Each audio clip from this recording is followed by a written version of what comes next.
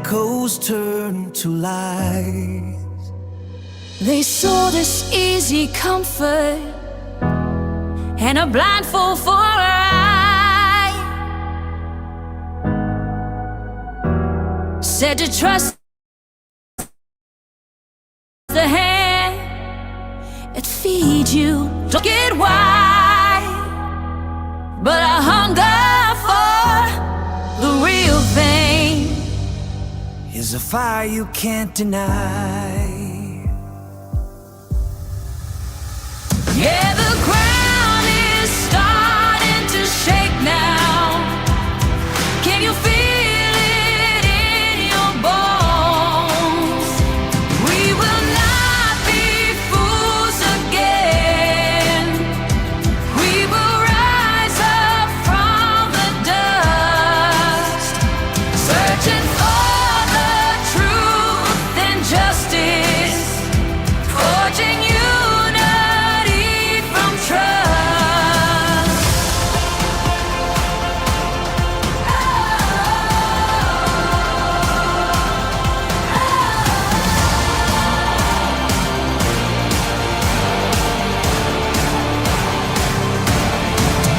Every color, every creed now, tired of a great divide.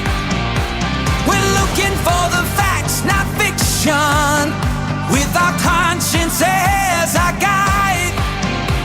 They built their thrones on silence, but the quiet's over now.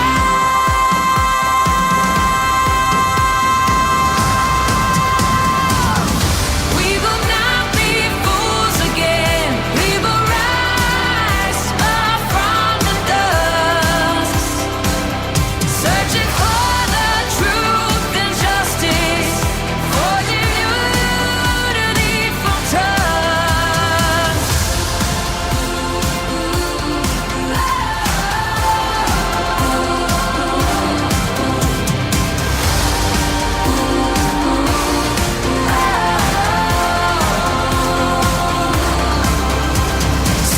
Let them hear the voices, a million strong and clear.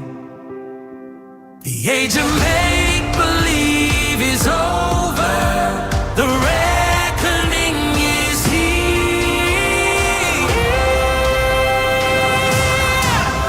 We will not be fools. We will rise for justice and for truth. We will not be fools. Brian is innocent. Brian has been essentially convicted in the media. He has a right to have this information withheld, brought out in public, so that people can see it's not this neat little package. So people can start to wonder if Brian's innocent. Your Honor, Brian is innocent. So if I talk about things that are in the affidavit, and if I talk about things that we're seeking that the state wants to hide, I think that's fair game for the public to hear.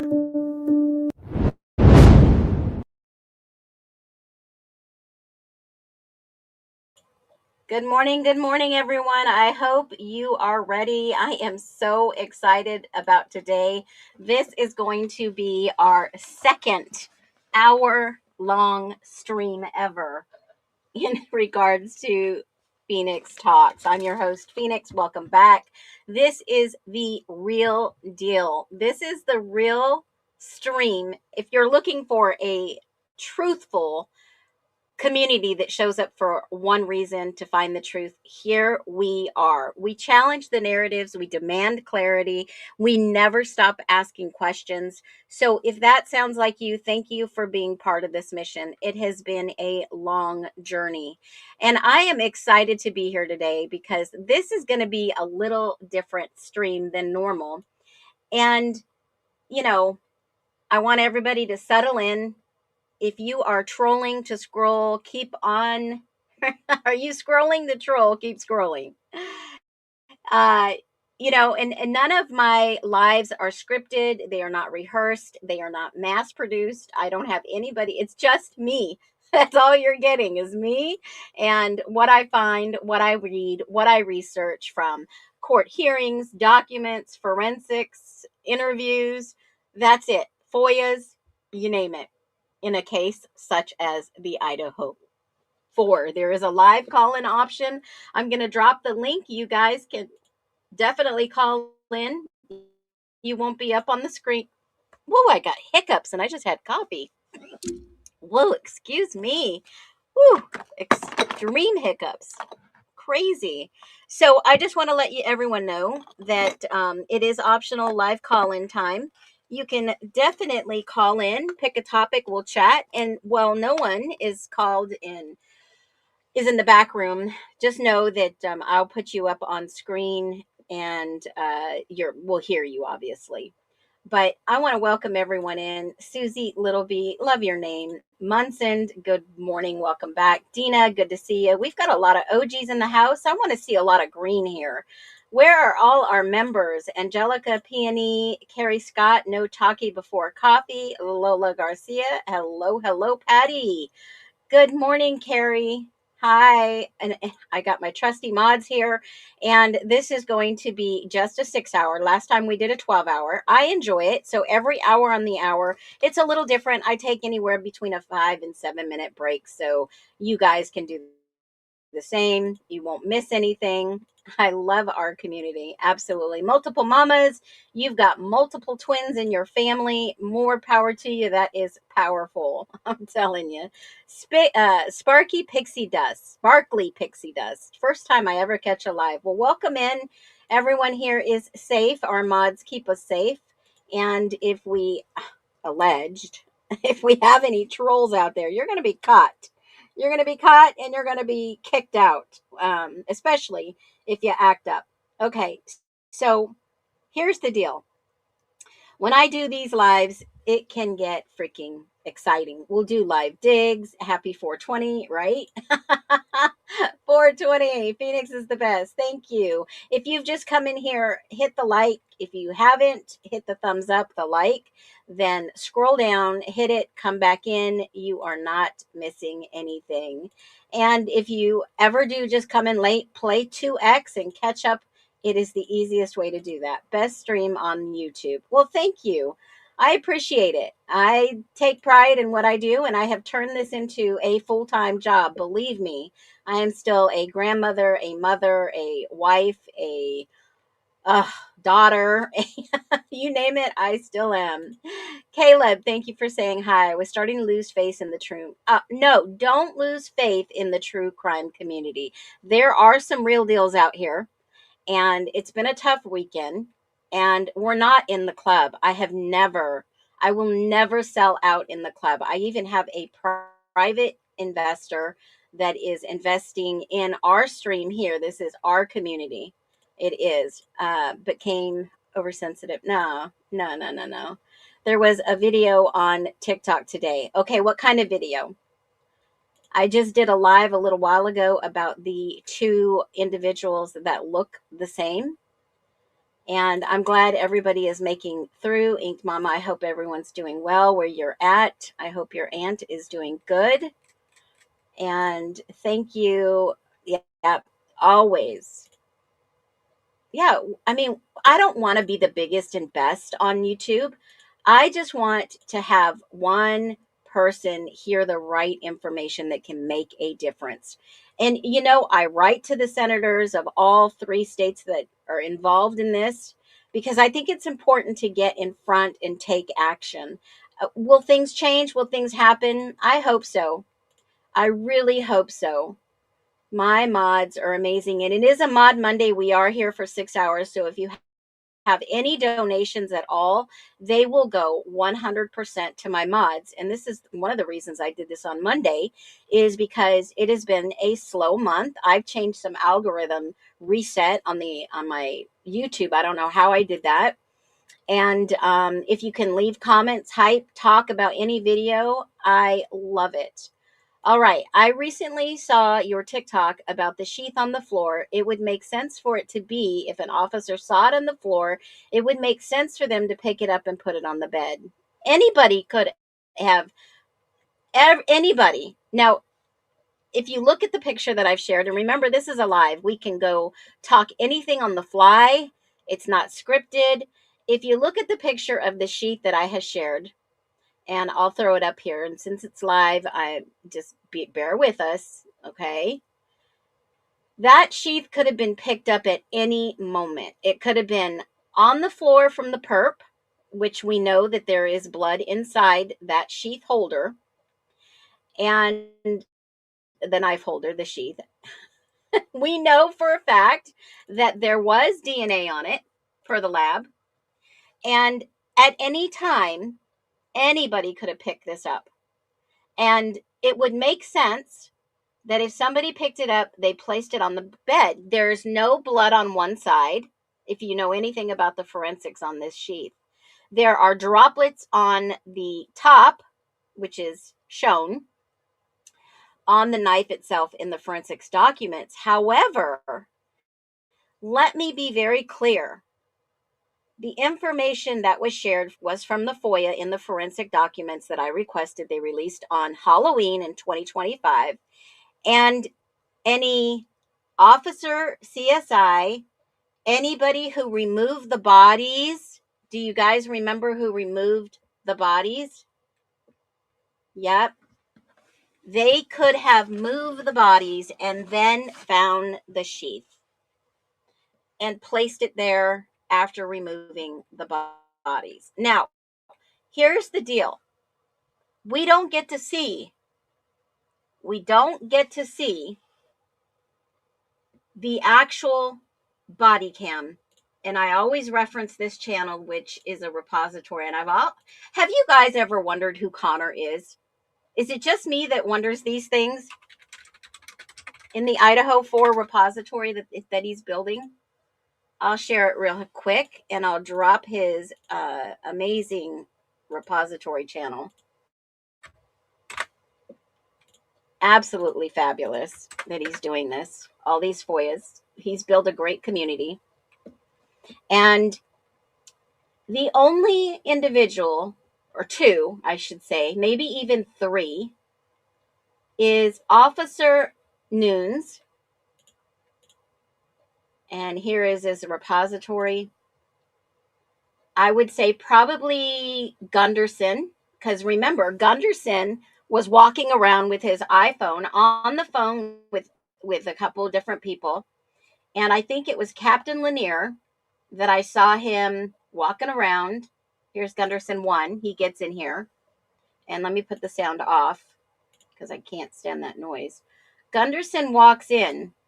And of course, you cannot see what he's doing. And this is his body cam. But he is on the phone. And there is just a brief second that I caught that he is on the phone with, I believe, Captain Lanier. And he is videoing. This is his body cam. His hand is up. He's got his cell phone in his hand. And that, my friends, is what I pointed out that becomes evidence. Carrie Scott, thank you so much. The mods will get 100% of any donation today. Absolutely. And my mods can verify. I give them a love donation every month. And I know that they appreciate it because they're not paid to do what they do to keep us safe, right? We have built a strong, safe community. Now, my community may be small here, our community. When I say my, it's ours. But I will say, Carrie, we have built something no one else has built, and other people are starting to recognize that. I don't think they should have touched the sheath at all. I agree. And here you see Gunderson. There he is. There it is. Right here. Okay. Let me go back and play this a little slower. I caught this and I thought, shoot, he's got evidence on his phone. Did they get their digital evidence? He's the only one that has a clear understanding of possibly what happened, what was documented, verified. Now, remember, Kaylee was said to be on top of Maddie on the bed. So when they removed Kaylee, was the sheath under there? Who has video of them removing the bodies? That is another great question. Remember, they admitted moving the bed, but when? When is a key indicator of, they documented moving the bed. Absolutely. And if they did move the sheet, they should have said they moved it. Allison, I agree. Right there. He is on the phone with Barrett, Tyson Barrett. You can see that right there. I believe that says Tyson Barrett. Let me see if I can blow this up or make it larger. I got to be careful what I say. They should have just said it. Yeah, they made it really sussy. Very. I agree. See, and this is the way this stream's going to go. So, I've never excluded anyone for not gifting. Never have I ever done that. Nope. You are not required to. It is a love gift and it goes to the mods. Yeah, Connor, his incognito name. That's what I thought. Connor is pointing to something else, or is this someone else? No, this is Gunderson on his iPhone recording everything first scene crime as a first on the scene. He's probably the second. There it is, Tyson Barrett. You guys can see it. And then he was on the phone again with Captain Lanier. And so Tyson Barrett is the first one. Yeah, Corbin Smith, absolutely. He's walked through the house many times on body cam, but we don't see that body cam. Anyone can FOIA that body cam. But can we FOIA these cell phones of Gunderson? Was that his personal phone or was that a work phone? Is it?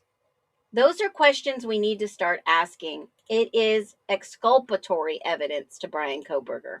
Did Ann Taylor maybe, I don't know, did she subpoena that? I'm sure they realized that what he was doing, I'm sure. I mean, I would only hope so, right? I mean, think about this for a minute, folks.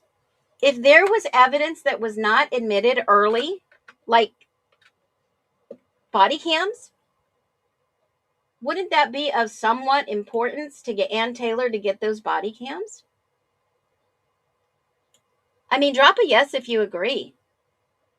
Because we are going deeper than anyone else is willing to go tonight. This is where truth rises in the Idaho 4. Hidden angles, viewer calls. This is it. It's not just a stream. This is a live reinvestigation, folks, of armchair live reinvestigation. Absolutely. Who do I think Connor really is? I've had my suspicions. I mean, let's take a poll. Who do you think Connor may be? Let's do a real quick poll. Who do you think Connor on YT is? I'm gonna put some things up here. Undercover, maybe. I don't know.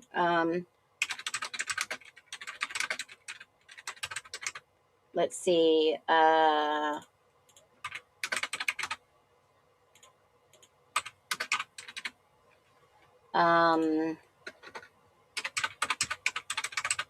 Okay, here's some options. I put a poll up, and hopefully you guys can see that poll.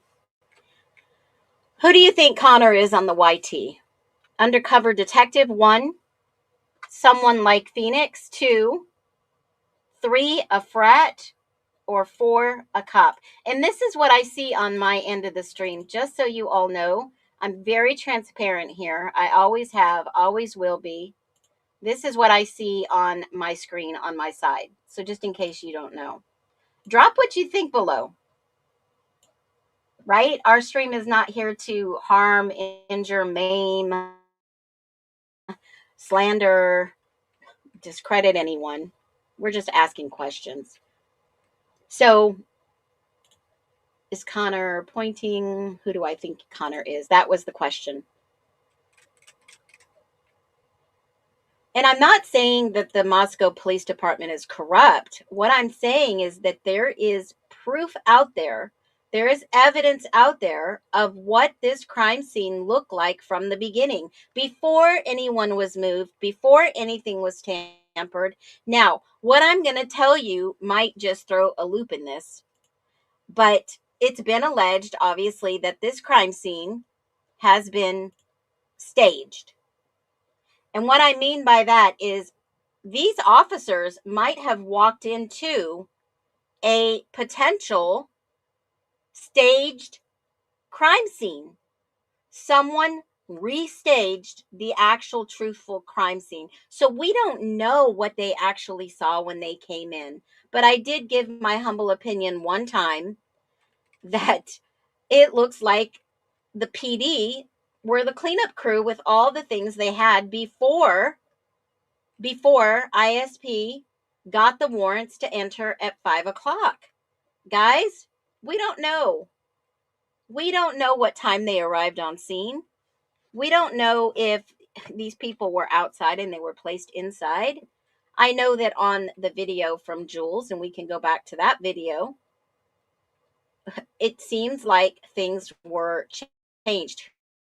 Who would have the knowledge of changing a crime scene? So far, the poll says 54% undercover detective, 38% someone like Phoenix.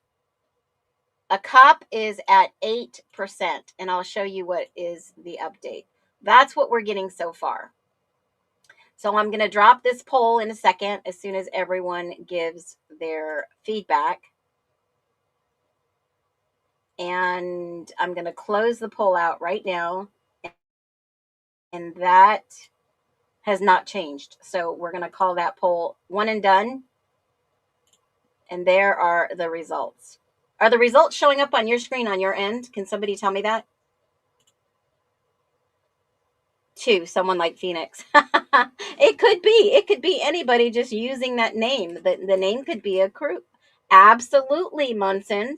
I thought about this the other day. If Connor Chestnut was innocent, would he put up a YouTube channel to clear his innocence if he's already been found, cleared by Moscow, but everyone else is saying that maybe it's Connor Chestnut?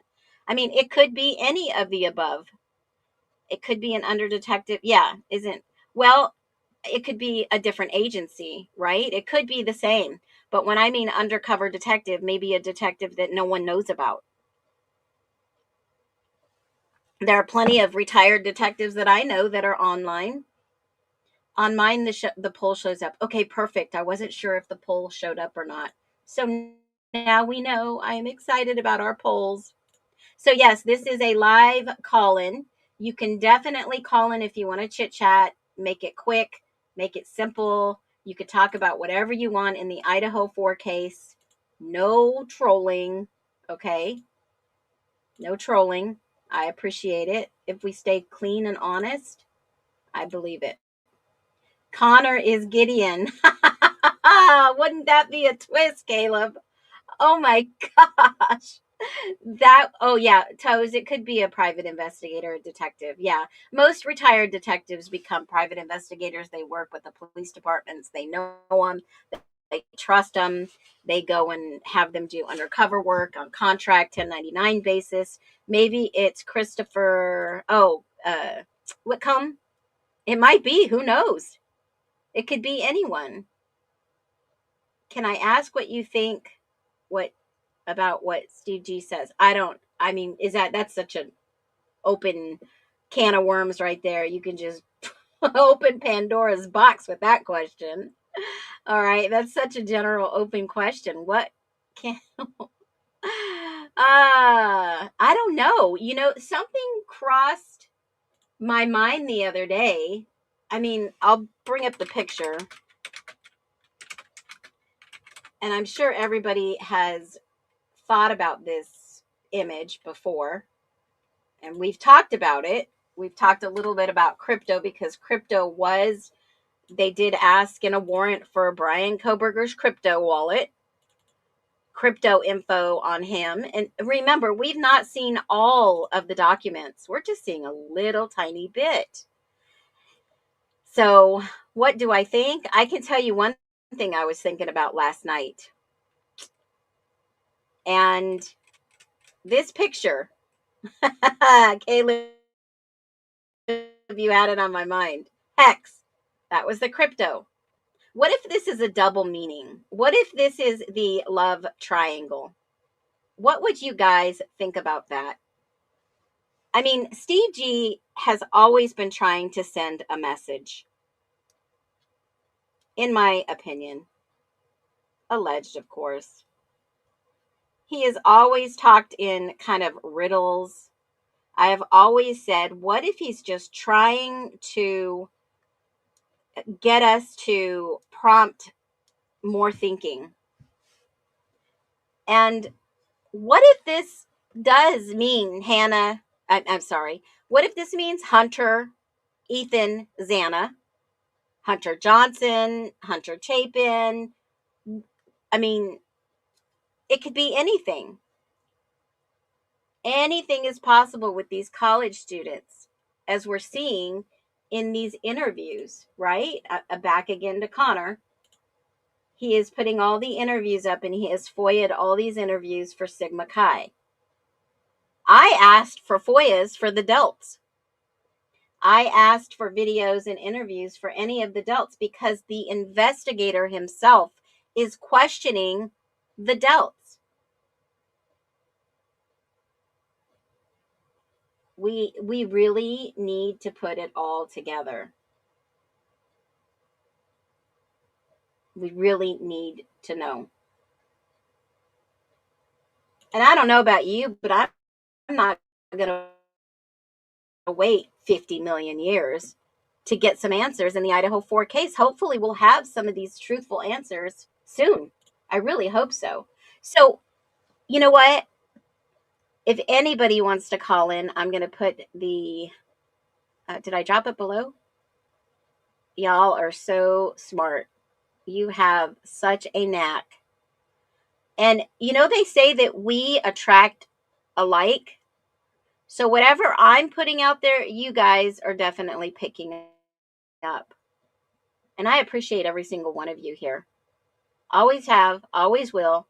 Even the haters that sneak in, I've never really kicked y'all out. May have made fun and in good faith and humor. But I'll tell you, something is definitely wrong. And this book talks about all the wrong things. All the wrong things. So if you didn't see my live from earlier, yeah, I think it's hints. Stella, I would say it was hints. Without breaking the gag order, he definitely gives us some hints. I mean, he's talked a lot. He's talked a lot about this. So last night, someone had said, Connor has to be who the PD trusts to give the FOIAs to. He has a culture of information that nobody has seen. Possibly. I read your mind, Caleb. You usually read mine. International fugitive, possibly. Yep. Hex could also be. And Hex could also be because of the relationship with somebody who may be a fugitive internationally in this case. Yeah. I mean, what better way? They wore shirts, death penalty, they've been dropping hints. Have you guys seen the G family's new post on Facebook? I don't know if anybody pays attention to that, but she was in Texas and she was dropping little ducks all around. Little ducks all around. And she sure does go to the Corner Club a lot. I think that's the Corner Club, isn't it? Some bar. So they were dropping these little ducks around. She put a picture out there of her daughter, and you can see them dropping all these little ducks around. That's got to be a hint to something. If it walks like a duck, talks like it, I mean, it could be referencing anything. They drop these little hints all the time. Christy singing under her breath, "How to Save a Life." Yep. Yeah, did you guys see that? They left it at some Italian restaurant. I think, and this is my thought process, they're leaving little hints. They know that this guy is Italian. They know he went overseas. Okay. You don't go to, you just don't go to some type of, you know, you don't. All right. We've got a live caller. And let me just bring you up. I've got Nora. And Nora, can you hear me? Hi, how Hi, you how are doing? you? Good. So I've been dying. I've been trying to explain to you about the sheath. The sheath. I just want to touch base because about a month and a half ago, when there was a new break, about the sheath, they had a video with two of the officers. It was dated 11/17/22, and the two officers, I believe it was Gunnarsson and Payne. I might be wrong, but you said it last night on your other video live. I can't remember which one it was. It wasn't Schneider? Rosendahl. Maybe. But so they were going upstairs, and it was when they came out with the new information on the knife. Yeah. And they were going upstairs. They went into the bathroom. His body cam, the officer walking behind the office, one of the other officer, they were entering the bathroom. His body cam went off, and then they went back downstairs, and the body cam came back on. And it was when I don't know who put this video out. I don't know if it was Bertie. It might have been you. But you could see this is when they found the supposedly when the knife sheath was discovered, that it was on the bed when that broke out of the case. Do you remember? Really? Okay. Do you remember So that? it had to, yeah, it had to be, but that's not the part where they say, what does he have in his hand? That was down in No, Xana's no, room. this was a Okay. totally different So, video. It was a few days later that not a few days later that they put this out. It was about a month or maybe 6 weeks ago. They put this video out, and it was okay. dated 11/17.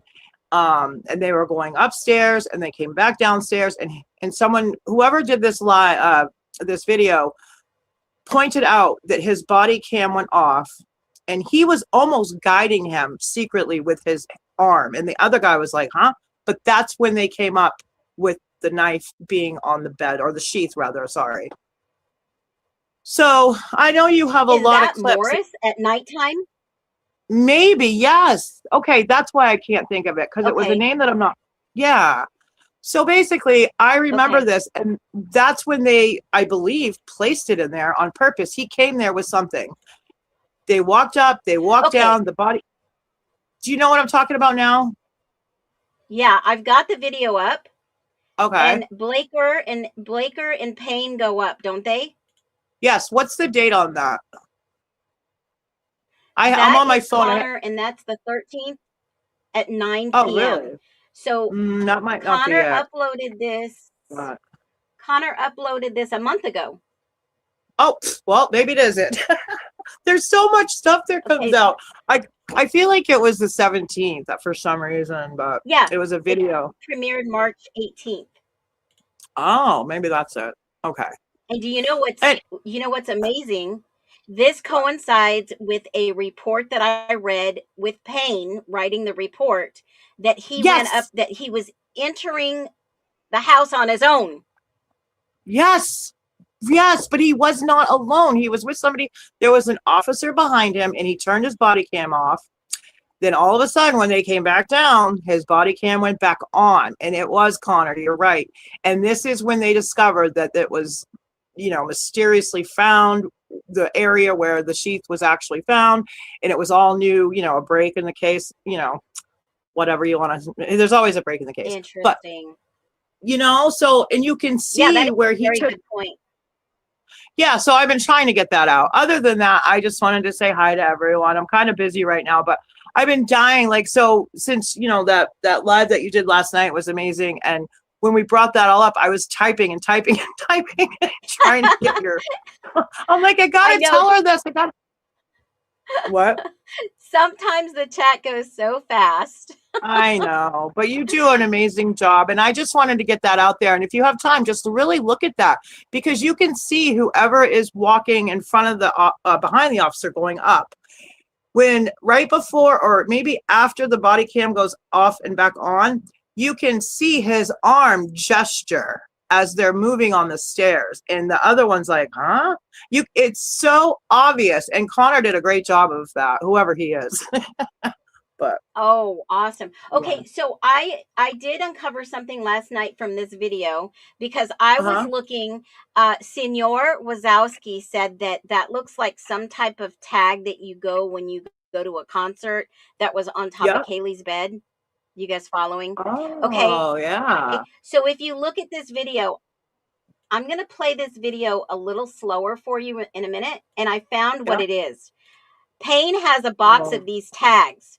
Okay, yeah. right here, he pulls one out. Look at it. Mm-hmm. Ooh. He pulls one out Yeah. and he's placing them around. That's what was on Kaylee's bed. Oh. People said Oh, she went to some wow. concert or some party or the bar. And I was like, wait a Yep. minute. I've seen this before. He's placing those Which tags which around while he's doing. which makes me think, and this is also the time when the evidence tags, like you were just saying, had been switched in some fashion, and they tried to make it look like the knife sheath had already been discovered, but the those tags those yellow tags, that's what they were talking about, the switching. And I think Pav did something in that effect too. But it's really funny.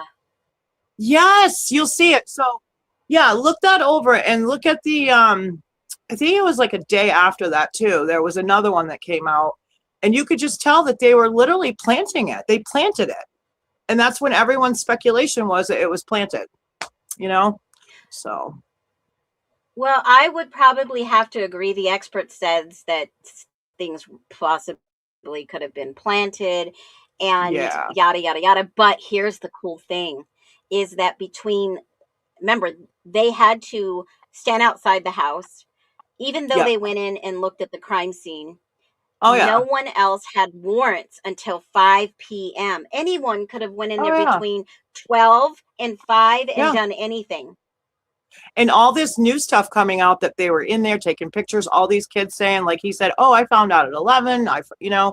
Of course they were all in there. It was horrible. Like it's the saddest thing I've ever seen in a case in my life. It's just horrible. And what you do is amazing. And Yeah, it there's is. other people, but it's just really like, we need to really get this out here out of the, it's, I don't even have a word for it. It's horrible, As but long as anyway, one person sees this.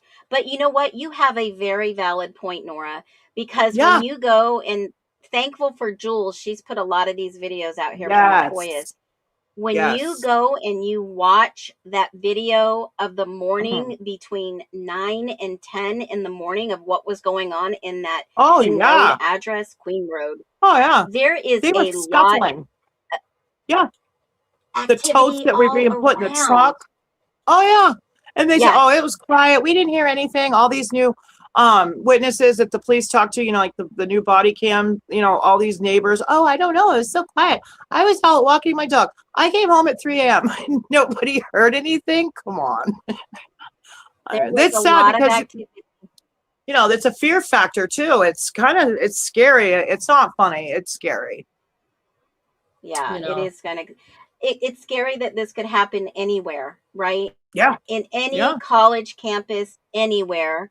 And Oh yeah. I mean, the first thing I thought when I heard was serial killer, honestly. That's what I thought. Of course. Yeah. I really did. That's what I everyone thought, thought. I mean, it makes wow, sense. It happens at colleges. These things do happen. They occur in this world that we live in, unfortunately. But this is not, I believe, what it was. It was not. absolutely. It was I something agree, Nora. far more heinous and horrible, and Sinister. it's a cover up. But anyway, I I'm glad I agree. got that out. I wanted to tell you that, Well, and thank you. look into it because you might be I able love to see it. something more. Yeah. I love it. All these Anyway, eyes yeah. on everything. We'll find something else. We'll find It's something. coming closer to head than we think, I believe. I hope so. I hope this book, and I FOIA'd all of what Christopher Whitcomb has claimed. So, I mean, who's Oh going to boy. check the checking, right? I mean, we We have to are. have some public trust, right? Yeah. Isn't that crazy? Yes, All right, it Nora, is have a great day. crazy. I know you're busy. You Take too. care. No, thank you for your Thanks time for and everything calling. you do, Phoenix. Have a great day, everyone. Bye. Absolutely. Call back anytime. I will. Thank you. All right, Becky. I hear Becky. Hello. Hi. Hi, Becky. Hello, How are you, sweetheart? I'm doing just great. Great. What you got for us? I, this is all my opinion. Um, but Absolutely. the first officer on the scene, when he went up and found what had happened, he should have immediately separated every one of those children out there. In Agree. my opinion, he should have separated them so they couldn't talk between each other. Um, my Totally ex agree. my ex-husband is a retired law enforcement officer, and I've never seen the likes of what all happened in this case. The first point was when I watched the ISP interview with Dylan. She was a train wreck. Her stuff was all over the place. I don't know, and to me it sounded like she was just telling a story and not. Well, if that happened to me, I would have been a total basket case for weeks after that, months probably. Yeah, and But she listening to was, her interview afterwards, what do you think about those? yeah, exactly. There was like no emotion. Thought process and what you just said. Great observation, by the way. Here was my first thought process. You know, Bethany wanted to leave and go home for Thanksgiving. And there were other people that left that area. There were a lot of people left that area. It was Thanksgiving. Perfect crime, right? Right. So for people to leave, it wouldn't be uncommon. But who never came back is the question. Who never came Exactly. back to finish school? Exactly. Because this wasn't like it's the end of the school year. This was just a holiday break. Right. Well, And oh, go ahead. my question would be, again, this is on Connor's channel that I'm showing if everyone just came in. My question would be, who didn't come back? And obviously, Bethany never came back. A lot of these men frats never came back, obviously. And who moved out of state is my question. Because if I were Bethany, I wouldn't want to come back either unless I knew they were no longer in Idaho. Right. Right. It it is it just gets crazier every time a new document drops. And I can't. Absolutely. And the I, haters hate it. The yes. haters hate it because we're Yes. still talking about this case. Right. Well, I mean, like I said earlier, I've been around, but I have plenty of people in my family that are law enforcement, and just being around it, you pick up their codes and the way they do things, and in the stories that they tell. And this just doesn't sit well. It makes no sense whatsoever. And what got me was uh the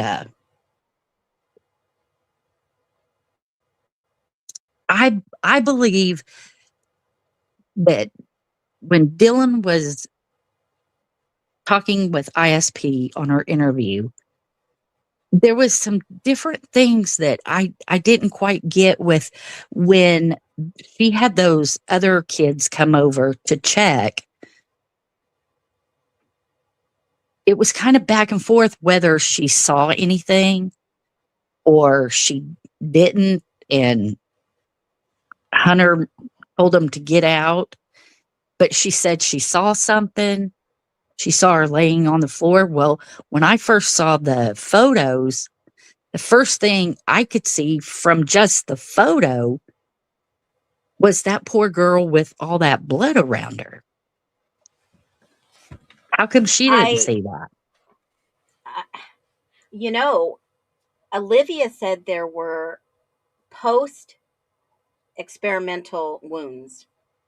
So if this had been just somebody OD'd, okay, I'm just hypothetically saying this allegedly. If all these kids knew that there was an OD that night and some of these kids had to cover this up, okay, I'm just saying hypothetically, they'd have to change the crime scene and make it look like a stabbing. So Right. maybe they didn't see this and somebody was inside there and did all this to make it look like something else. Could have That is a been. possibility. Could have been. And Well, so, this is what no one else would have seen it, and it had to have been I'm wrong. But the whole thing just, I think there was way too many people tramping around in that place without gloves, without shoe covers. Just, I don't know. It just doesn't sit well. absolutely this whole case. And you're obviously have some great intuition. You got that gut instinct. But let me just say this, Becky, from being married to a law enforcement officer, we're talking like, you know, like we would be old friends. We Hmm. know, we know, if you know, you know, what Right. happens in the background of something like this. Right. And I could only imagine someone calling a higher up and saying, "Hey, we've got this type of situation. What do you think we should do? What do we need to, you've got some PR, you got to get your story right." They didn't Right. get their story right first off. In my I humble agree. opinion, they didn't get it. Nobody was streamlined or aligned on the same narrative. You got the mayor within 24 hours quoting New York Times that this was a uh, bizarre, what was it? Crime of passion. Okay. Right. And then you've got nothing for 3 days. And then on day 4, they all get on the same page. Everybody is hush, hush. We're not doing this. There's a gag order in place. And then obviously the mayor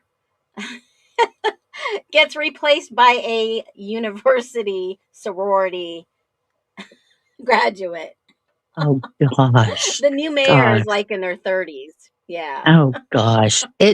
Well, it didn't sit well with me either that the text message came out from the college saying that there was 4 people unalived, you know, before the cops ever said anything, publicly. So Right. that would have been devastating. But like I said, I believe that they knew that all 4 of them was that way Right. before they called 911. Right. I would agree. So between, let's just say, the new interview, have you seen any of the new interviews with the frats? Yes, Okay, so they knew by 11 that morning, they admitted that they exactly. knew something happened that night. So Right, let's just say something happened between 12 and, 4 or 5, what they're saying, what the official narrative is. But if you go back between, let's just say, whatever videos that we have from, I think it starts at 8 a.m. till the time that the police are called in the 911 call, that's 6 hours to do any type of restaging, cleanup. And if you watch the cars and how long those cars stay there for, some cars go in and out of there like they're just coming over to maybe allegedly to see the crime scene and then get the hell out of Dodge. And some of right. those guys stay a while. It wouldn't be too hard to walk over to a crime scene undetected, because there were no cameras on the other side and Right. help clean up. Right. I agree. Right. I agree with everything you're saying. And from a standpoint, let me ask you this, Becky.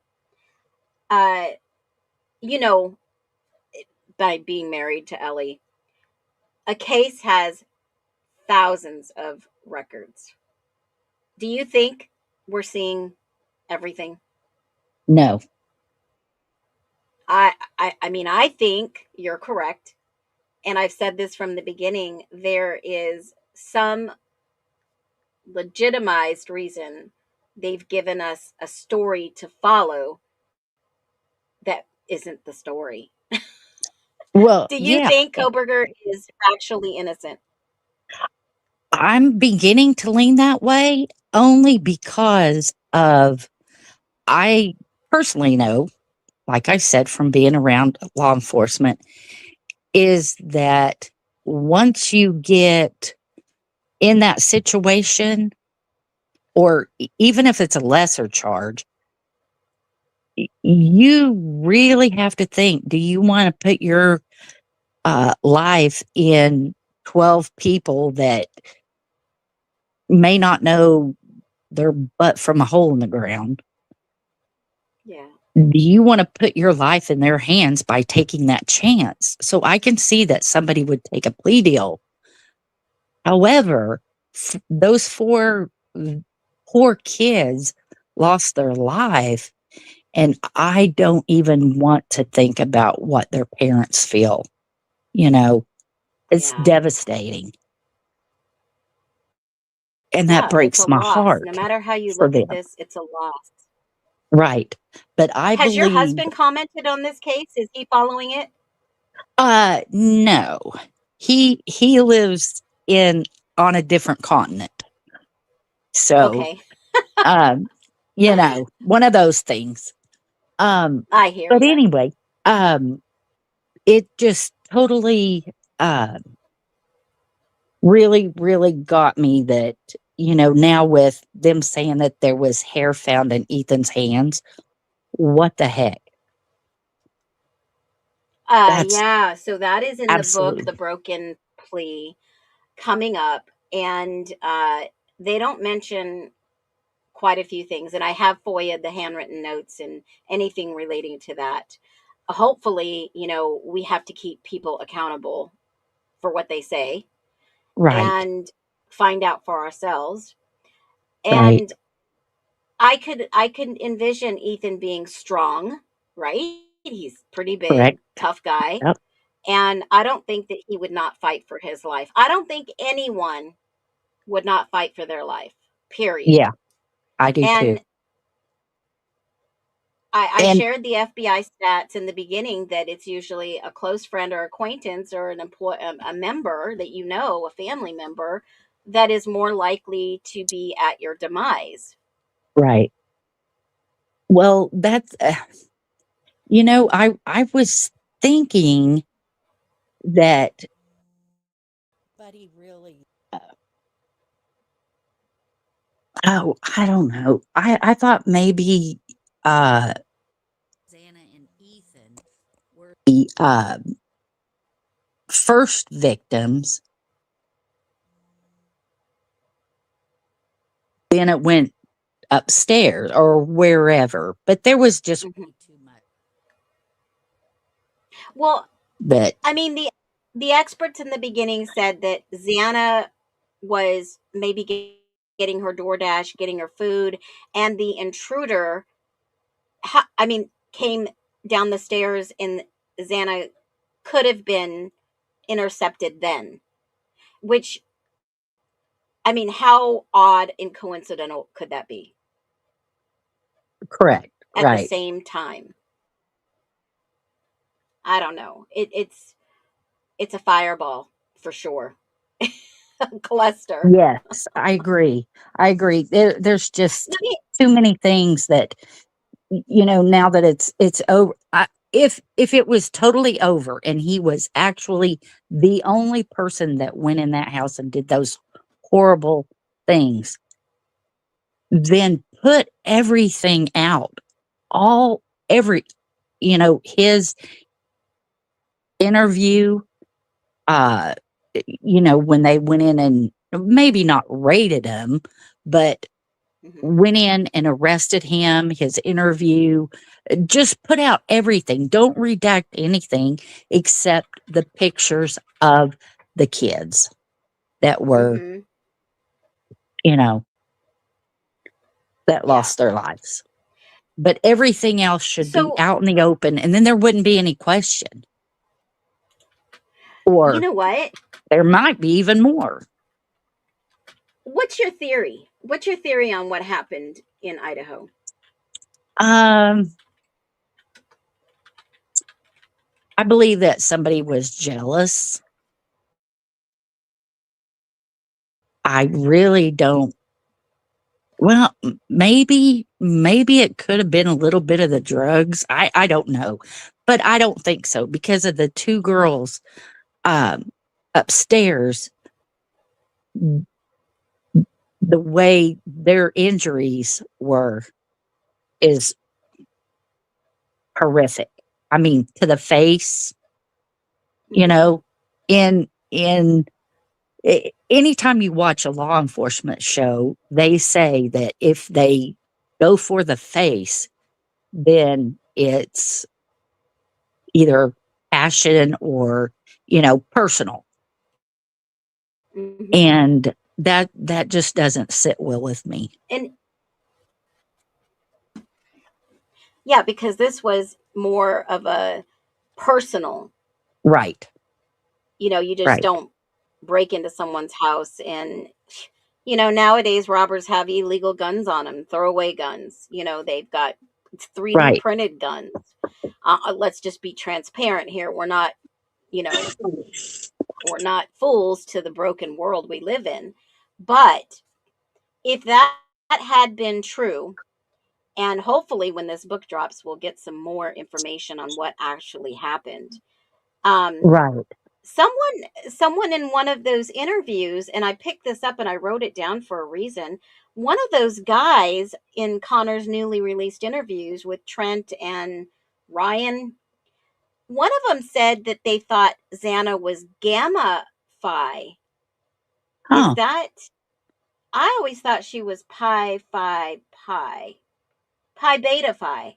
And this is what I found in regards to that is that, hold on, let me see if I can pull this up.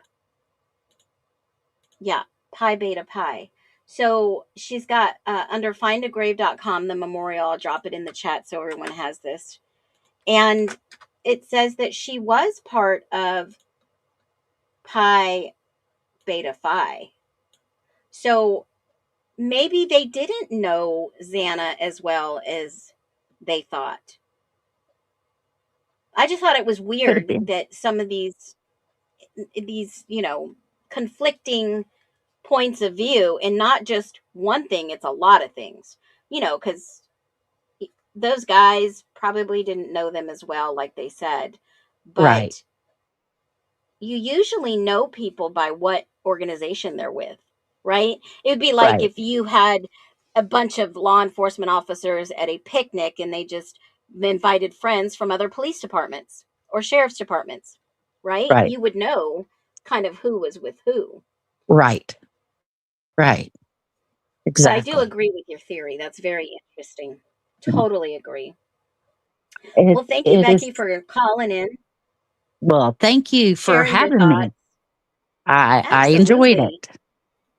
So, Absolutely. Feel free to call anytime, Becky. And okay. yeah, somebody said that there is a lot of conflicting statements. Absolutely. Yeah. Redacted 8 is the document that it was found in. Okay, Stella agrees. Okay. Thank you. Have a great day, everybody. You too, Becky. Thanks for jumping in. Bye-bye. And remember, if you want to jump in, just follow the link, call. You know what I mean. All right. So if you want, I dropped the link below. Feel free to just click on the link, check it, and I'll bring you on up. Just be very respectful. And we are going to be here for the next 6 hours. And if no one is on live, I'm going to talk about the next topic. But as I always do, I'm going to take anywhere between a 5 and 7 minute quick bathroom break, water, grab anything I need.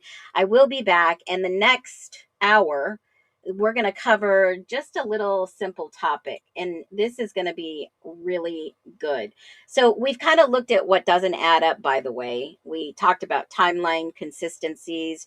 We've talked about police statements and evidence gaps. And just real quick, there is another caller that just called in. What's one thing that has really bothered you the most in this case? So, hello, Real Eyes Analyze. How are you? You might need to unmute your mic. I'm sorry. How you doing, Phoenix? Fantastic. How are you? I'm doing well, thank you. So the thing that's bothered me the most, I think, about this case, and answering that one, that question is, I have to say, the amount of inconsistencies and secrecy, all this cover up, and I think that's what really gets us, truth seekers the most. Why are things being held back to the degree that they are? Now, we know the FBI had some hand in it. We understand that federal cases, and even though this was at the state level, but even though when it involves federal, there are things that we are not to know, and for good reason. We get that. But what we're asking for is just for legitimate, basic information, right? Things that should be available now that they got their quote unquote guy. Why all the the hidden information? So that irks me to no end. But secondly, there is something that I noticed more recently. With these. With all of the documents that were released, the photos that were released. And I noticed this, I don't know if anybody has, if this has occurred to anybody else also, but something that caught my eye in Xana's room was the amount of Taco Bell trash all over the floor. And one of the things that got my attention most was not even just that, but that there was like a half-eaten burrito that was like halfway underneath her bed. And in one of the photos. And also, so you see the empty container of the nacho fries, you see 2 empty bags of where the quesadillas would be. So there was at least 2 quesadillas eaten. The bag that the Taco Bell goes into, all of the packets. Now we know, and this is no secret, even with some of these testimonies from the interviews from some of the frats, that we know that Ethan loved Taco Bell, right? Mm-hmm. So we know also that apparently that he liked to put like the packets of sauce on his French fries, blah, blah, blah. So we find just a few of the Jack in the Box curly fries in these pictures, just a few kind of, scattered, little pieces scattered a little bit on the floor. But we don't see that as much as we see all the Taco Bell. So my question is, where is all the taco? If it was just Xana that ordered food that night, and that was her bag, why didn't she have that in the room with her? Right? Would she just take a pair, take the box of fries with her? Why just the box of fries? That makes no sense. And the fact that, that they were found together, they were together in the room, they were eating. If it was the Taco Bell, here's the situation. The Taco Bell around there, I checked all the times. The dining area closes at 1:00. The drive-through closes at 4 a.m. You cannot get anything at 4 a.m., right? So if there's food, a half-eaten burrito on the floor in her room, under the bed, halfway under the bed, and if there's like all this, most of this food is already eaten, whatever, when did they get that Taco Bell? How long do they have that Taco Bell? Because, right? So then, like, what is it? He's eating his Taco Bell. All of a sudden, she goes, "Oh, you know what? I'm gonna go order some Jack in the Box at 4 a.m." Like, I doubt that. So, that would mean that they would have had to have the Taco Bell before 4:00. So, if that's the case, which it had to have been, then who took them to get it? Right. Right. So are you thinking that maybe they left it like, because some guys are saying that Ethan, they saw him leave at 12:30 in these new interviews. Some people are saying they saw him at a certain time. Well, where did they see him other than the party, right? Exactly my point. And somebody mentioned in the chat, by the way, I want to say that Katovich, somebody said they saw somewhere that he took them home or something that night. I'm thinking whoever they were last seen with in the car. I mean, if they were drinking and I don't think they'd be driving, right? So, Hopefully who took not. them? Who took them? So it had to been whoever would have had to driven them, or else how do they have this Taco Bell? They didn't walk there because it's close, but it's not that close. You know what I mean? So Well, to it me, had to have been the sober bro, right? exactly. That's what I'm thinking. Like, what if it's so, bro? Like, did he? Oh, by the way, can you stop at Taco Bell? And then they get the Taco Bell. And what had to been before that? It was probably around like, in the 1 o'clock hour, like 1:30 or something like that. Maybe even 1 o'clock. Where they went through the drive-through. Now that would be cool. Now if they could get the video of the drive-through at from like 12 to 2 or somewhere around there to get to see who come through the drive-through to order. Was it Eric Gower? Right? Wasn't there something about a receipt for Taco Bell Well, early it on? was said earlier that day but they did say earlier that day before they went to the game that, remember, Bethany had said that the whole group went to Taco Bell. Now, I don't Okay. know if they got their food and came back home and were sitting. There had to been more than just Xana and Ethan in that room sitting there eating. There had That's to what been. I'm thinking. There's a Like, lot of food. right. And I mean, I don't know, college kids. I don't eat much. One taco will fill me up, but I don't eat tacos out. I make tacos. But, Yeah. thinking about, I'm thinking about like when I went to my senior year in high school, when I went to parties, or when I was in the military, when I went to parties at the barracks. There would be like maybe 5 or 6 people hanging out in one room. Okay. And somebody would go make a run and bring food back, or somebody would order pizza and we'd all sit around. Did we drink? Yeah. Mhm. Did we do other things? No, but we know that some other things possibly could have been happening in that house. You've got, cannabis in a few of those rooms. I will say, if you've looked at the pictures, you'll know exactly what I'm talking about. Oh yeah, get the munchies. Yeah. But yeah, you get the munchies, but you're hanging out with your buddies, and then, were they fighting over Taco Bell, or were they really fighting over another girl? You just don't Mhm. know. You don't, and it's I'm just, crazy. It's like, did the but it bag tells the like what? story. I know exactly, and it's like, was the bag a weapon, like a Taco Bell, like somebody hitting somebody with a burrito and just stuff flying everywhere? I mean, like what's good? I mean, like incoming. No, I mean, Yeah. it just looked crazy. Like it looked like they were in the middle of eating together, and that's what to me it looked like. And then something happened, because it's just strange that that's all over the place. But I also found it interesting that in the pictures that there was a bag of Taco Bell in Bethany's refrigerator along with her little cup Right. of whatever juice, So did they all Yeah, get it?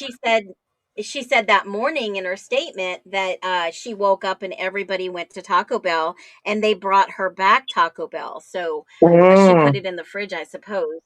Yeah, I would have And been I don't know testing about all you. I that. don't like leftovers. Yeah, no, Taco Bell. I'm with you. Taco Bell is not pleasant, necessarily reheated. I guess if you're smoking, doobies, it's delicious. You don't know no difference, right? So, but my thing is that I don't. Here's the logic that I'm using, right? So if say it's Ethan. And it is Taco Bell. I mean, is he going to save it for later? I can't anticipate a male ordering Taco Bell and go, I'm going to save this for later. That's a girl thing. Girls tend to do that more than guys. Not that it's unheard of Right. completely, but I would think he'd be devouring it right away. The men are just usually focused like that. So, so Yeah. I'm thinking that had to been at that time. That was active. I don't think that was from earlier. I don't think his is. Bethany's could have been, but I don't think his was. And that's what I think is key, And what I find interesting about that also, I want to add, is that why didn't they take any of, I'm wondering if they took any of the Taco Bell stuff, like take the burrito, see if, is there a way that maybe, there might be some DNA on that? DNA. Yeah, the the bags for the quesadillas, test that. There could be fingerprints on that. You know, there are things and that like that were just stepped on. I see all, you know, so I see the consecutive photos where, and then you see that bag or you see that wrapper, and then all of a sudden you see it kind of smushed together, stepped on, or swished aside, you know, and it changes position.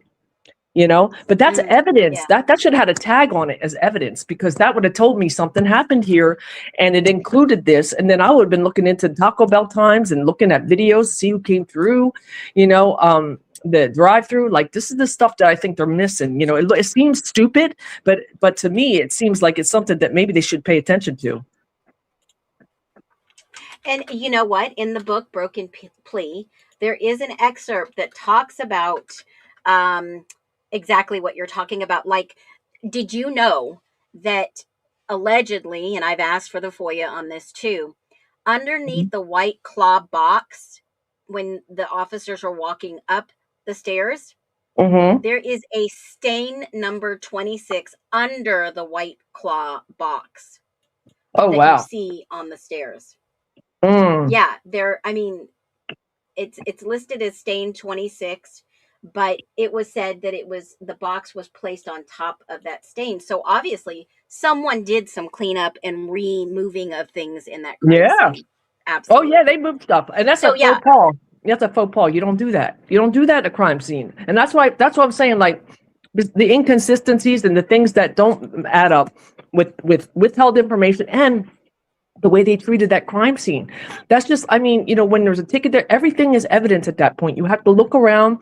You don't touch nothing. And I think the cops got handsy with evidence, man, and just move stuff around at their leisure. Like, that's why I think that's what happened, you know, and, you know, not knowing any better, you know, to me, it don't make sense because it just wasn't treated as it should have been treated.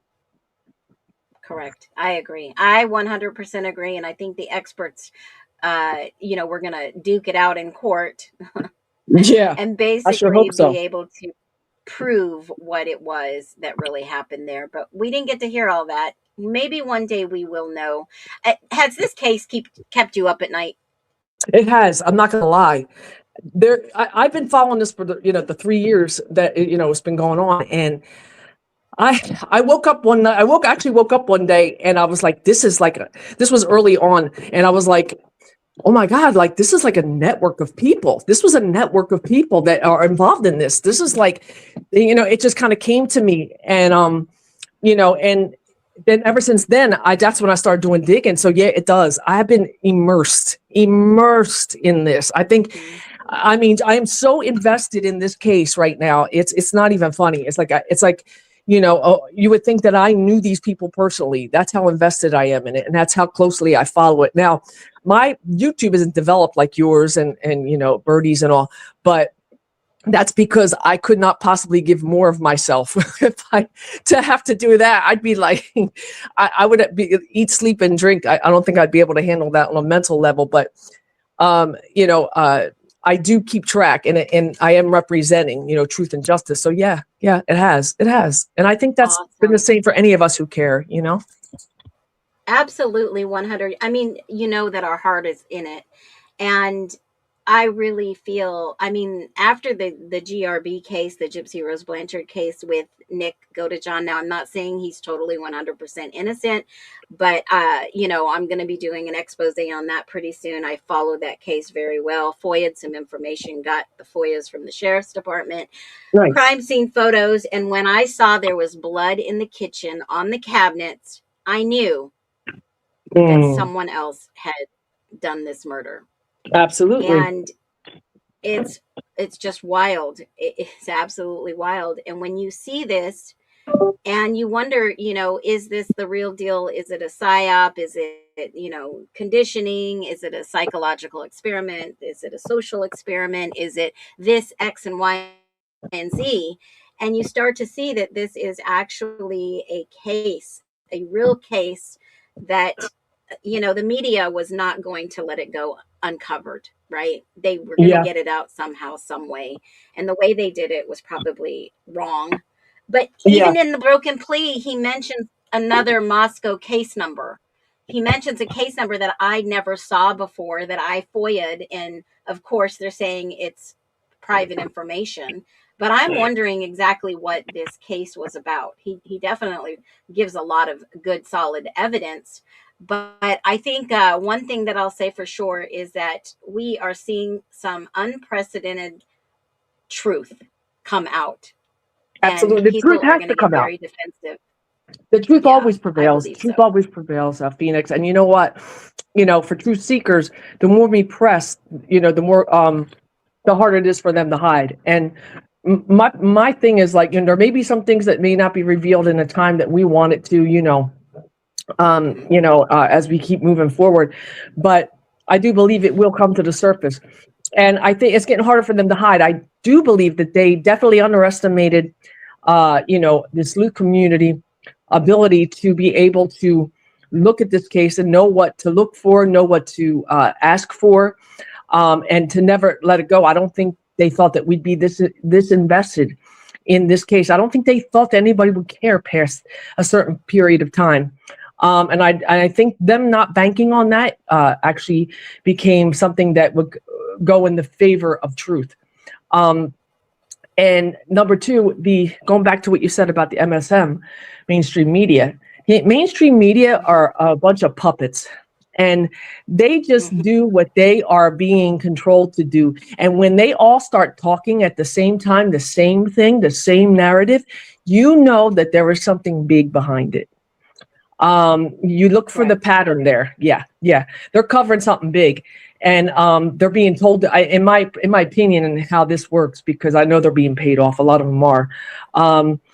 They already having Brian Kohberger guilty before he was even before the plea came into play. Like Nancy Grace was one of those people, and that aggravated me because I think with what we had, there was still reasonable doubt. So I don't know how these people were coming to this conclusion, but it was really a setup to what where we are right now. So. Yeah, absolutely. I think that, we have to be independent thinkers and, and beware of the MSM, beware of what everybody else is saying. It's to control the narrative. Like Bertie says, we have he's the independent thinker, advocate as well. And I know that that's something that is much needed in these days and times. So, yeah, absolutely. I think, at this stage, we just keep moving forward, keep asking, for those FOIAs, keep, showing the evidence and talking about it. You got to. Yeah, and that's something that you just have to continue. You can't let this thing just die out. I think being held accountable is probably the most important part of all this, because who's going to check the checker, right? It's kind of like, okay, nobody's ever Exactly. going to ask. It's kind of like finding in the emails that they just released a couple days ago that, they knew Brian Kohberger's name on the 28th of November, not December 5th, not December 19th, on November 28th, Yeah. because Chief Jenkins corrects Payne's email to his staff and says, oh no, we're taking credit. Our two officers found his name on the 28th. So if they found it on the 28th, do you think a chief is going to sit there and not tell Moscow who it is for 3 weeks? No. Hey guys, I think we got your guy. He's on our campus. Here it is. In my humble opinion, I don't know what you think about this. In my humble opinion, I think what they did is they figure we've got 22,000 Elantras in the area. Who can we find that drives one and pins it down that would best fit this narrative? And they found Kohberger, because the University of Idaho, per the records, were even looking for a white Elantra on their campus 2011 to 2013. And when Interesting. they knew, I believe they knew, they had to go to another campus, and they found him. Pigeonholed him. Yep. I find it pretty. I'm not incredibly far from where Kohberger's from. I'm on the Okay. north. I'm in the northeast, I And kind of picked that up by your accent. by my, is it that? Oh my! Did I give myself away? No, you didn't. But yeah, no. Usually, well, I'm in the Jersey area, but I'll say that, you know, this is, something that when I think about his family, when I think about how they chose him, I'm thinking, how did they? I always come back to this question: how did they pick him? Right? And one of the things that comes to mind is there had to have been a connection somewhere in his, either in his studies and his research. And we know from some of the things that have been revealed that he was already looking into corruption. Correct.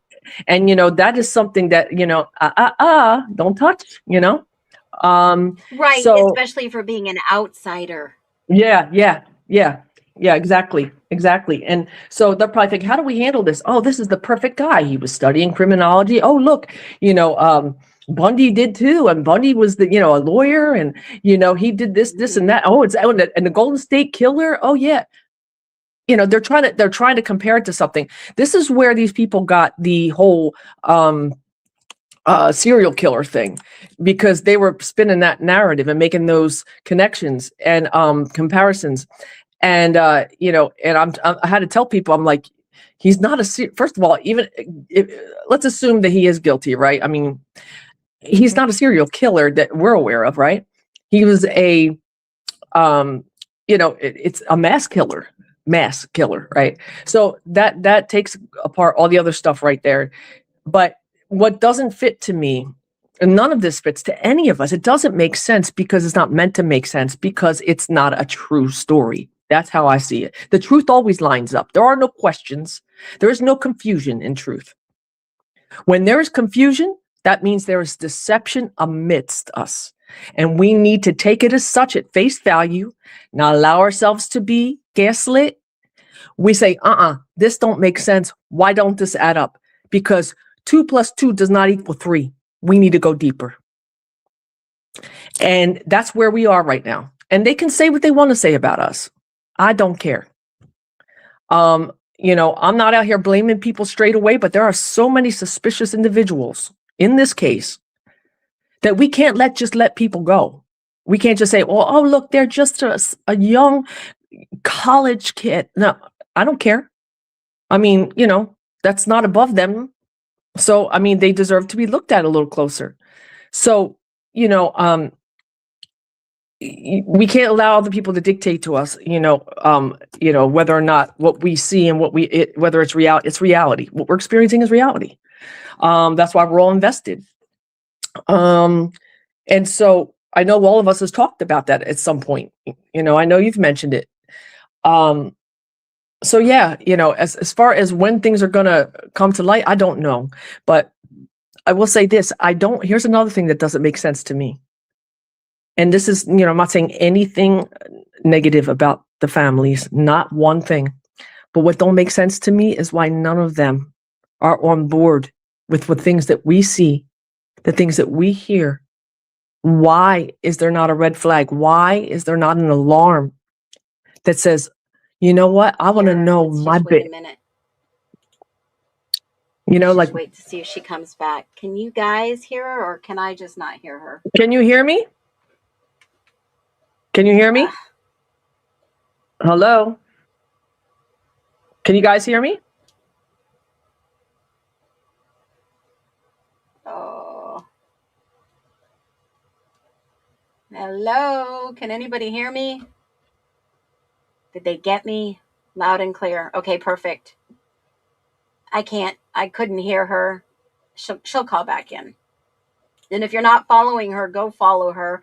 And I just want to say thank you so much, Truth Seeker, for the Monday Mod donation. Look at that. I love your name. It is absolutely awesome. Thank you so much for that donation. I know my mods appreciate all of you.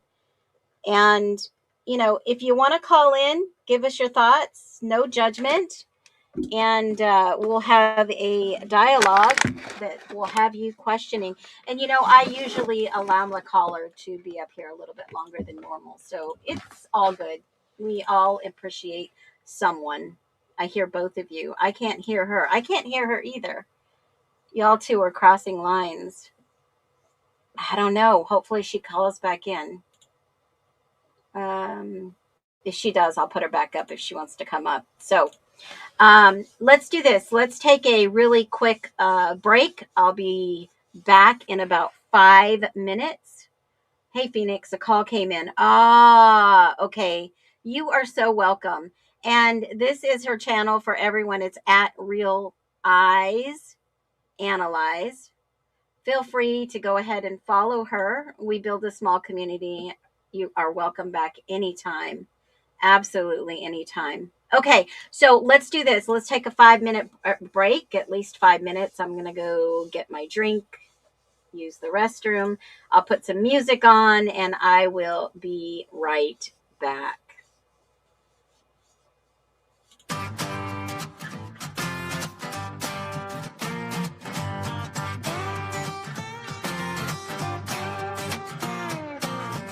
Dusty roads behind me, flames light up my soul. They tried to cage my spirit, drag me in the cold. But I feel fire rising where my heart used to wait. Breaking through the ashes, there's a new dawn I made.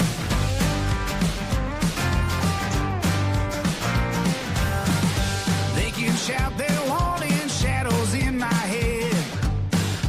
But I'm done with doubting every single word they said. Rise up like a phoenix, I'm breaking free tonight. Tearing off my blinders, I'm stepping into light. No more listening to the haters or their poison lies. We're diving into justice, eyes wide to the sky. Forward ever, onward, never looking back again.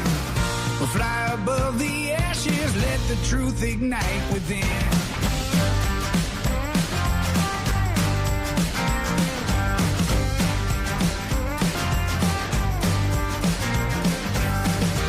Echoes of the doubters try to slow my pace, but I'm fueled by conviction, feel the wind on my face. Chains can't hold my spirit, chains can't weigh me down. I'm marching for tomorrow on this battleground.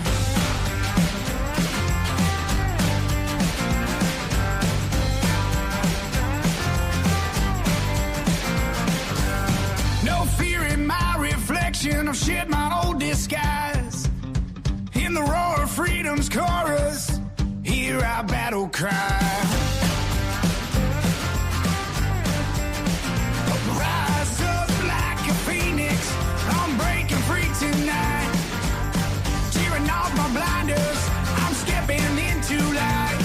No more listening to the haters or their poison lies. We're diving into justice, eyes wide to the sky. Forward, ever onward, never looking back again. We'll fly above the ashes, let the truth ignite within.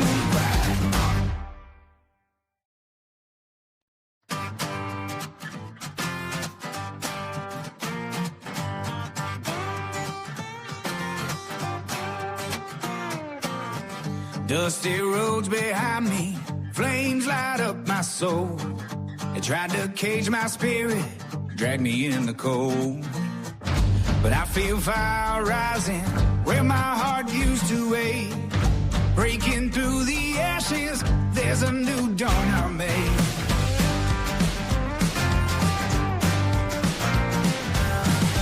They can shout their warning, shadows in my head. But I'm done with doubting every single word they said. Rise up like a phoenix, I'm breaking free tonight. Tearing off my blinders, I'm stepping into light. No more listening to the haters or their poison lies. We're diving into justice, eyes wide to the sky. Forward ever, onward, never looking back again. We'll fly above the ashes, let the truth ignite within.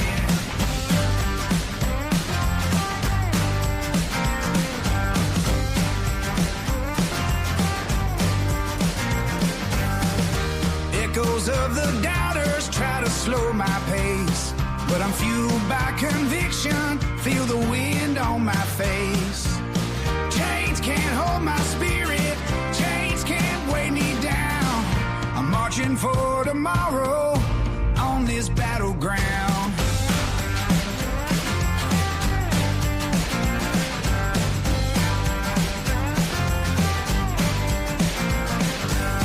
No fear in my reflection. I've shed my old disguise. In the roar of freedom's chorus, hear our battle cry.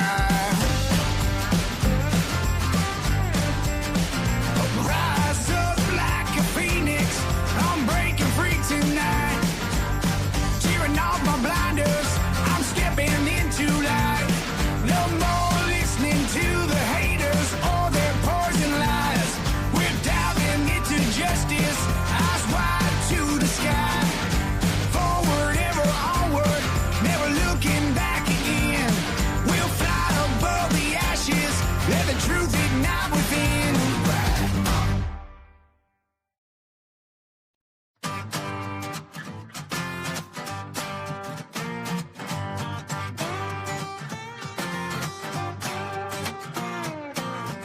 Dusty roads behind me, flames light up my soul. They tried to cage my spirit, drag me in the cold. But I feel fire rising where my heart used to wait. Breaking through the ashes, there's a new dawn I made.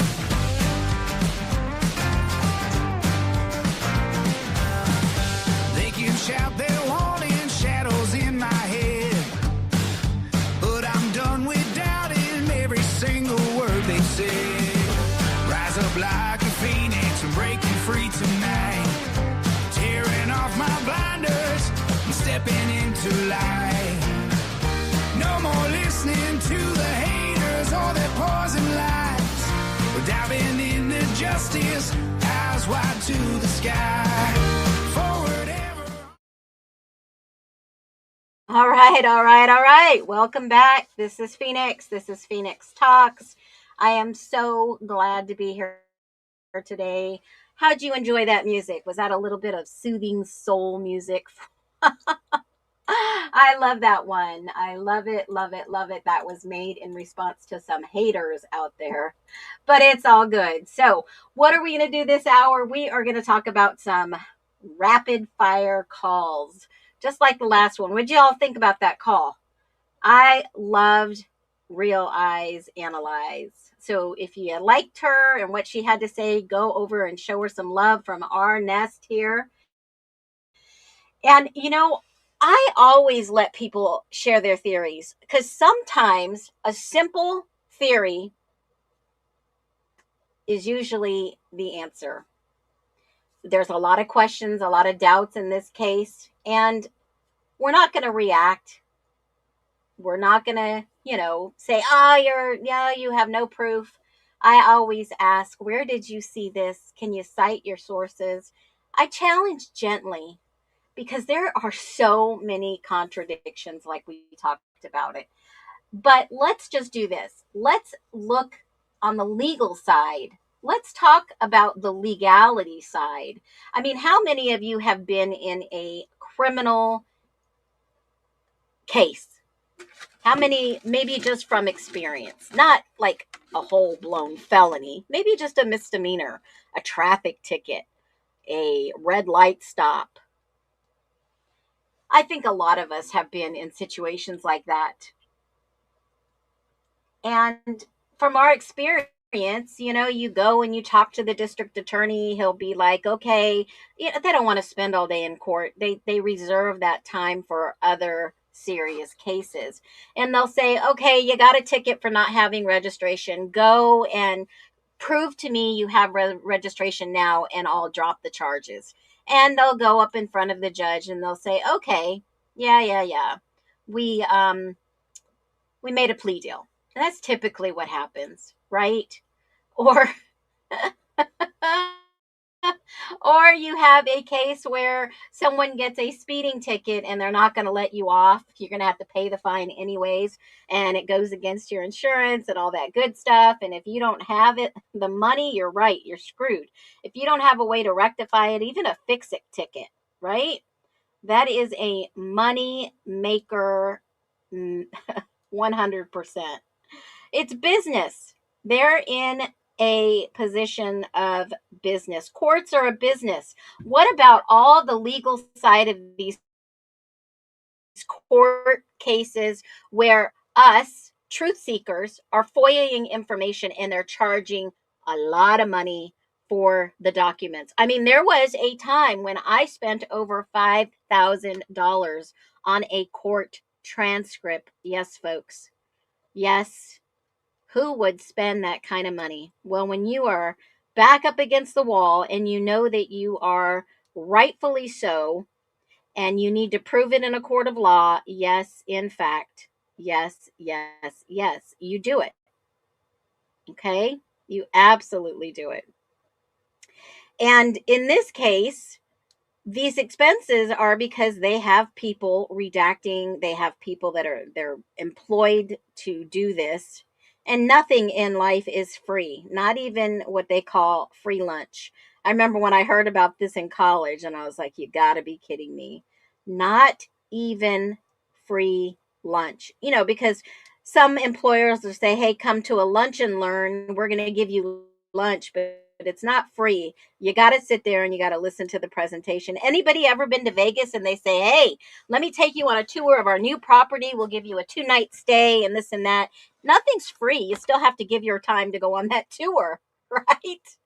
I'm just being real and raw. None of my lives are scripted. We're going off the cuff, and we're just talking about the Idaho 4 case for the next few hours. And when it comes to the legality side, Ann Taylor kept saying that Brian Koberger was factually innocent. And we are beginning to see, perhaps, a lot of us knew this a long time ago, perhaps he is factually innocent. Hey, Allison, I went to one in Williamsburg, Virginia. Okay. They gave us tickets to the park out there. We went to old Williamsburg, shopped, had a great time. And I actually bought the timeshare out there. Did I ever use it? No. Waste of money, waste of time. I think I used it once to have a family small reunion, and that was it. So that was another, they get you roped into those things. But I mean, we had fun. I think it paid off, and then I sold it. So the strategy, the trial strategy, I think they knew that there was nothing there. They couldn't prove Koberger. I think the jury, hopefully, in Boise would have been smart enough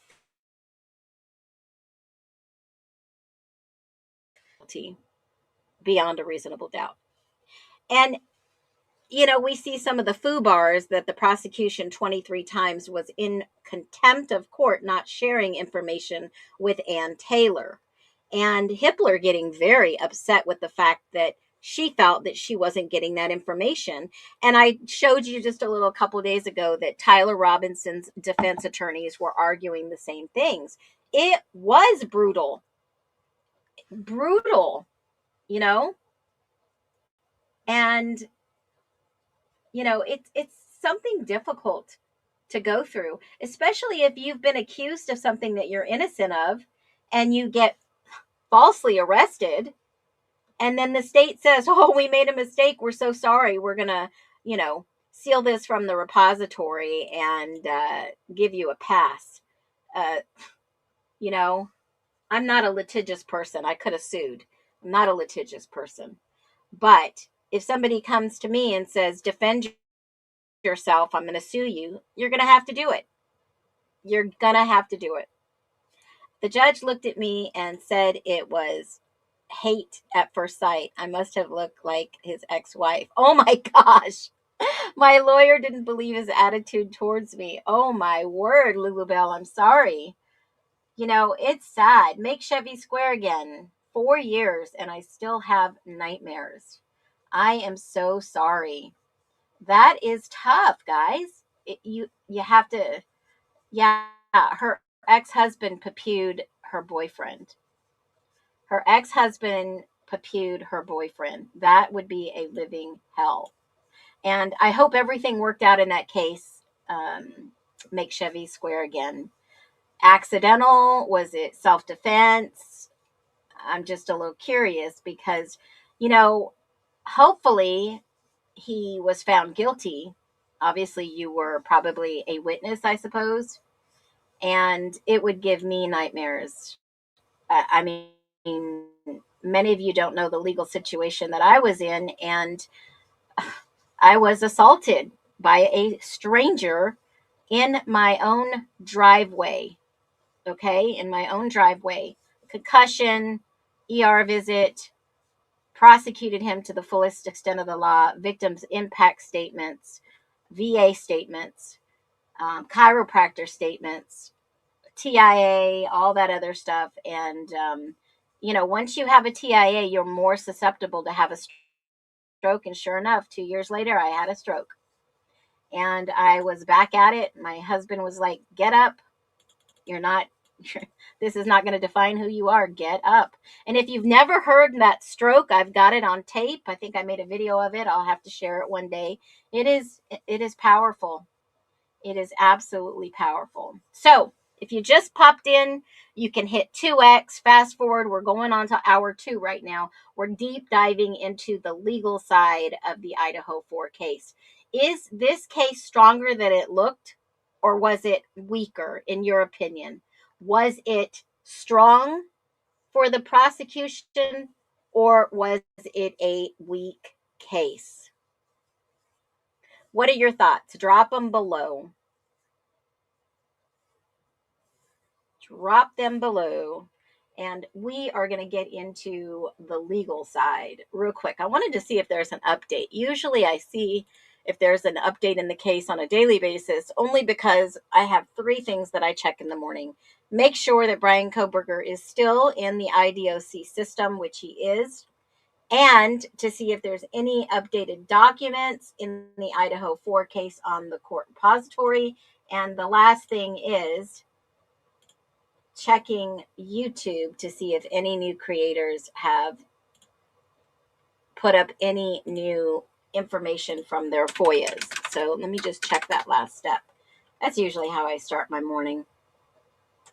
Like I said, I have made this a full-time job.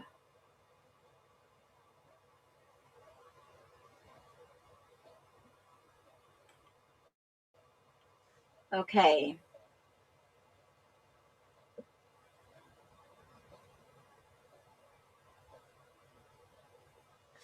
Some of our haters are really going out there. I just got tagged in one. It is wild. It is wild, folks. Everything coming out. The haters really hate that we have something new to talk about, and that is this book broken plea. And I shared a video earlier. The legal side of this is this going to be a game changer? I think it will be. Hopefully, there is so much accountability that needs to be talked about in this case. Accountability from a legal standpoint, prosecution, defense, all of the above. I am hoping that we will see some true truth, us truth seekers. Because I have still not to this day seen anything that says Brian Koberger's guilt 100%. Dude, no DNA. Don't you think that the guy's DNA would be at the crime scene? This is the actual picture that I was talking about, the stain. And there was a white claw box. And you can tell immediately if you go to Connor's channel. Again, Connor is building a repository of things in the Idaho 4. And you can go right here and you can go and see Noon's He was the very first officer on the scene. And you can go and look at his camera. And you can go and look when he's walking up the stairs. Hold on one second. Let me get there.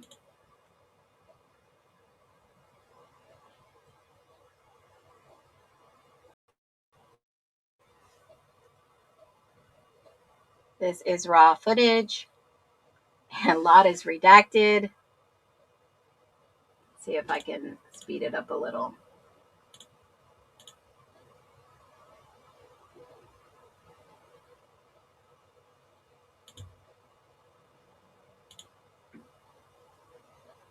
Let's see if we can see it from a different angle.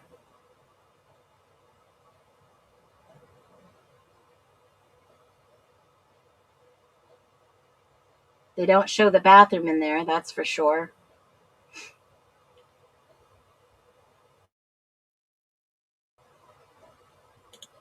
All right, let's see. There's a different angle, but it's too...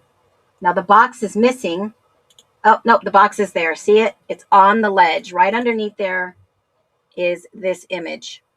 It was right underneath that box.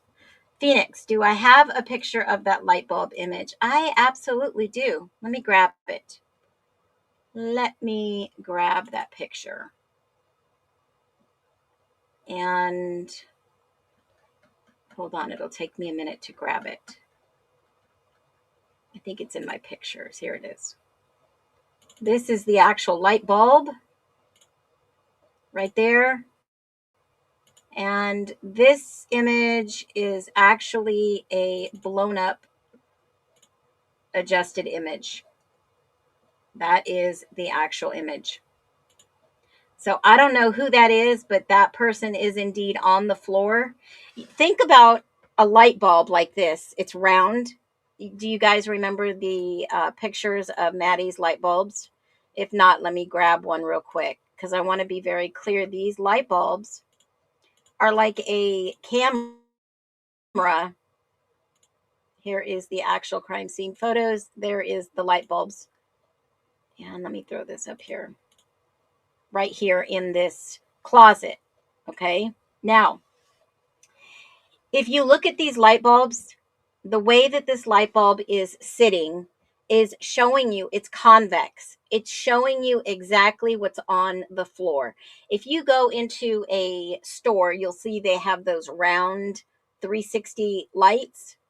That is looking straight down on the floor of the store. And these bulbs are looking straight down on the floor. And it would make sense if this knife sheath was actually on the floor. If somebody is going to take off, and I don't understand how this was taken off, guys. I don't get it. The only way this knife sheath would be off of someone's body is if they had it concealed on them, their own body, on their belt, on a strap on their arm. That would mean that somebody had to have removed their belt and taken it off their belt, or maybe had it in a backpack, taken it off their holder on their arm, because there are some armbands, leg bands. They would have to remove it from their personal use, from their body. Their body. The redactions of the body cam walkthrough are ridiculous. Yeah, agape love. I agree. Like I said, even on the most accurate depiction of what the crime scene looked like before anything moved would be Gunderson with Tyson Barrett. And then there's another one, I believe it was Captain Lanier. Maybe the knife owner? Possibly. Very well could be. We don't know. We don't know. And in regards to what the question I was asking is that they would have to make everything fit. Oh, wow. Stella, I'm so sorry to hear this. Nunes' report did not mention his sheath. Absolutely. It wasn't found until Payne made his, Payne made his statement in his narrative and said it was found, and it wasn't logged in. Remember, this is something key, folks. I pointed this out a long time ago. That knife sheath was not found until and logged into evidence. Let me just pull it up. Until the 14th. Why did they wait a day when other evidence was logged in on the 13th? I believe, hold on one second. Let me go down the evidence. Let me just type it in. 14th. It made the evidence list on the 14th. All right. On the 13th, all they did was do the pictures.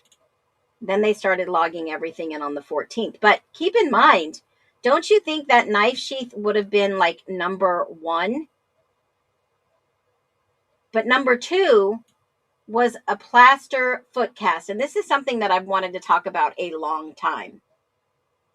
That's got to be the plaster foot cast that's outside that you see Payne on video talking about.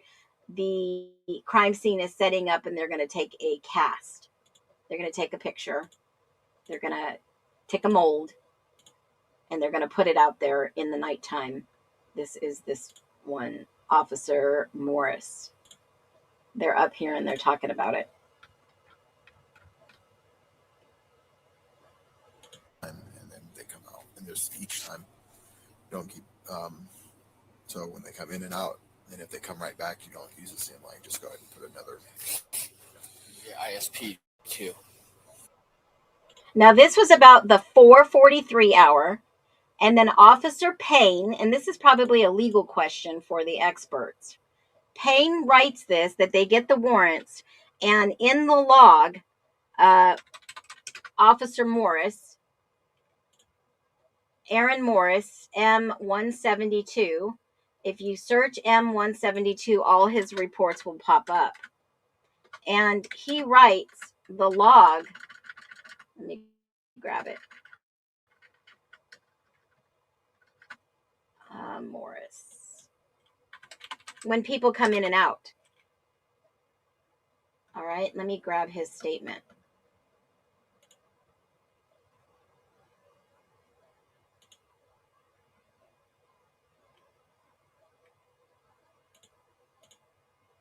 And this is the statement that just kind of set me off, that he has a list when people are entering and entering.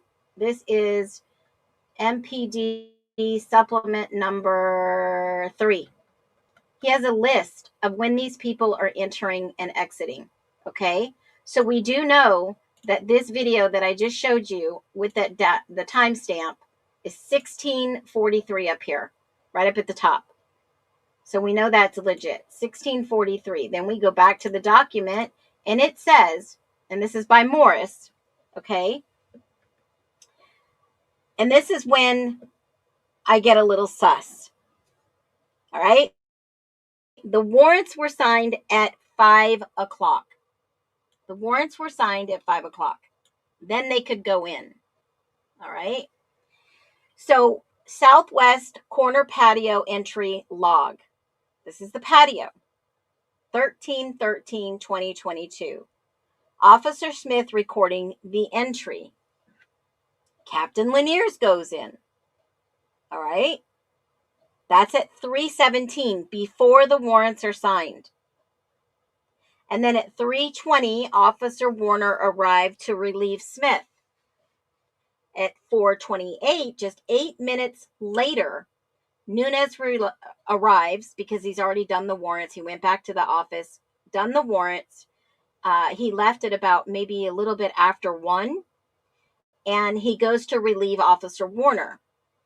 Then, no one logs in but one person, and he goes in for less than 1 minute. Gunderson at 17:09 enters the house.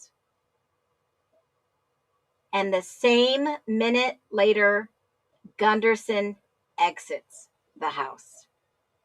What is up with that? Why would he go in and out the house? Because ISP, per their own document, he says, I had to wait for warrants. I didn't get access to that house until after 5. And I'm going to pull that ISP warrant right here. This is what he says. Of course, this is Talbot, Jeffrey Talbot. He's writing it, a presumptive search warrant for blank in regards to the quadruple homicide investigation. This is report number 39. Okay. Suspect 1, male, 22. Was that the guy we see in this picture on the floor? Okay. Is this the guy we see on the floor? Because they had a suspect, y'all. They had a suspect. 22, unknown, Moscow. Right here.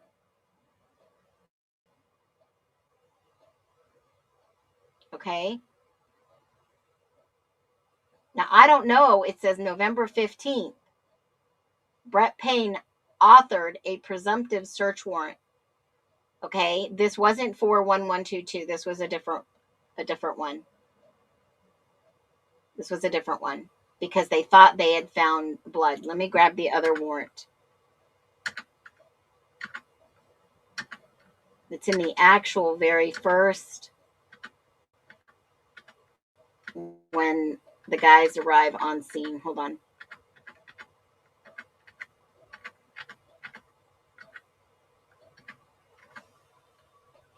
Oh, where is it?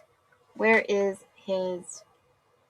He says he was on scene. He's got a warrant. Hold on. Talbot was assigned.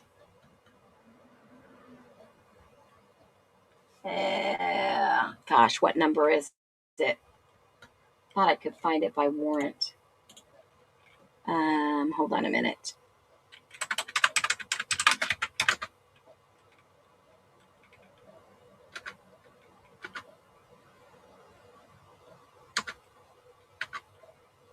Okay, here it is.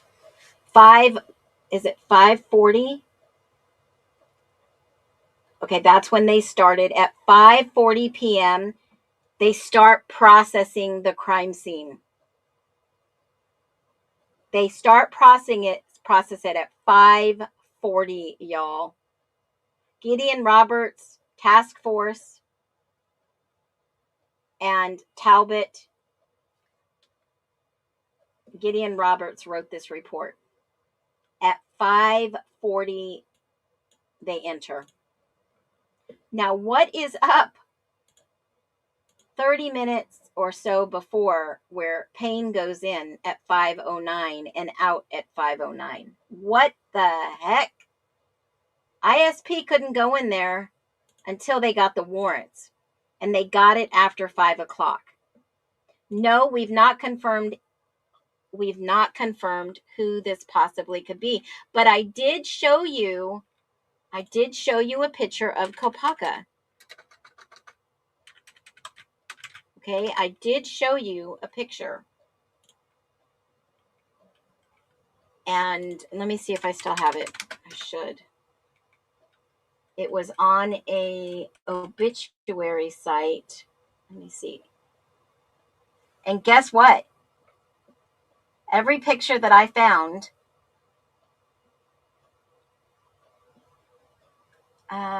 here is this picture.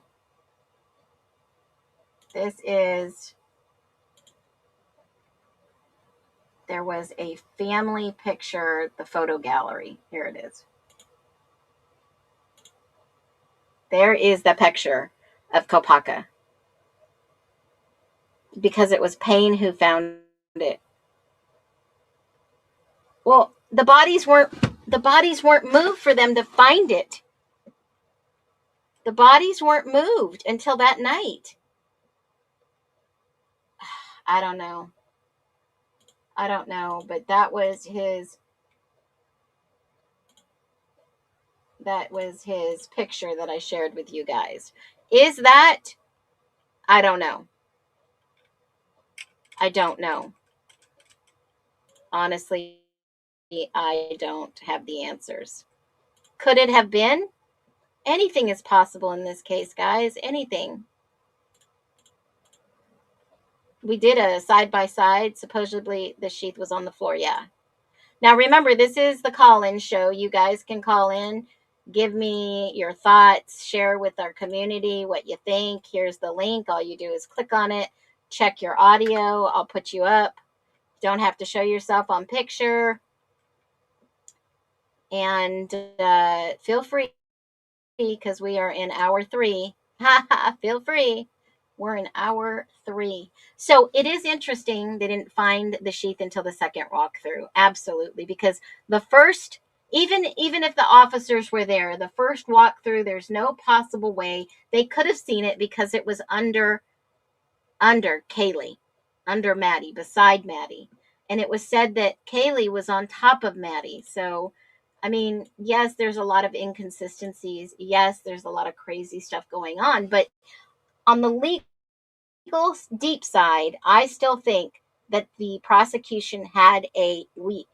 That type of sheath is usually on a belt. Yep, it is. Hence a strap.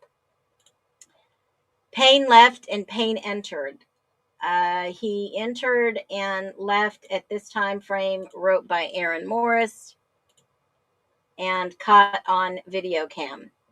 But 1709 video cam. Let's go find this. Since we're on a live, we can do a live dig. He says it was 1709 that Payne shows up and goes in by himself. Remember, this is Morris's body cam on Connor's channel. And I'll drop the link. You can watch it for yourself and verify and double check. But look at this. Let's see. I think we've done this before. Let's see at 1709 if Payne does walk up. 03, 04, 5, 7, 9.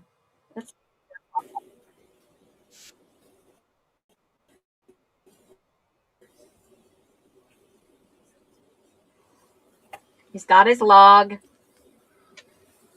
This is power hour, guys.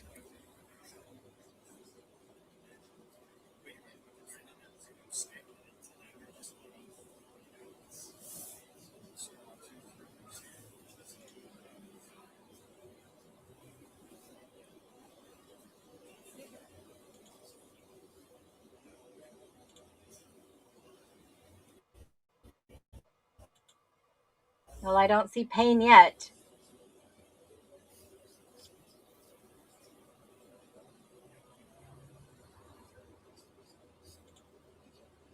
Great question, Munson. That's what I was asking.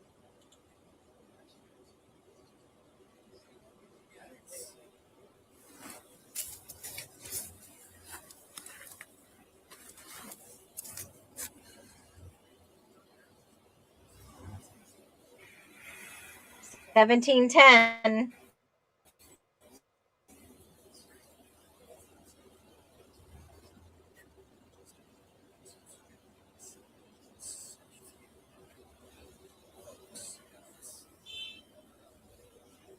His watch must be off, or these body cams are off.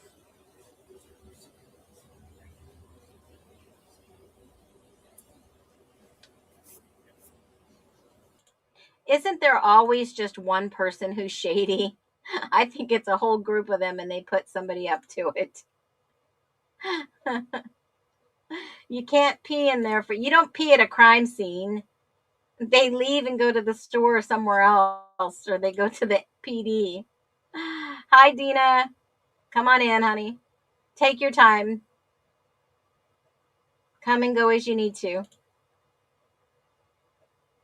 Yeah, they turned it over on the 16th. Now, we're still waiting for Payne to pop in here.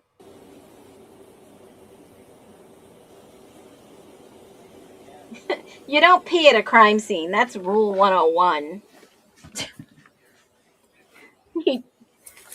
Number 1 or 2, you don't do it at the crime scene. It's like going to an open house. You don't use the bathroom when you go to an open house. Oh my God. They should have a porta potty or a camping potty.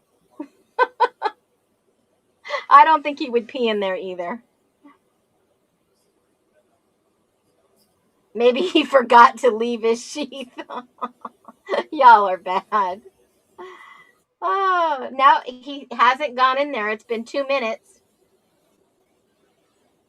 Okay, it's been 2 minutes and he still has not entered into this house. This was the time frame that the is this corner patio entry log? Could he be walking up the backside? I didn't see any videos of the nighttime on the backside. So that's a good question.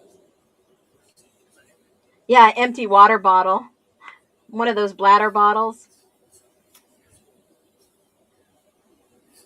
I'm going to speed this up a little because I don't see Payne anywhere around this time frame.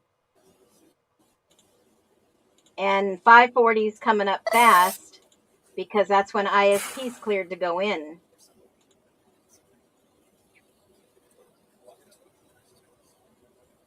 Time's off. It's got to be off.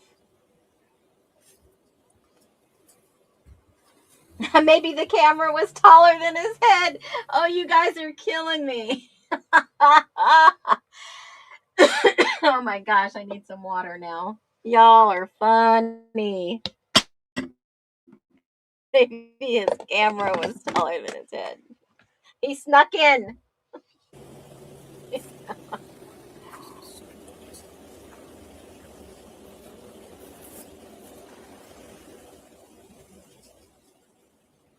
Let's see. Still hasn't come over.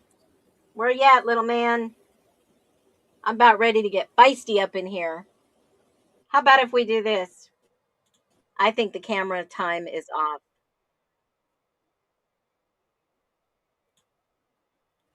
I think the camera time's off. Let's do this. Hold on 1 second. What in the world is going on?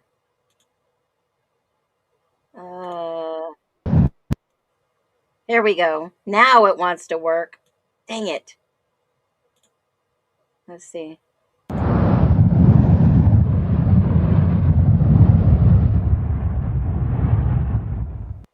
Officially toast.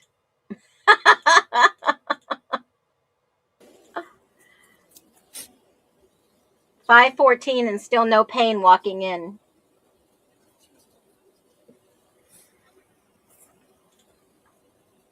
That would make common sense. Logic sense. Oh, there's Gundy. All right. Hold on a minute. Hold on 1 freaking second, guys. He came from the back. He came from the back. Did you see that? Holy frick. It says that Gunderson entered. This is the back. Officer Smith recorded the back. Who has the video? Has anyone FOIA'd it? Officer Smith was in the back. I have not seen this footage. Connor, if you are watching, if anyone tags you, get the footage from the back patio. Get the footage from the back patio at the time that you have the front. Holy freaking moly, guys. This is big. Wow. Someone needs to get that. Holy frick. How could this be? How could Smith? No, something is wrong. Okay. Morris is here. Smith on the back side. Hold on a minute. We don't have Smith on the backside patio. That's when Gunderson sneaks by. Holy frick. Someone needs to get the back patio. We need to see what Gunderson has in his hand when he enters and exits. Oh my gosh. Allison, come back anytime. Anybody can call in. You guys have got the link. I'll post it. But what do you all think of this, what we just uncovered? Holy frick. We need Smith's body cam that night when he was posted at the back patio door. Holy crap. That would be exculpatory. Gunderson entering and exiting for just one tiny minute. Sneaky rat bastard. No gloves Gunderson. That's what I call him. No gloves, and then he puts gloves in. Why would they not secure one way in? He got in. You just saw that. I'll go back. I'll go back. Stay with me. 14, 15, 10. Connor. Somebody tag Connor. Way past exculpatory. The wheel of life has showed up. Shit. My Chinese spy, get the hell out of here. He sneaks by out from the backyard, folks.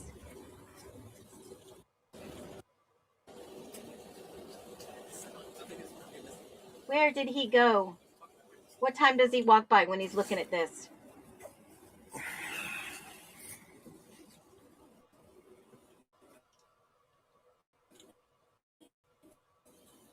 I agree. Is he still working there? Does anybody know where he went? I would love to see Christopher Whitcomb at CrimeCon. Somebody needs to book him now.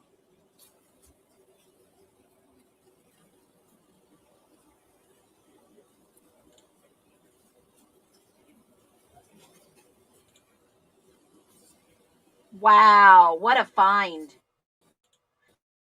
I am going to go see. Where is he? Where is he?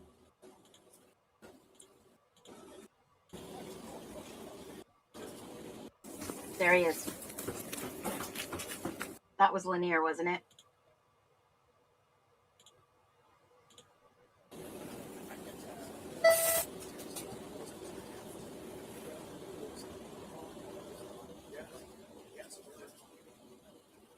We can do that if you guys want to meet up. We can have dinner.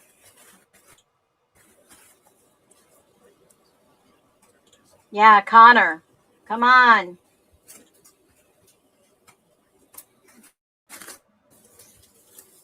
Jennings walks out. When did Gundy walk by him? There it is. Here he comes. Bam. 1714. He sneaks off at the side. He comes in from the side. Here it is.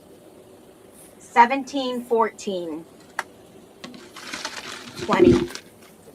What's up? Got a log? Damn. Damn shady rat. Frickin'. I plan on it. What's up, man? Nothing? What about you? Just pulling some shady AF stuff. Got a log? Yeah? Are you walking in or are you walking from the back? Got a log view switched off. What do you say? Get a lawyer? Hello, my friends. Hey, Les, welcome in.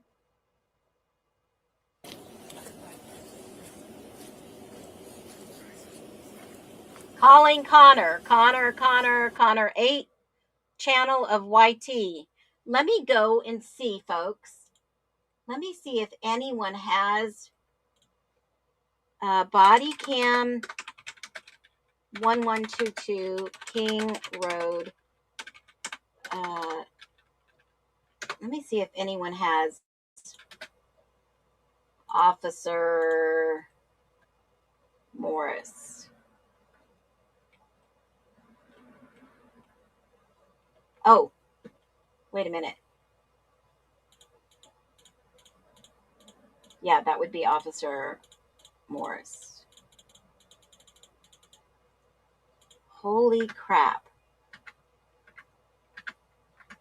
Nope, I don't see any videos on the internet.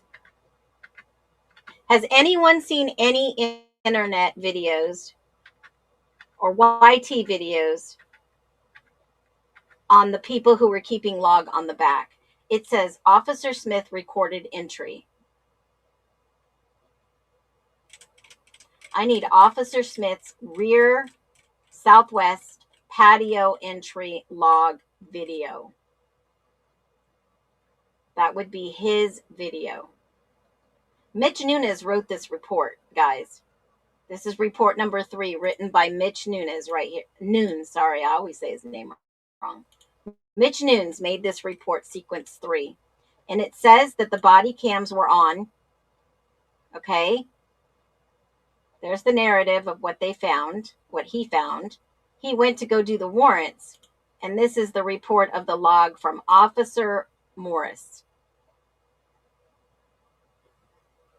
Smith recorded entry.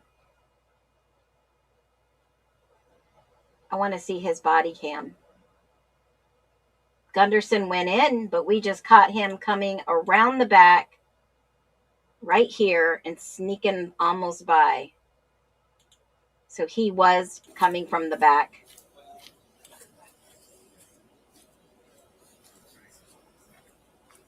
I bet he turned it off.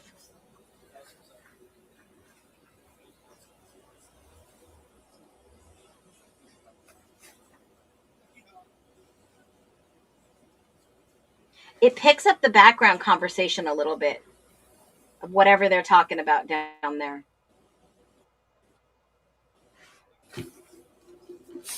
1740-20. You want a quick walkthrough real quick? I have this time down written for a reason. 1740-20. Yeah.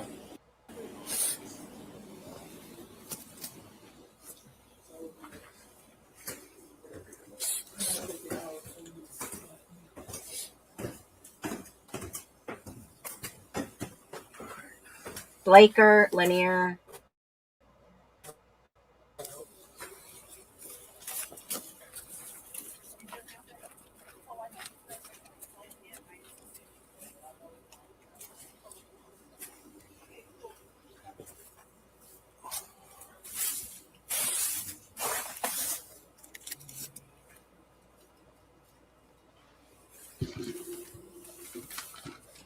Wow, that was a great catch. We need to get that body cam.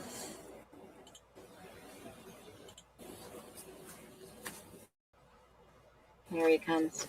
What's up? Okay. 1714-30. Tractor's coming in.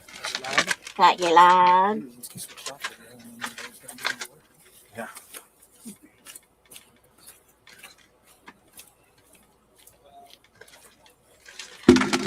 I'd like to see what he walked in with on the backside. All right, so let's get into this. Now that we've dug into that, would that be enough for exculpatory evidence? Not only Gunderson's camera, and I'm not an expert, I don't claim to be an expert, but this is my darkest theory ever. This is viral. This should go viral. Is this, I mean, at what level was this a cover up? Drop your thoughts below. Was it the PD level, state level, federal level, all levels? Drop your thoughts.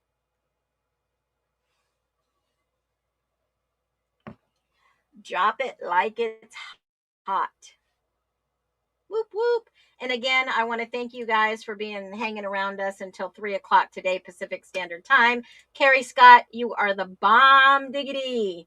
Truth seeker, we will never stop looking for the truth. Thank you. That will go directly to the mods today. We appreciate you guys. We're going to still be here. No stone left unturned. Nope. Enough doubt, enough reasonable doubt. Let's not forget to tip the mods. Freaking men. It is Mod Monday. I'm holding a 6-hour stream. This is going directly 100% to the mods. They are giving their free time. Nothing in life is free anymore, but I like to give them a love offering every month of their hard work. So we are here for you, and we are here for them. Our community shows up and we deliver. Thank you so much. Now, one thing I do want to talk about real quick is that you guys, if you want, I hiccup so bad today. Y'all can definitely call in to talk, chit chat, because this is our live 6-hour show today. So excited and honored to be able to have a live like this. I love it. I ask, you guys says yes, I deliver. Take action where action is needed, especially with all the new drops. But right now, oh my God, I found it. It's Payne and Blaker, and they wrote contradicting statements that they show possibly placed the sheath. What did you find? What number is it? Because Blaker, right here on this document, there's 2, okay? Nunes writes the report. He never mentions anything that I have found on this sheet. Okay? Here is the report by Payne. Let me grab this. And this, I just have to say, is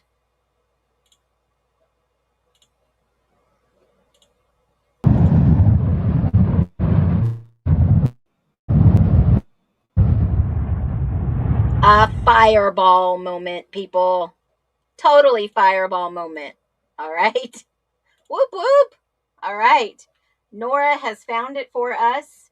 And there is one statement right here that it came to mind. I just looked at my book. This is the scene written by Payne. And he goes on to say 51 is the supplement. Somebody dropped that below. And he says there was no, I just made a note of that, no watch guard. Blaker was walking with him. Okay. He had a body cam. Come on, guys. And then he also takes the game bags. They're processing the scene at 4. At 4.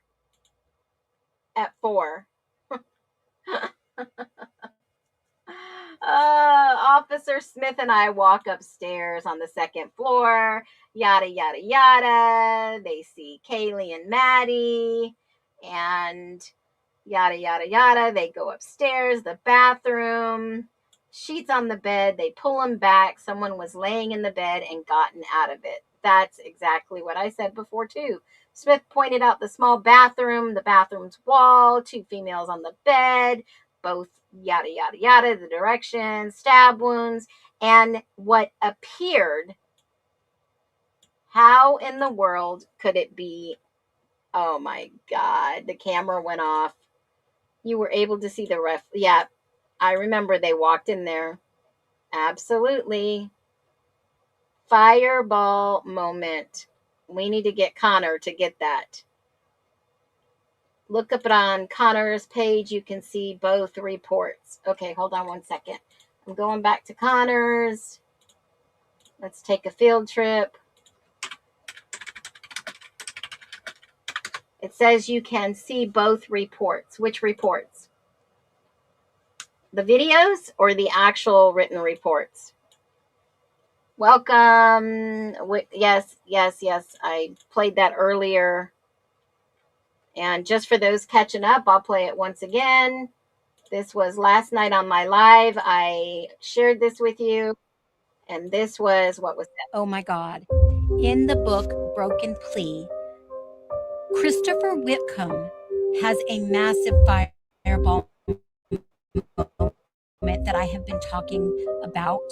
in regards to the sheath being found, the sheath was found on the floor and not on the bed. And he talks about the mishandling of the sheath and other things. And I am just in shock and awe. We are going to learn so much, especially that Ethan had hair in his hands that maybe poof disappeared. The handling of this case. Oh my gosh. I have so much more for you. Make sure that you are following me on the YT and here. I'm going to be doing some more videos. I don't want you to miss anything in the Idaho 4 that we have not been told that is now coming out. Wow. He says specifically, the sheath was found not on the bed, but on the floor. Wow. This is wild. What do you think, folks? Drop your comments. You know the drill. Be well. All right, that was the sheath on the floor comment. Nora, Hey, let oh me my bring God. you up. What is going on? Can you even, so if you go to YouTube, Google Connor's page, and then Google it's Payne and Blaker contradictions of ninth sheath. And you can see both reports. So the way they presented it, you can't see the file numbers or case numbers. You can just see the two reports. Okay, let I me almost see. fell over because you can see the comparison of the two reports. Now that report isn't in there. That's what I was trying to say. Does Like, Connor, what? does Connor have Where are on you his searching? YT? Yeah. So I can't go out of. I'm on my phone because I'll real time will screw up my TV's so, on. But so I typed in Payne and Connor contradiction of knife sheath. no, it would be Payne and Blaker contradiction. Oh, got it. Okay, hold on. I Okay. typed it wrong. Payne and Blaker. Yeah. They both wrote different reports, but you just pulled up that, and there's not two reports. Is it on Reddit or is it on? It's on YouTube. So go to YouTube, Connor's YouTube channel. Then you go view channel, right? And then you can search that. Okay. That's how you found it. Okay, let me go back one. Yeah. Okay, hold on. Yeah, it's been eating at me. Right I had to look. And then the video, when they go up there, it's a different officer, no? And it says 4 o'clock. Like it.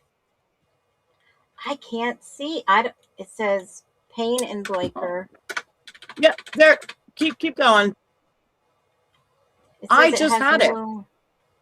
Holy moly! So, maybe they tell me no. You can't. Can you go to his videos? Yeah, I'll go to his videos. Hold on. So search videos. Here it is. Right there, you got it. Different statements.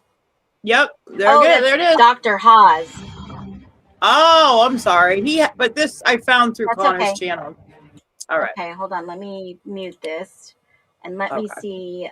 He's talking about the Exhibit A statement of Brett Payne on November. I was assigned approximately a 4. Okay, so let's go ahead and watch this.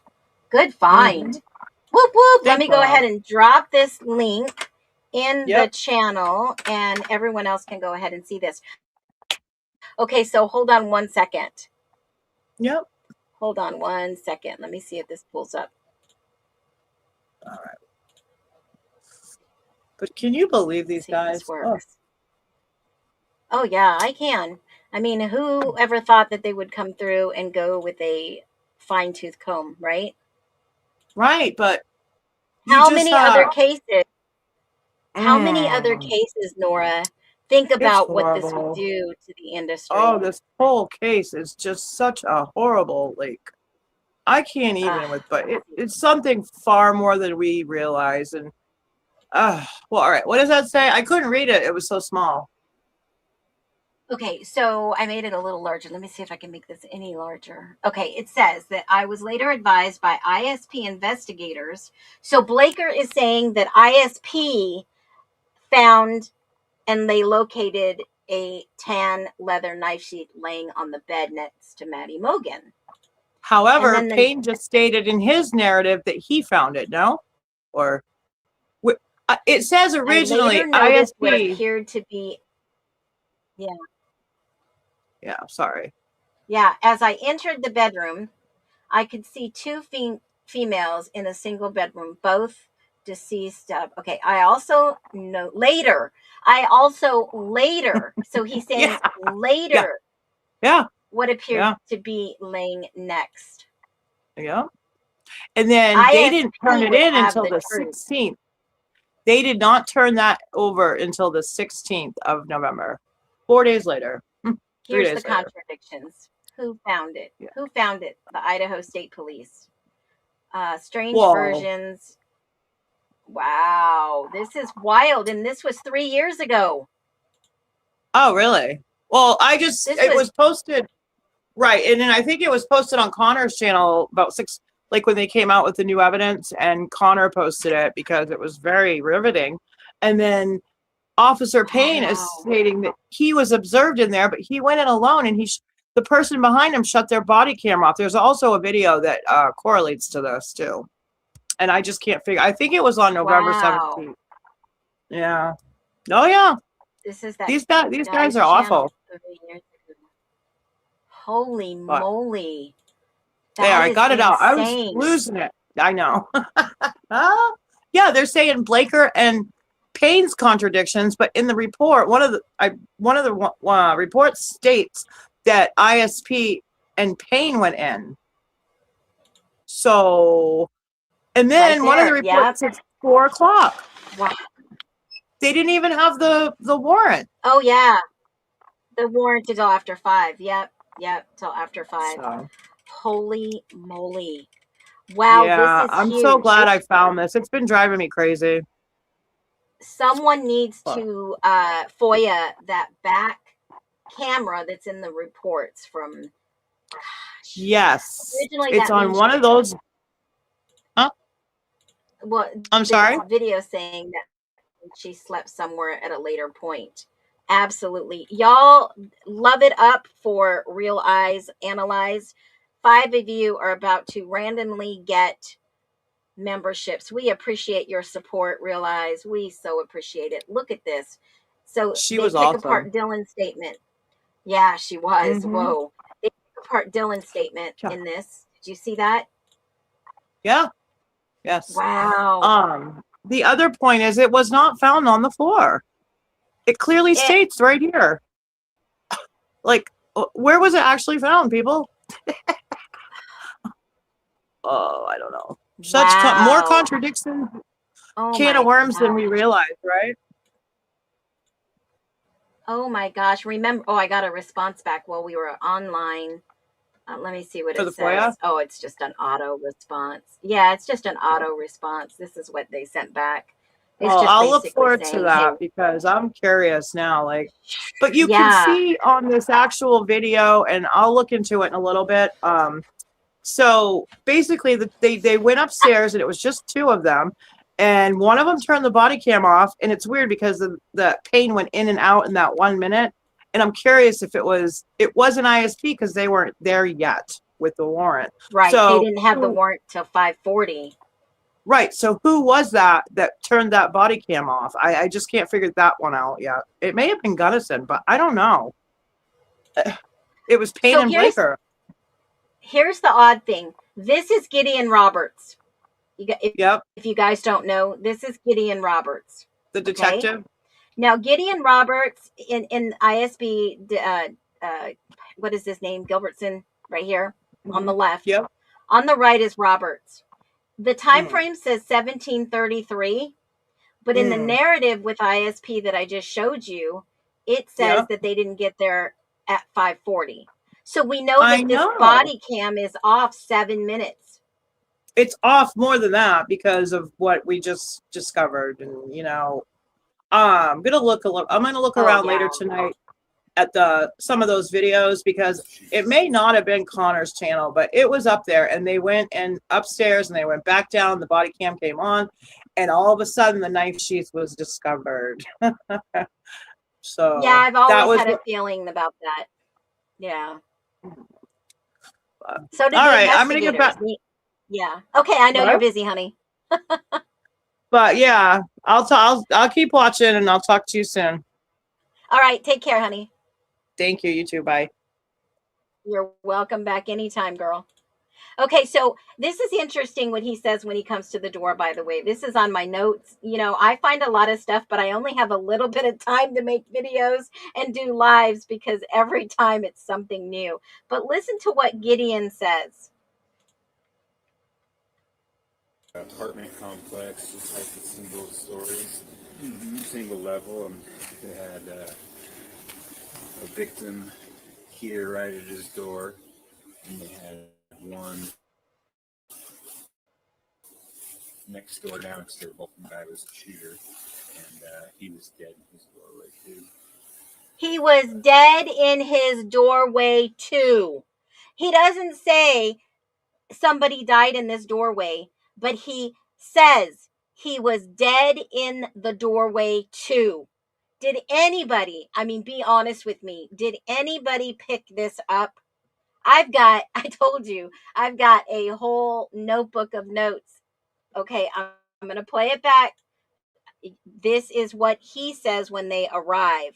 This is, once again, there we go. All right.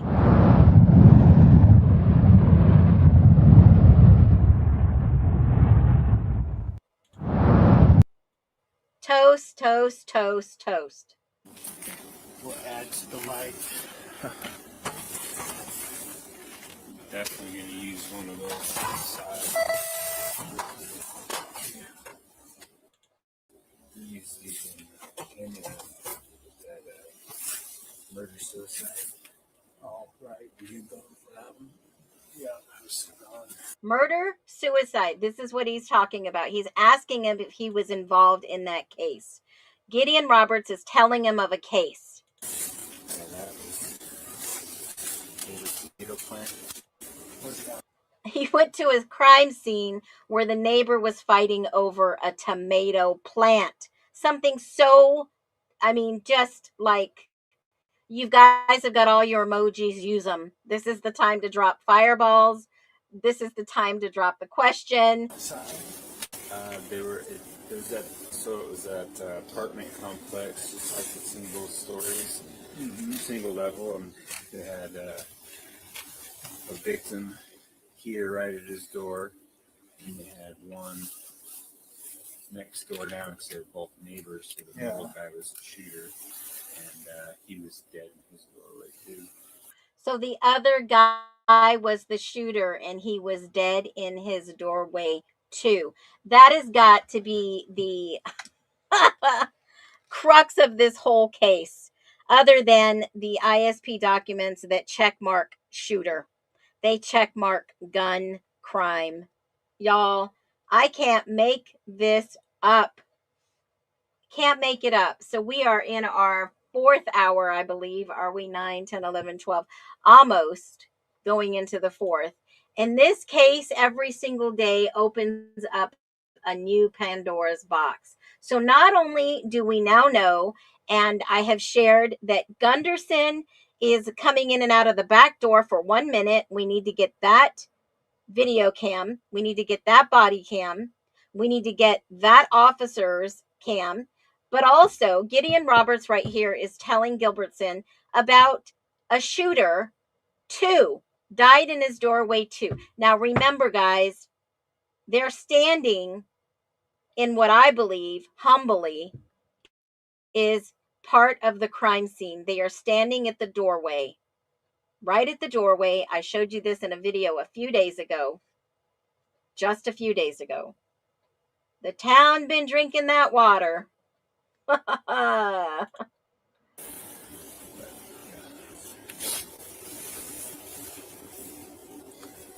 these things worked awesome out there. Just lit them up. So. It just lit them up. Have they used luminol? Have we seen any documents that say that? Yeah, like who fights over a tomato plant? Maybe they were fighting over a pot plant. I don't know. I'm just saying, allegedly, this cop is telling the shooter did that too. 2 is like this case. Amanda B, someone who loves tomatoes. Someone was hit there. Yeah, someone is drinking that water. Someone is drinking those drinks and those spirits out there, and it ain't no Moscow mule.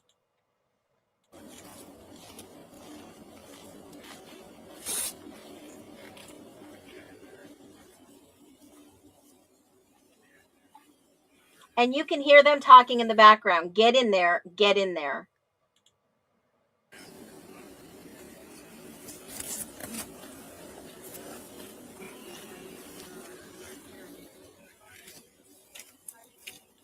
Caleb, I know you would 100% fight over your rose bushes, your herbs, and more. I would too. I would be ready to go to bat when my dog doesn't even mess with my tomato plants, doesn't mess with my bell peppers, my cucumbers, whatever. He won't do it. I would go to bat for him.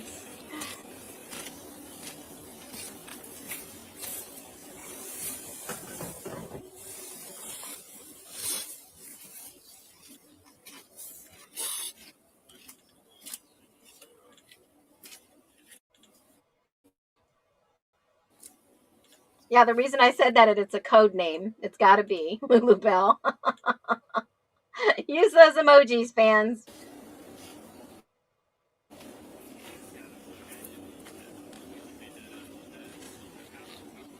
I've never seen this body cam. Yep, I'll drop it below. You guys get out there, start sharing the word. There it is. Right there. I put it in the chat. Always transparent with you guys so you can go check everything.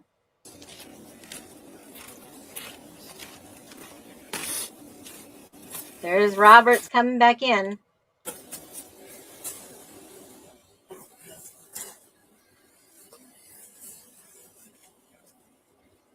little bit of drinking going on. Who does that look like? A little bit of drinking going on? I'd say a lot. Those fireballs are on the ground. This is a party house. Wow, long, narrow face. They don't wear no PPE. They're in cleanup mode, guys. In my humble opinion, allegedly. Locked. They ever are. It's crazy because push key or push padlock. Yeah. You think that would. And I'll tell you guys, from the crime scene photos, this lock, believe it or not, has been changed before. Some of these rooms did have keypad doors on them. You can tell in the crime scene photos, a couple of these doors had the keypad locks prior. And I would probably say, maybe, people before that lived in this house had codes like that. Okay. So I'm just wondering, hold on a second.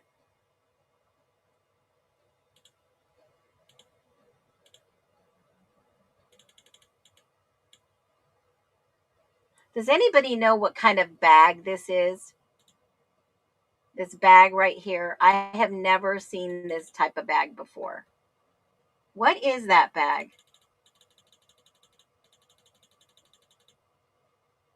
What is this bag? I can't make it out. Let me use Google Lens to see if I can find this.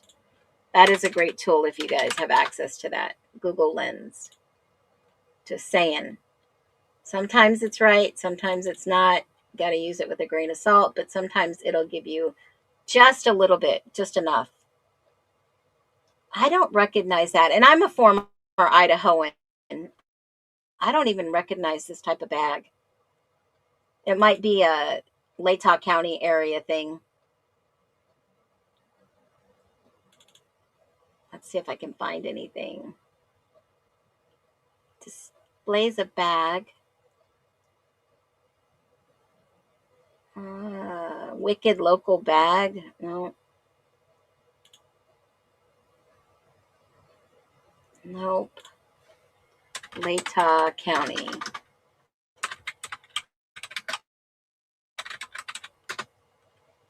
Latah County. Okay, let me just take a look.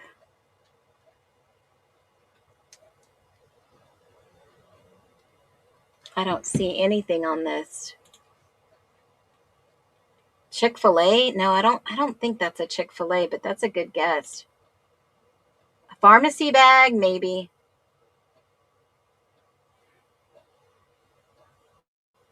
Maybe a liquor store. I'll put that on the back burner for now. I'll put that on the back burner.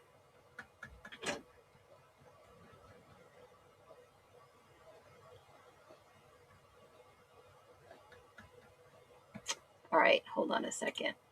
I was looking for it. Paper bag would have eroded in the ice. It's a plastic bag for sure. I believe it's plastic. Yes, thank you so much, Real Eyes. Whoever was Grub Truck, is that a Grub Truck bag? I've never seen them have bags like that. That's interesting. That's interesting.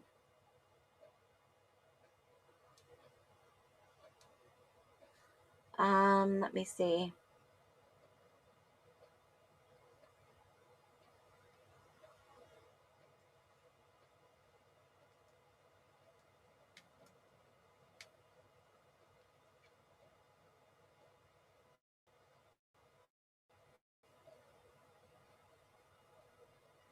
I don't know. I've never seen the Grub Truck hand out bags. I don't think they would hand out bags. They have their uh, cardboard, or it's like the whiteboard containers. It's not plastic, but it's got to be made of cardboard, coated white paper.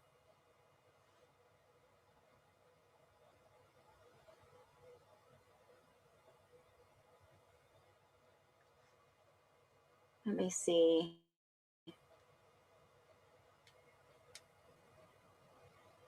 Let me see.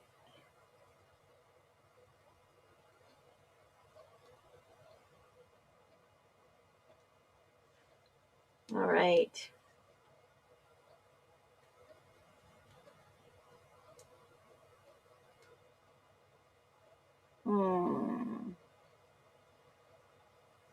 All right. I don't see anything, and I've looked. Maybe someone will find that. I'll put that on the back burner too. So keep in mind, sometimes we won't always find it right away. Sometimes we do. We get lucky. So lucky. All right. So here we go into our next hour. And now that we've talked about some crazy, a strong or weak case, we talked about alternative suspect, timeline breakdowns. What if we're being misled? Don't forget, you can call in. If anyone wants to call in, here is the copy of the link. We'll be here for the next 3 hours. So feel free to call in any of your theories, speculations, and let's just see who entered. Okay, be nice and respectful. If not, we'll kick you off. How can we help you? Calling in. Did you butt dial? Are you on the road? Oh, can you hear me? Oh, sorry, I lost you. If you want to call back in, go ahead. I don't know where you went. You must have been clicking on something and clicked off. I wanted to hear what you had to say. Dang it. I hate when that happens. If you're also in the area of Idaho and anywhere, in your city, town, are you guys still talking about the IDAHO4? I'm just a little curious. So let me just check this out. The news is still talking about Koberger. Just 3 days ago, emails revealed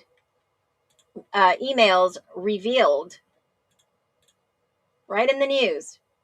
They're still talking about Koberger too. This was on Fox News. They're talking about how the WSU pulled in and became the heroes in this. case. All right. Can you hear me now? Can you hear me? Hello, hello. Let's try once more. Maybe connection issues.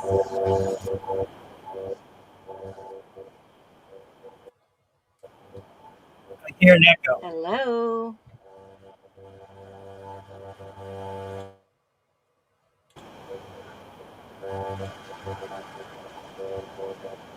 Can you hear me?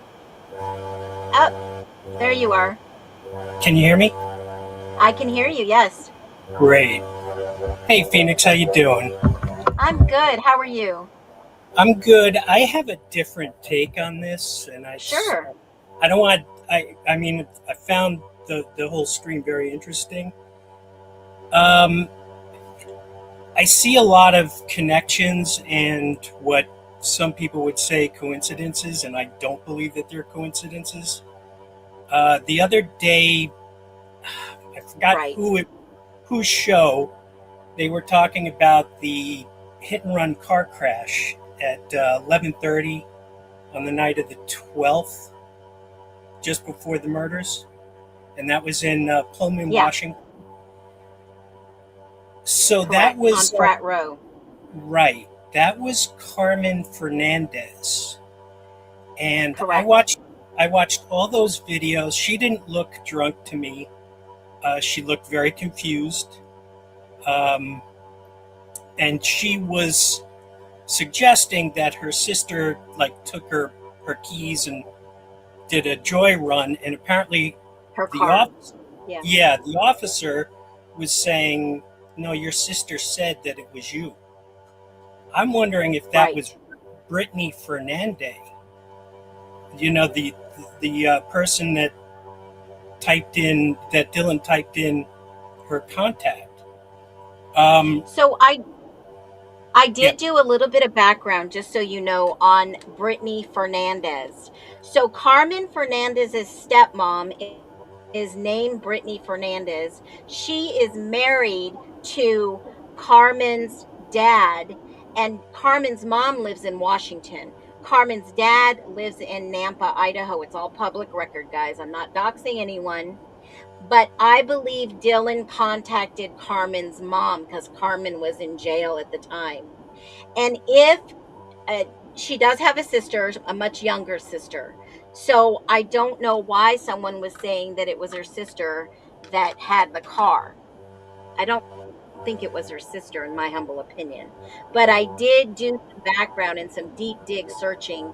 And, I've got some connections that basically confirm this for me. Okay, but that blows my mind even more. I mean, why would Dylan type Yeah. in? So the names of these two people that were hit, one was named Hunter, which blows my mind as well. So we've got the guy's name was Hunter. The girl's name was redacted from the body cam by the cop, but later on the report said, and this sounds like a pseudonym, Caitlyn Venner, like Caitlyn Jenner, and you never see her wow. face. She's lying face down on asphalt. This is why the video that you just showed with Officer Roberts or whatever his name is. Gideon Roberts. Yeah. He had that big puffy jacket. That looks like what Caitlyn Venner was wearing while lying on the street. You just hear her voice. I mean, that the video doesn't show her face. So I saw a video that said this was actually Hunter Johnson and Emily Allant in a fake. Well, they had a camera crew there apparently, and if Dylan needed to contact to see what was happening at Washington in Pullman to make it okay to go ahead and do whatever they were going to do in Moscow, that would make sense because the cops blocked off routes out of that area. Right. I think that's why Brian took different route, right? Yeah, and they got him on camera. Absolutely. But keep in mind when that whole incident happened, there's a video out there. She is on the ground face down. And it at the popular ski area, just 40 minutes away from there. A lot of people wear the same jackets. They wear the North Face puffy jackets with the lining insert, kind of like the one that you see in Bethany's room, the kind of like the one that you see on the bed in Kaylee's room. So those are very common. And I've never been able to find the unredacted names in regards to that accident. So I'm very interested. How did you find that? Just news reports. Wow. Yeah. I've never been able to find anyone's first name or last name. Usually they report it. I've asked for the report, denied, privacy. It's one of those odd things. Now tell me real quick, are you driving in a vehicle? No, I'm not. I'm talking to you on a laptop, so I don't actually have a mic. Yeah, I sound Okay, bad. got it. Yeah, it sounds like you're like on dial-up. Oh, yeah, sorry. Real quick, there are other weird connections that I'm like, this is odd. So I was looking, I like etymology and I like numerology and gematria, and came up, I was looking at Ethan, that whole time that all the Ethan stuff was coming out just recently, because we didn't talk about Ethan, I think, for a year, right? Everything was about the girls, and Right. the motive was the girls and this and that. Now we realize that the cops were asking questions about Ethan. Yes. I am a frat brother. When I went to college, I joined a frat. There's no way, in my opinion, that frat allowed Ethan to go to parties at the frat. Not when you're on suspension. My gut is telling me that Ethan was doing something else there. It was almost like 21 Jump Street. I agree. Oh my God, we're on the same page. Yeah, he was there, and is it any coincidence that he has an apartment in Washington, not in Idaho? That's weird. It is weird, and we haven't been able to confirm that. Oh, really? Well, allegedly he did have an apartment there. His mom did say that they had an apartment there for him. And maybe this, if you think about it, this last semester, in the Venmo receipts, the Chapins weren't giving Ethan any real money support like they were Hunter and Maisie. And that is true right in the Venmo reports. So there's a lot of things, especially that threw my radar up for Ethan, is when the Chapins didn't go to the sentencing. Oh yeah. Well, I loved the video you did about him being older, and it blew my mind, but it made sense. That's what I was like, yes, that makes sense. That maybe the other two are twins. Didn't Stacy talk about her twins? I mean, not the triplets.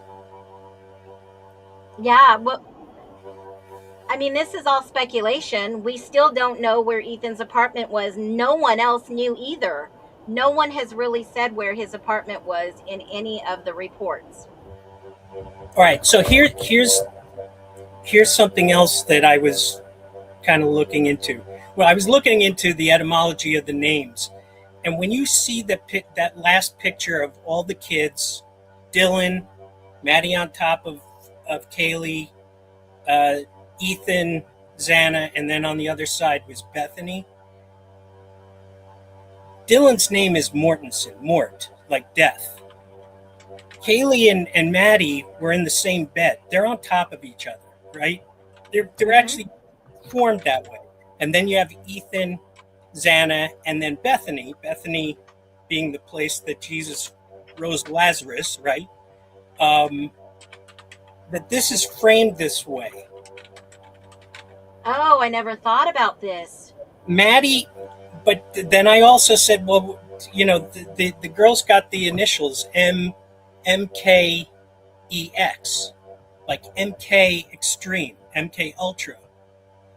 I mean, it's just in my head. Like, wait, this is all psyop stuff. When I was looking at Koberger's master thesis, he was talking about crime scripts, and I know that he doesn't mean like a Columbo script, but scripts that you would write to watch how the criminal does his crime, how he would perpetrate a crime, and what steps he would take beforehand, in the middle of the crime, and then after the crime. And in Reddit, there are people that are talking about his Reddit request. Hey, you guys who've committed crimes, I have a project, a research project. If you could tell me how you felt, before, after, and so he had that out there on the internet. And this guy said in that thread said, well, if you really wanted to do this, he should be in jail talking to inmates. And I was like, that's exactly what it happened. He's in there. Oh my God, yeah, that's the goal. He's in there interviewing criminals to find out, what his thesis was. I got to find out what these guys were thinking about. But how could he do that if he's in 23 hours of confinement? I don't believe that's true. I think he's part of this. That he came to Washington to do this. He's being paid to do this.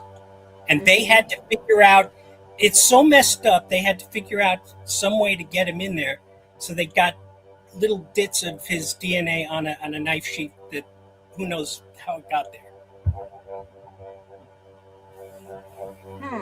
That is a very good take. That is a very good theory. And, there's other cases to where you would make yourself pause and say, is this guy part of this, elusive thing like the E-Files, right? That's another take. Now, let me ask you, have you been able to communicate with Brian Koberger? Oh, no. Oh, I didn't try. Did you? Okay. I'm just curious because what's your background in true crime? Is it just something you're interested in? It's not your... Yes. Yeah, no, I'm not. Okay, hobby. Well, I'm an actor. I'm not a criminal, well, but you're very intuitive. And Amanda says, secret agent man. Yeah, that's it. But here's the other thing. I look at this stuff. I look at these guys' names. You have a lead detective named Payne. You have a chief of police named Fry. You've got a prosecutor that looks like he's Kris Kringle during Christmas. They're all like actors. Brian Koberger's sister is an actor. Olivia Gonzalez's husband is a producer, right? So I was like, yeah, this is you got the people around you. It's almost as if this event, they all knew this event was coming, and this was all part of this giant thing to see how the cops were going to, react to it. Right. Or how the society would react to this. Well, but I think you guys are so good, you and Bertie and DA and Pat Pov, I watch you all. You're doing exactly what we're supposed to be doing. Exactly what we're supposed to be doing. You bring up a really good point, okay? When Christ was crucified, and this is not a religious, take, but when Christ was crucified, they did have 4 letters on the cross. And when you brought that up, it didn't even dawn on me that it's like a symbol of the INRI, right? Is that what you were saying? The MKMP? Yes. Yep. Ah, okay, now I see. But it's funny because the whole Greek community does that. I mean, it's all symbols and letters and numbers. Well, that's why I said. I mean, 1122 is November 22nd, which is the death of JFK.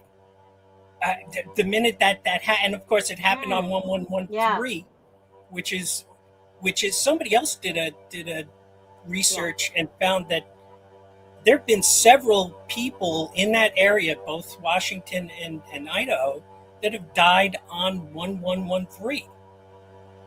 It's crazy. Wow. And of course, most of them are suicide, so it goes. Well, I mean, they're labeled as suicide, but do we really know?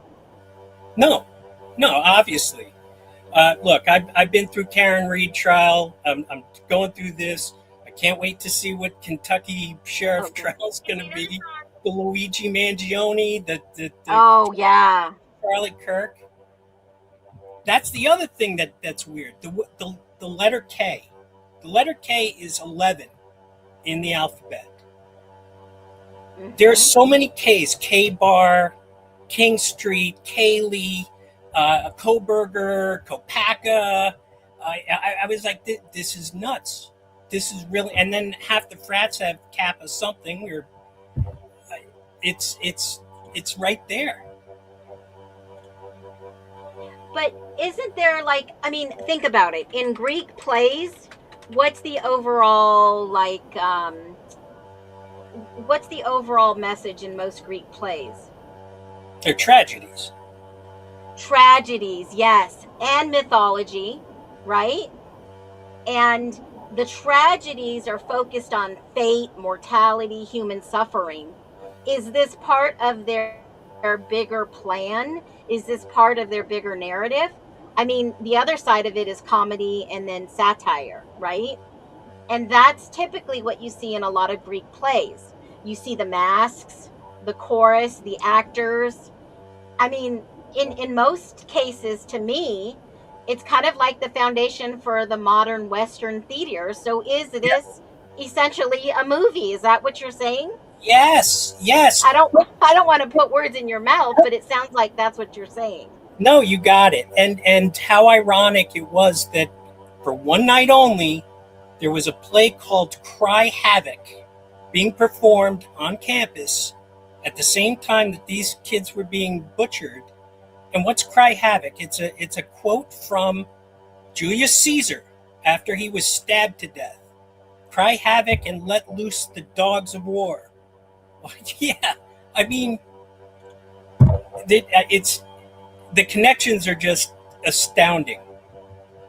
Now, have you starred in any good movies that you would be like, my CV is amazing? Tell me, would you be in IMDb if I had to look you up? I am not. No, Okay. my stuff was primarily stage, and Okay, Broadway maybe. I was in Joe versus the Volcano, but you wouldn't notice me. So Okay, so not like the Truman Show live or. no, but I love it. I love it. The Truman Show is what we're. Hey, all the world's a stage, right? And we're all just actors. Yep. You know, and wow. What would you think? Do you think that this is a modern day Greek play then? okay, so my take on it is I'm 50-50 here. My take is that this whole thing is one big theater, and these kids are fine. Then I have my other 50% is that this was about to happen, but something went wrong, something they couldn't control, because everything's about, you have to control the area.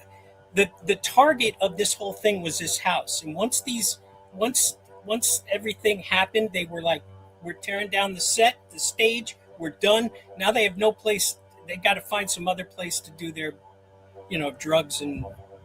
Oh my gosh, that's powerful. Yeah. No, Holy. the feds aren't going to leave that thing up there. And it's. No, I think the DEA was in there too. I don't know about you. I don't know if anybody's ever talked about this. Every agency was in there. It's yeah, absolutely, absolutely, and we know it.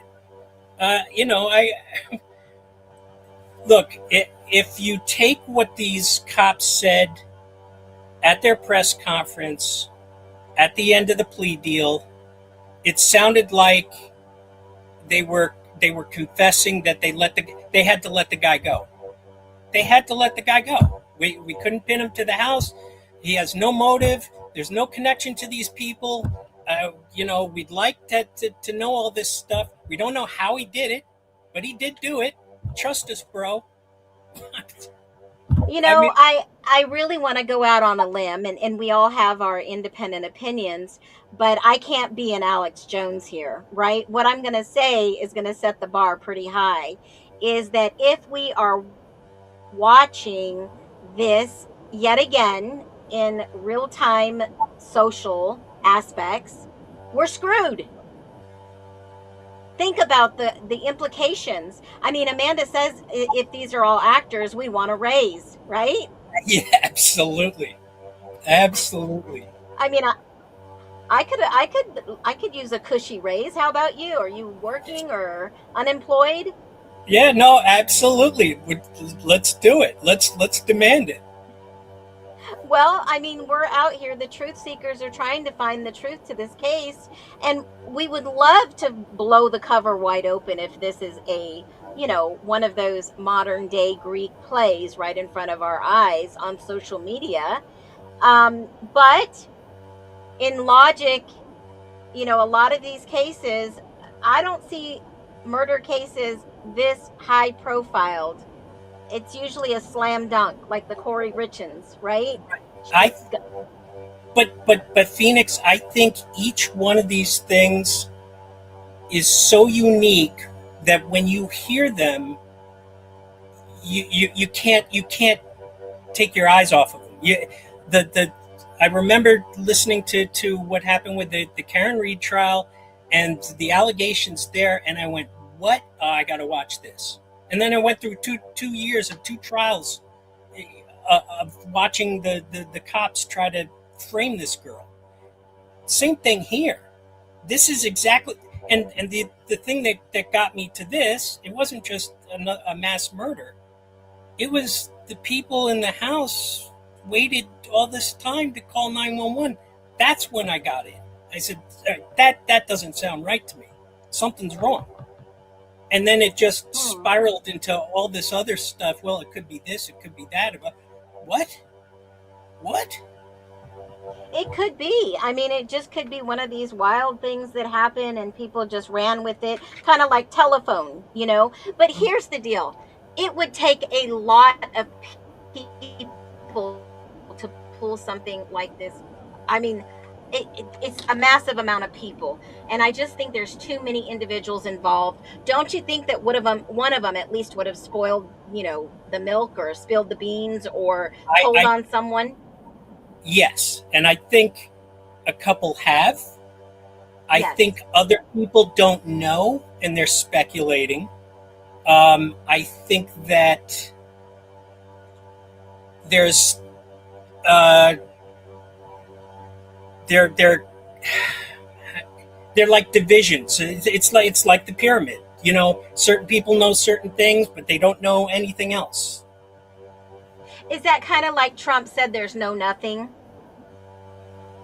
I don't know what that. I didn't hear that. There's no nothing. He posted it on Truth Social about this case, which is really odd for a sitting president to comment on something like this. It's not even odd. It's rare. It's the only, because he knows. He knows. You have to. How do you not have this guy tell you how? Oh, no. And this is why when probably, who knows, maybe they'll come visit my house. But when the feds got involved, that's how this whole thing changed.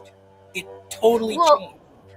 Well, remember, the feds didn't take this case over because they believe the killer didn't cross state lines. Right. They only use them as a resource to get him out of this hot water, in my opinion. But go ahead. I believe they were there. regardless. They're waiting. That whole thing about the feds not talking to local police departments to pull him over on the way to Pennsylvania. They were Yeah, tracking they him. were watching him. Yeah, They I didn't- totally agree. They had his DNA. They didn't need to do it. They didn't need to do that whole thing. That was all for show. That was going to be the all right. So this is how we did it. Yeah, No, you- that's true. It only takes a couple to be in on it, and everyone else just follows suit. Amanda says it's Idaho. They have their own rules. What response do you have to that? Well, I did. Yeah, Idaho. I was on a DA show, and I was telling him, Maddie's shirt. Maddie had an Idaho shirt, a sweatshirt, and in that photo, she just shows the D and the A. And I said, "Oh, well, she's telling us the DA did it." And then I was like, "Oh, well, Jack DeCoeur." They were showing the living room, and there was a case of Coors Light. Right there's Coors, and I'm like, "Oh, they're showing us it's Jack DeCoeur." Jack DeCoeur. Yeah, I was like, "All right, we're."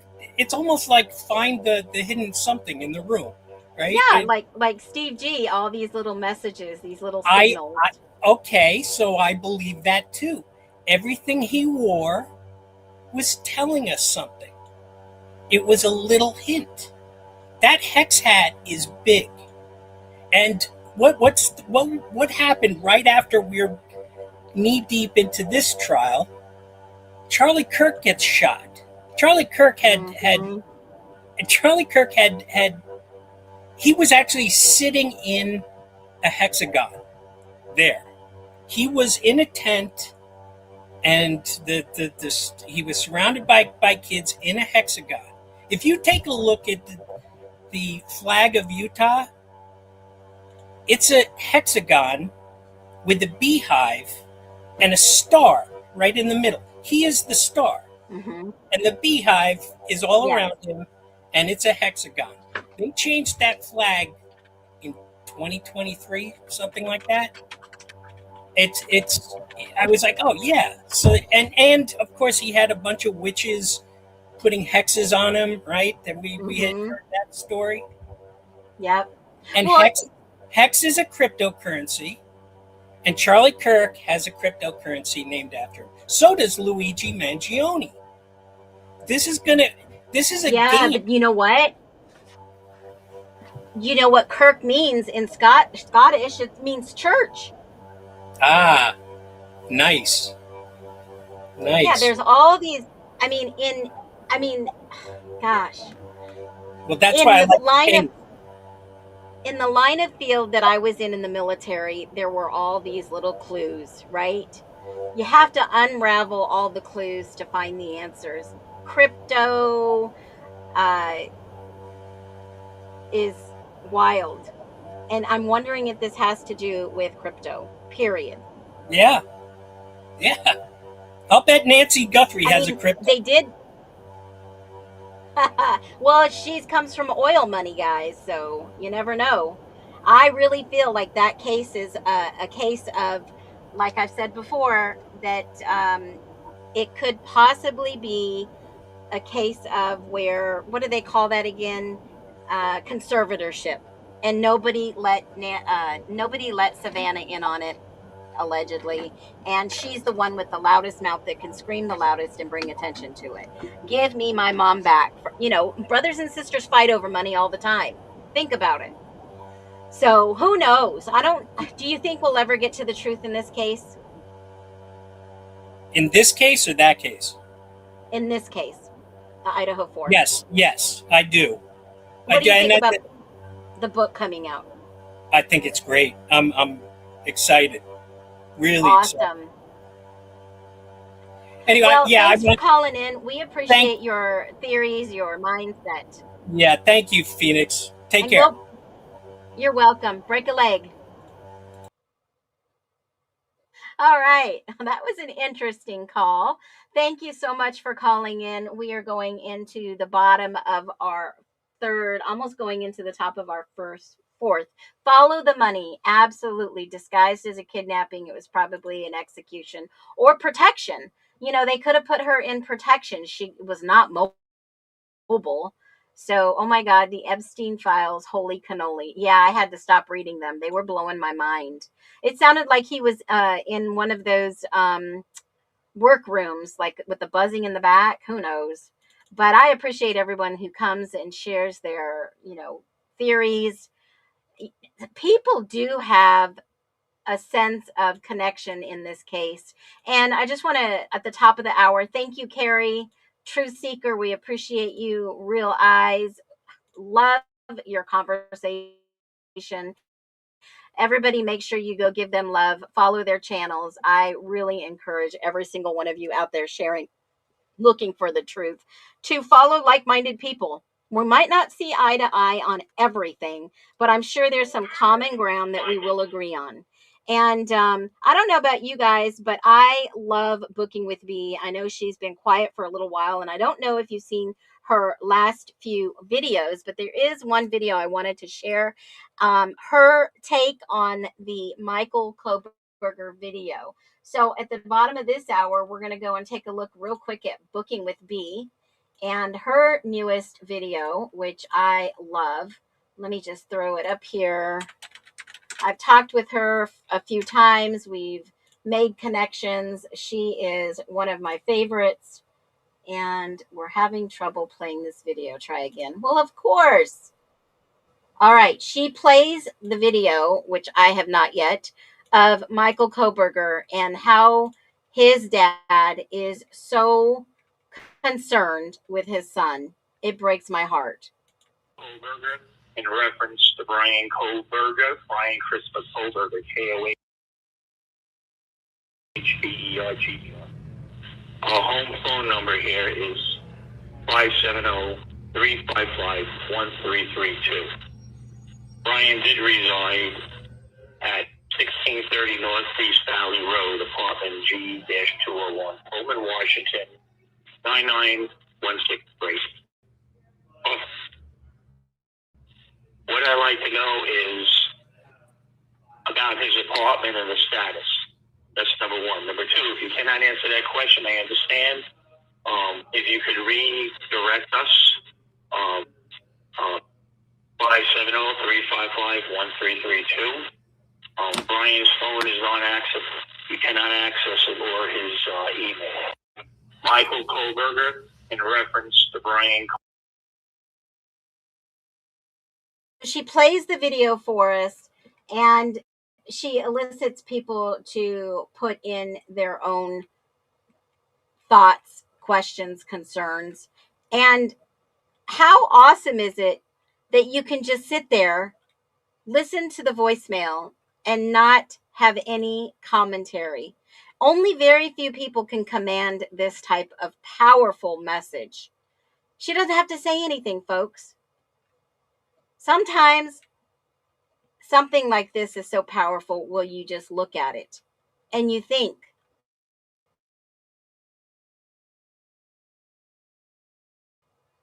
that's the kind of craft that people would love to have, for people to notice. And I just want to give her a shout out. Amazing. And with that being said, I have one more video I'd like to share before we take a real quick break. Yes, Connor put up the video. He put up the audio of that was FOIA'd through Connor.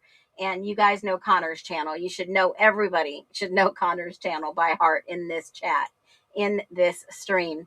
Here is a new one from Truth and Neurons. I played their last couple of days covering the DNA. Joff, I said Jeff, but it's Joff, has an amazing video today. Sometimes it can get a little dry because he's talking about the scientific side, but let's see what he has to say today.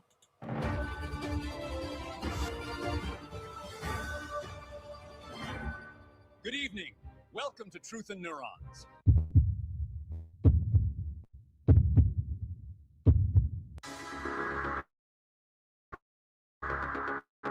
Now over to Joff for tonight's Fuster Club. Hi, I'm Joff from Truth and Neurons. In this video, we're going to take a break from the DNA deep dive, but we're still not done on the issues with item 1.1, the swab of the front of the strap of that infamous knife sheath. So we're going to look at the anomalies in the chain of custody of item 1.1 and the coincidences that seem to occur on critical points on the timeline. The sheath was logged into evidence at the ISP Meridian Lab by Candy Floria as item 1 for case M2022-4843. So then on November 17, 2022, as we've covered in the previous video, analyst Stephanie Wilt swabbed the leather knife sheath to collect the 4 DNA samples. These were subsequently logged into the evidence locker as items 1.1, 1.2, 1.3, and 1.4. That same day, analyst Jade Miller contacted the prosecutor Bill Thompson to request approval to consume samples for testing for the best possible results. Hello, Bill. I am writing regarding the above-mentioned case to ask for permission to consume any samples collected from the knife sheath. We feel it will be necessary to consume any samples collected from the knife sheath in order to have the best chance at obtaining results. Let me know if you have any questions. Thank you. At 12:26, Jade Miller receives a response from Bill Thompson. Good morning, Jade. Just got back in the office and was reading your email as Jeff was also calling. Yes, you have our permission to consume any samples collected from the sheath. Please let us know if you all need anything else. Thank you for all your help. Bill. Unfortunately, Thompson and Miller didn't follow the ISP manual's guidance, which would have required them to advise the defense team so that the process can be witnessed. Now, this case had 2 parallel investigations happening concurrently. It was case M2022-4843, Moscow Police Department, led by Captain Dustin Blaker, and M2022-4870, Idaho State Police, led by Detective Jeffrey Talbot. Now, the records for November 18, 2022 confirm a major issue regarding item 1.1. So the DNA extraction process completed on November the 18th at 8:22 a.m. At this point, the physical swab is consumed and only the extract remains. So we're going to follow the chain of custody for the 1.1 sample.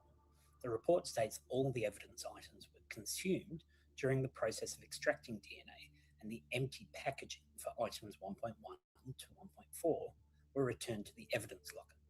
So this packaging for item 1.1 is returned to the evidence locker at 2:49 p.m. on the 17th of November. Now, 18th of November was a busy day for the Meridian Lab.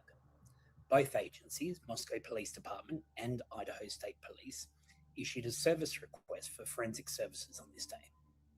So this day, the 18th, the lab received evidence items for case M2022-4870, Idaho State Police, and case M2022-4843, Moscow Police. With the Moscow Police submission, the comment notes on the service request, items 111 through 119 are the items associated with this submission.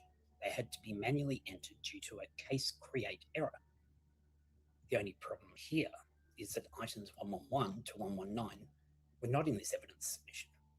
In fact, they weren't submitted into evidence until submission 14 on the 7th of February 2023. The items 111 to 119 are in fact items from 119 Lambston Drive, Pennsylvania. Again, the ISP MPD time machine was once again very busy. Meanwhile, back at the Meridian Lab,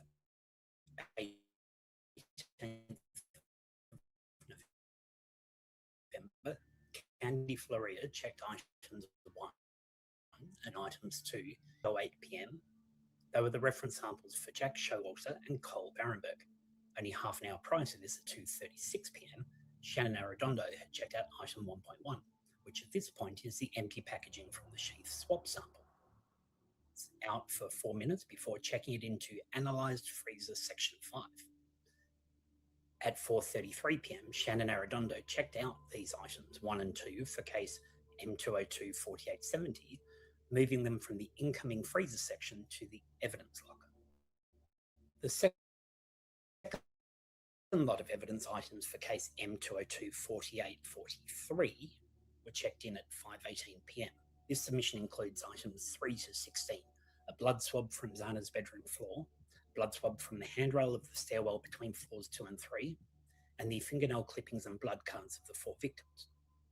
Along with these items, this submission also contained item 17, 2 buccal swabs from Jack DeCur, item 18, DNA reference sample from Bethany Funk, and item 19, DNA reference sample from Dylan Mortensen, and a resubmission of item 1.1.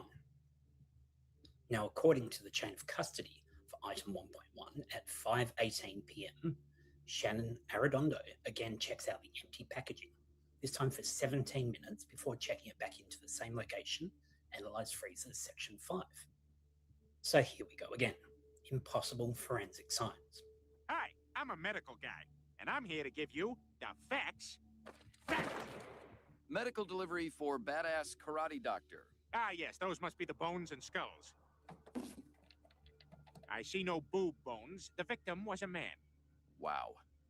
You see, by 5:18 p.m. on November 18, item 1.1 could not be resubmitted as a biological sample because it had already been physically destroyed or consumed during the extraction process that had finished that morning at 8:22 a.m. Now, report 4 explicitly confirms item 1.1 was consumed during testing. So if the lab was logging... And remember, 1.1, they had an email in regards to if it was okay to consume everything for that testing. Keep that in mind. That is very important later on.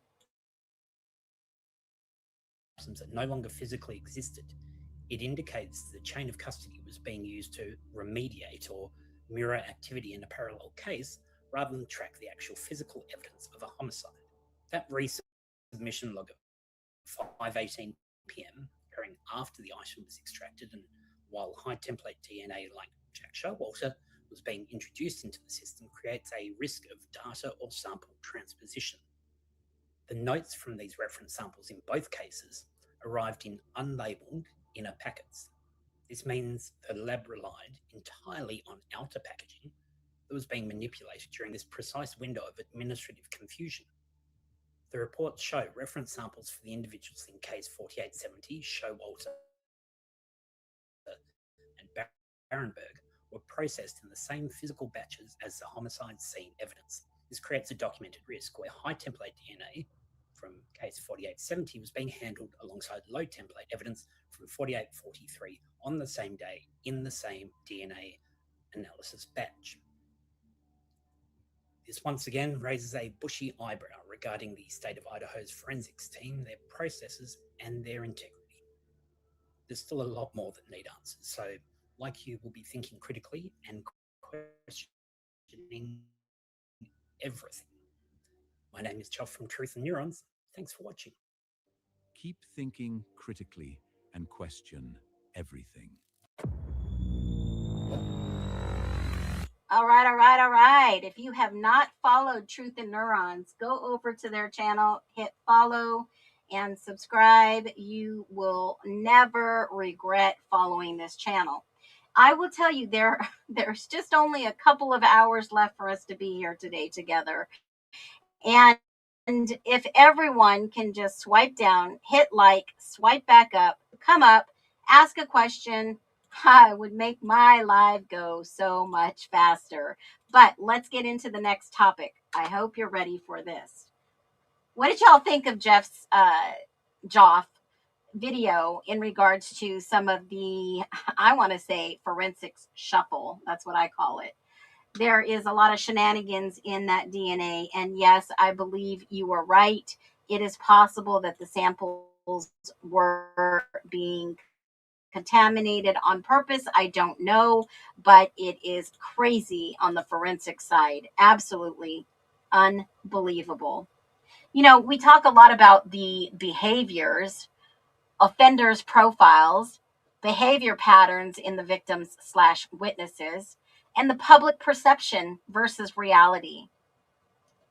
And I have a question. If you have time to give a call, just go ahead and hit that link I shared. And when you come up, I'm going to ask a question. You don't know what question I'm going to ask? Since Joff just shared the Russian, roulette of the DNA, I'm going to pick a question when you come up. So who has got the cojones to call in the show and get your question of the day? Who's ready for this one? Who's ready for the question of the century? Come on up. I feel like Price is Right. Because this topic is psychology and behavior. That's what's crazy about this case, says Caleb. They want us to stop asking questions. Yeah, it's like stop asking, stop sharing. You guys are to stop. The more they say stop, the more we ask why. Why? It is wild. Now, there is, where was it? Hold on one second. So many police responses and posts and immediate releases, public releases. Where did that page go? Oh, here's something that I was going to say earlier. Now, some of you yesterday on my live said, no, Ethan's best friend was Kai Johnson, not Kai Davis. Kai Davis was who he was absolutely friends with. Now, is that the case? Well, I went on some socials and to go see if perhaps some of these people were correct, because I didn't know. And now I do know. So there is Kai Johnson. Some of you may have already known this. I'm just getting up to speed on this. So it does look like Kai Johnson was was Ethan's friend. And he's got some other friends that he's connected with, like Jack Katovich, David Barichoa, and a couple of other people, including Hunter Chapin. And you can definitely see all his friends, which is very interesting. Obviously, they were all together in this type of frat, right? So let me just take a look at this.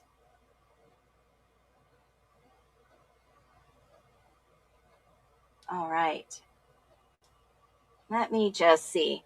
So you go down and you look at the people that they had in, common. Tim DeWolf. And there's a bunch of people in there from the frat. Peter. Jake Ferris. You can go and look through. There's Hunter Chapin. Ethan was on there. A bunch of other people in here that were mentioned in the case. Kyle Frey. Lots of people that you would definitely say that they ran in the same circles. So that was yes, they were friends. There was not a lot of other information on there. And then I went to, obviously, good old Instagram and a couple of other social media sites that are all public info here. And you can see that Kai had 2 accounts here. This is one, I suppose, when he was younger. This was in 24. And it looks like the party house. And I don't know, this deck looks familiar. I don't know if it's actually, I don't know where they got this picture, but there is 2024, some pictures he put up.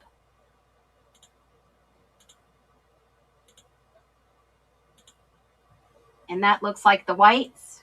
That looks like maybe an older picture. Golf. Friends.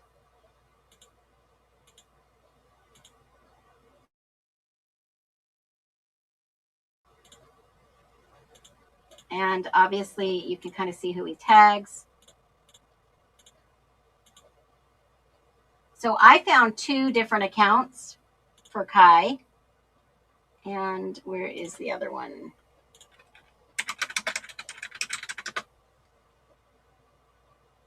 There it is.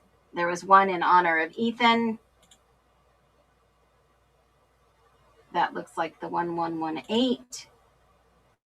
This looks like 1118 of the inside. And I don't know where this would be.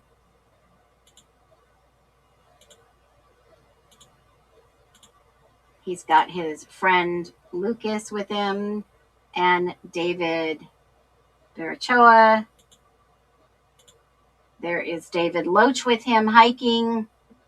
So yeah, they would probably all be friends hanging out together in the same frat. Video of Ethan and a video of Xana. Ouch. So there was some other pictures, older pictures, played tennis. And that was Kai Johnson, Ethan's friend. So, you know, there's a lot of names that overlap in this, right? There's a lot of names. You'll see a lot of people that were mentioned. And did they have anything to do with it? I don't know. That's not what we're talking about. We're just saying that Ethan could have had a friend, a very good friend named Kai Davis. Now, in LinkedIn, there is a Kai Davis. There definitely is. But it's weird. I mean, no post, no nothing. Kai Johnson. Sorry. I don't know why I keep saying Davis. Let me just pull that up for you so you can see it too.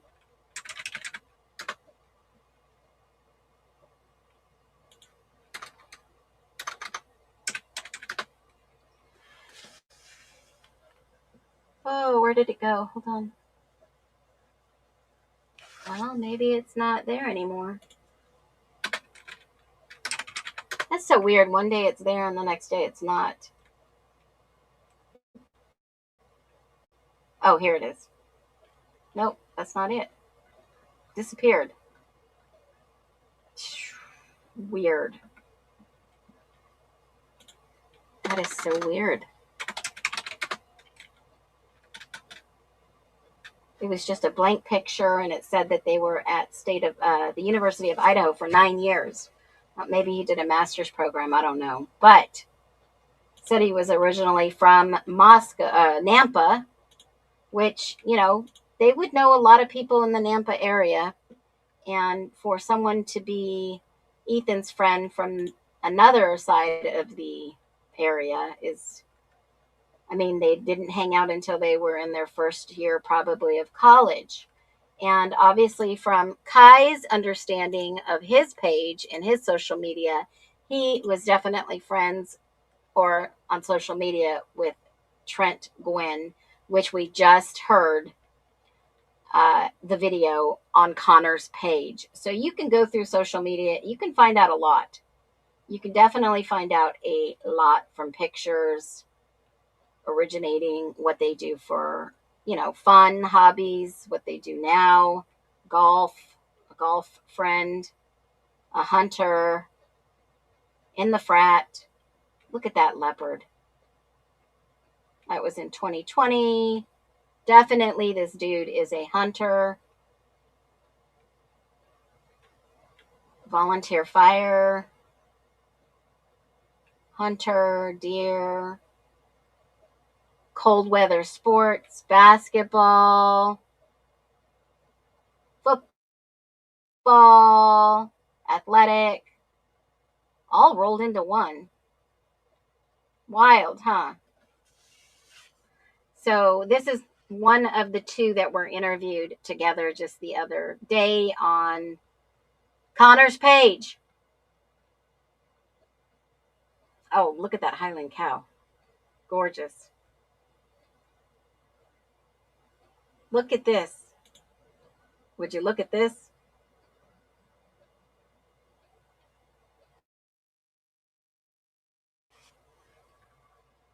I don't know how young he was here.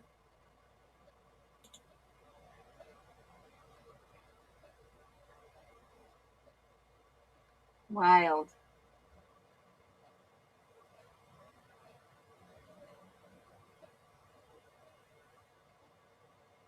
Caleb, feel free to talk about anything you want here. Remember, this is a no judgment safe zone.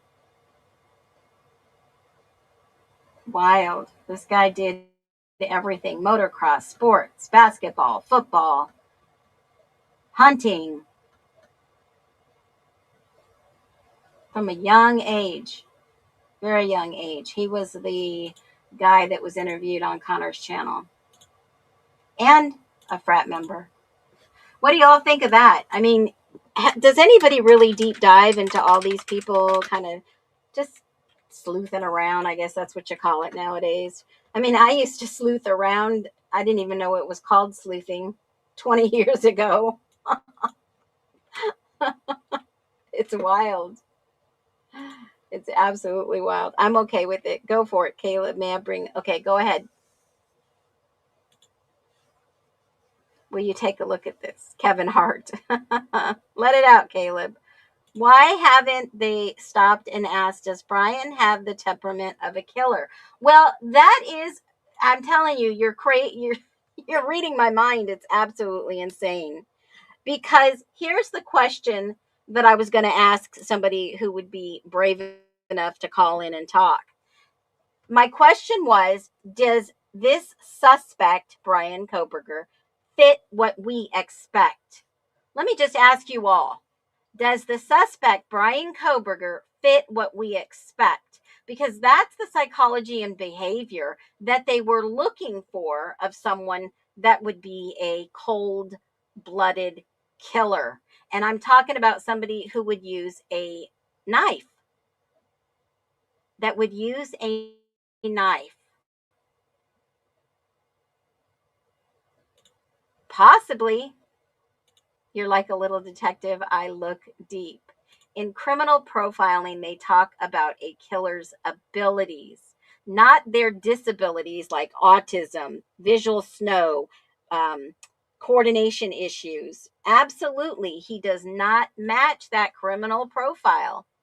He doesn't match. This would have to be somebody skilled, 100% skilled in hunting. I didn't see any hunting pictures. I didn't hear of any hunts or jaunts or climbing or snow. I mean, that's survival, folks. Those are skills of somebody for survival. 100%. There is no possible way in my mind that it could even confirm the DMV video. Oh, that's a great point, Ink Mama. That's a great point. The DMV video of BK confirms that his profile, his behavior profile, does not match. Yeah, this had to be somebody trained, fit, highly trained, even somebody that runs Spartan races or somebody. I mean, think about it. Vegans are sus. I don't know about that. JLR posted a Halloween picture on November 20th. Kai Johnson dressing up. No way. No, now you know I have to go down this rabbit hole. Shoot. JLR and Kai Johnson. Let me see.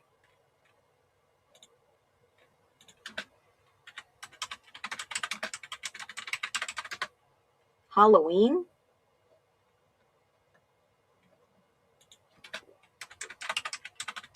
What?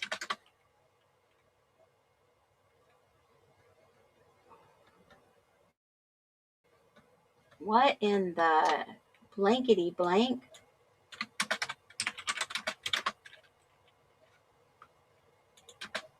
Let me grab it. It's under a post.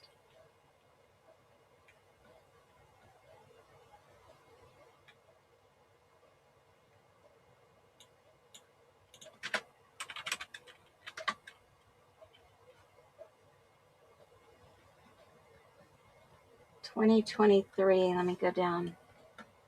What in the world? Holy, let me copy this and put it up in here. I'm sure you guys saw this before I did. There's a lot of you in here that have Why would somebody pose like that for a Halloween picture?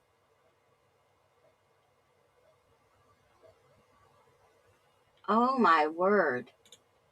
Let me look in another area too. I want to see if anybody else.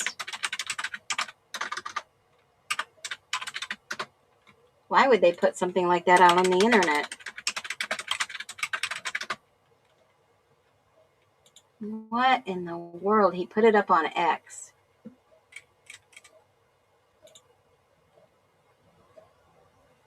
Why would someone do something like this? JLR posted a picture. Idaho Sigma Chi. Almost Friday. Conrad Harrison. Chi Jump. Inmate. BK on the side of his cheek. Who would do that? No talkie before coffee? Thank you. What in the world is wrong with these kids? Conrad Harrison, the guy that we just watched talk about Ethan's drinking, Ethan at the party. That Conrad Harrison, folks. TLR says University of Idaho student Kai Johnson dresses up as Brian Koberger for Halloween. Johnson is a member of Sigma Chi, the same fraternity murder victim Ethan Chapin was a member of. I reached out to Mr. Johnson for comment, waiting for a reply, if at all. What? Why would he do that if Ethan was his friend?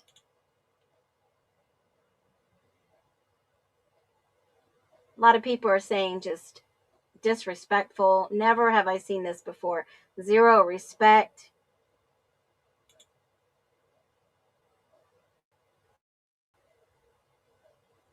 Wow, that's sad. A teardrop to kind of state that prison and blood all over his neck. And why would Conrad Harris be dressed up like Michael Jackson? Isn't that what Michael Jackson? Is there any connection? Let me look at this up.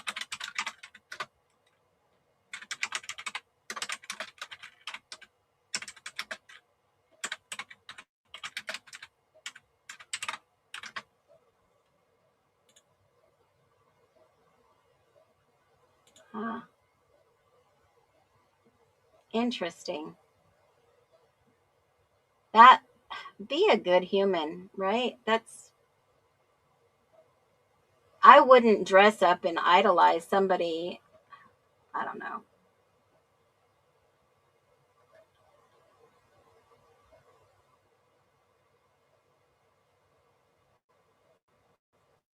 Wow. That is wild. I don't know what your thoughts are about that, but I just saw that comment and figured I might as well go check it out. That is just wild. No talkie before coffee. All the footage is messed up. I even looked up Ann Taylor on Google Lens. Yeah, he doesn't fit the narrative. He's out there trying to catch the bad guys. That's what the profile matched someone who's repressed, problems getting along with others, narcissistic, anger issues, and that doesn't match BK. Well, they sure tried to fit that narrative.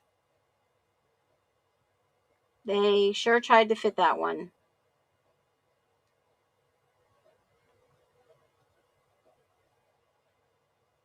That is very interesting. Twitter post. Yeah, I found it. Don't trust any dude who eats flax. Oh my gosh, that's funny. Oh, wow. Yeah, that's weird, whoever did that. Especially to the dog, the little mini Australian Shepherd buddy. Oh my gosh, the glove. Hey, that is a good observation. That is a great observation, the glove, right?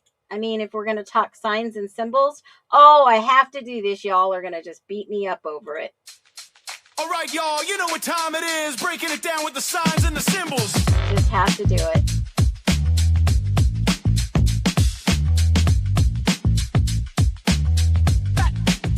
Let's go.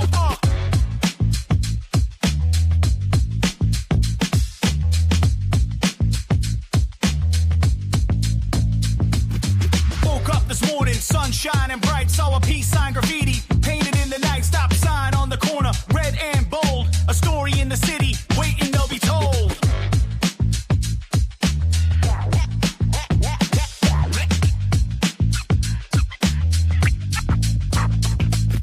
Signs and the symbols everywhere I go. Yeah, it's the 80s flow. All right. It's crazy. I mean, if you think about the signs and the symbols in this case, they're everywhere. There's hidden messages. I mean, we've talked about this before. I don't really watch Sloan Bella, but, you know, I'm open to anything. I always have been. I would agree with this, Nora, the Explorer. I would agree. Yeah, that was Caleb. You just took right out of my mouth. You got it. Ah, sorry, wrong one.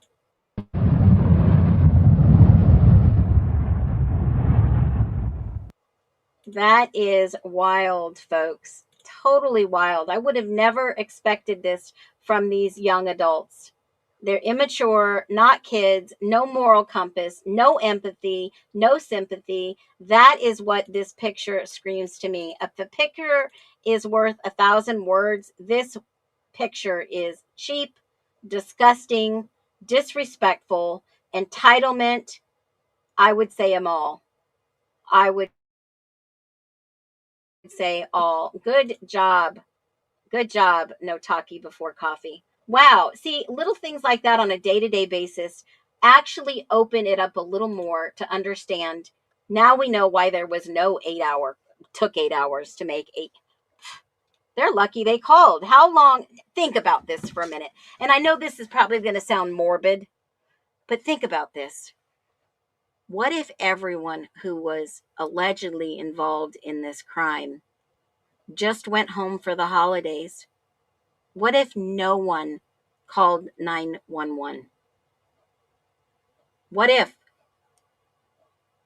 Think about that one for 1 second. Let that sit in. If everyone just left town, think about it. Just left town. Who would have found these kids? Yeah, it's like right in our face. What was behind their heads? Let me look. Hold on. Let me see if I can put that back up there. Oh my God, you guys. I didn't even. Let's talk about this picture again. Let's talk about this picture. Okay. What do you see behind their heads? What is that? I see the American flag. But does that look like a leg with a chopped off ankle? What is this? A cigarette? What is that? What the heck is that? Is that a prop? A body part?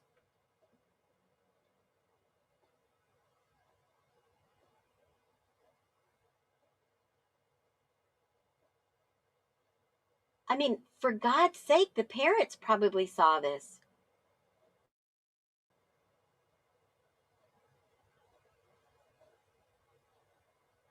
This is some dark humor, guys.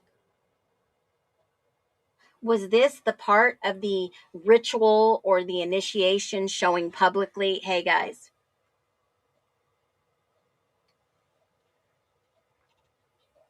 what in the world? And he has on the glove 4 fingers sticking up. His thumb's not showing.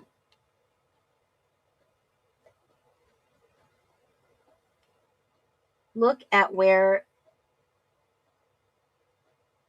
the limb is at.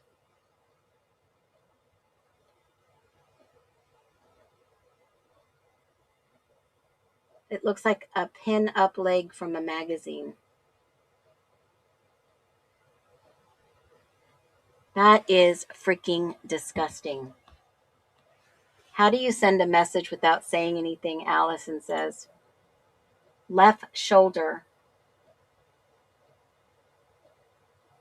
What in the hell is this? A leg without a foot. Yeah, remember what I said? Foot cut off. Looks like a homemade hockey puck. Where?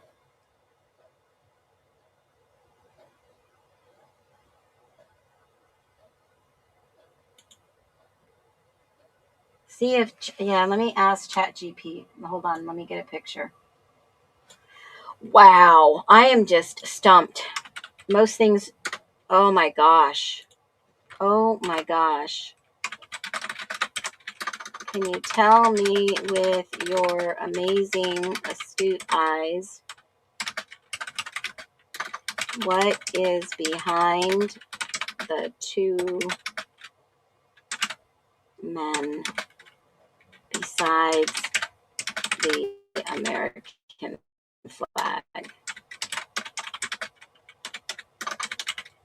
Is this a body part? Let me see what this says.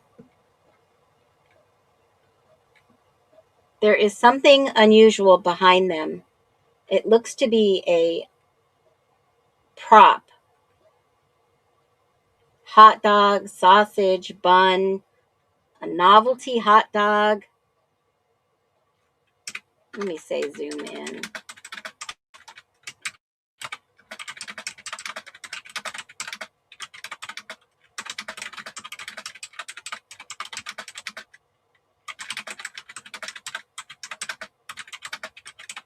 All right, I asked it to zoom closer in and remove everything, just that part, so we can see what it is. Let's see if it does it. It says it looks like a bun and a sausage, but I don't think so. The vibe of the photo suggests a party or a photo booth. Sorry, we can't. It may violate our guardrails of nudity, sexuality, or erotic content if we think you got something wrong. Zoom in closer to the object behind them. Let's see if that'll do it.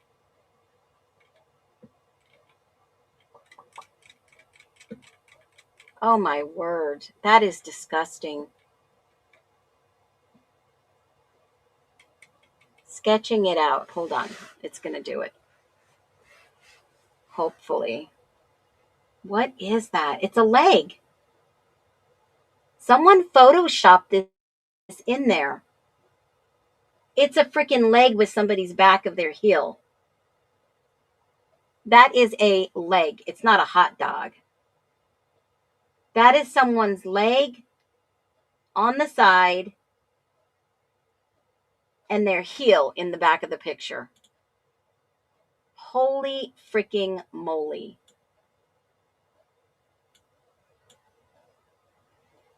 What in the hell? Was that some type of ritual that they had to take accountability for publicly? It's not a pinup girl picture. If it is, they used it and made it look like that. Can we arrest the real killers? I wish somebody would. Or a crab leg piece? No. That looks like a bun and a sausage. It also has a meaning. It does? I bet you that is photoshopped into this picture for BK. Sending a message. When was this? Hold on. When was this shared? In 2023. Maybe someone should look into him and his eyebrows. What are all these comments? Yeah, family's going to see it. Disgusting, disgusting. Disgusting, zero respect. That's someone says that's awesome. Keep up the memory. What?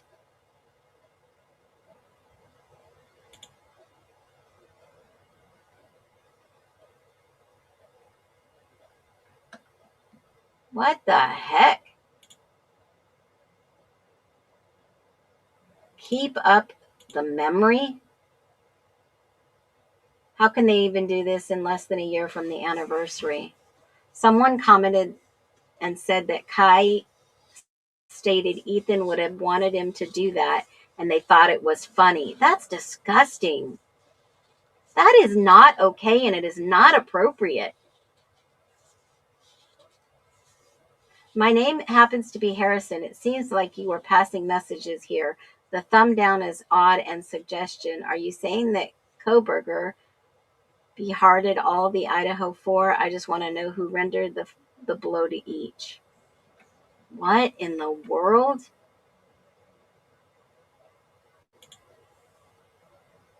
Hello, Mr. Johnson. Any comment on you dressing up as Brian Koberger for Halloween? Don't you think that's a little distasteful, or do you think it's okay? Respectfully, JLR. At least he had the balls to send him a message like that. Holy crap. This is disgusting. It's a pig leg. I don't know if it's a pig leg. Portion of a crab. Oh my God. Whatever it is, it's disgusting. I've spent way too much time talking about this. Even if it's photoshopped, it's still not a human leg. Well, what is it, Cat's Mojo? It looks like an arm with someone on their back with an arm. It looks like an armpit. That's a leg. It's the side of a leg. The heel's over here. Not a pig leg. That's a human leg. The girl on her side with her arm covered up. That's her elbow. You can see the dark hair in between the... Ah! A girl on her side with her arm up over her head.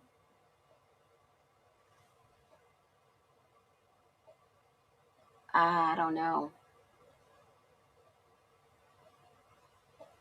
I think they're the only ones that could tell us what this was. Wow, I'm just so disgusted. This behavior. I'm sorry, but this reminds me of, I'm just going to say it. Let me pull it up. Ugh.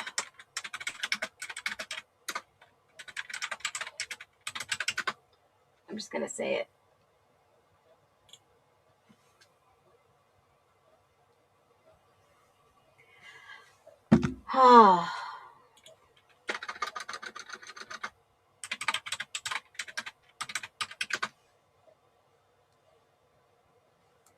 All right, here I go. Yeah, it's hiding right in plain sight. I'm going to read something to you guys. And then you can give me your real thoughts. Remember, there's no judgment here. We just try to keep this a safe place, be respectful. All right, I'm going to read this. And the other day, this came to my head, and I thought, I got to listen to it. And do you know for a fact there is something that happens in fraternities that's called culling? I'm sure you guys know what this means. It's the process of filtering, reducing, or removing members, typically pledges or new members. And how do they do that? It's like hazing.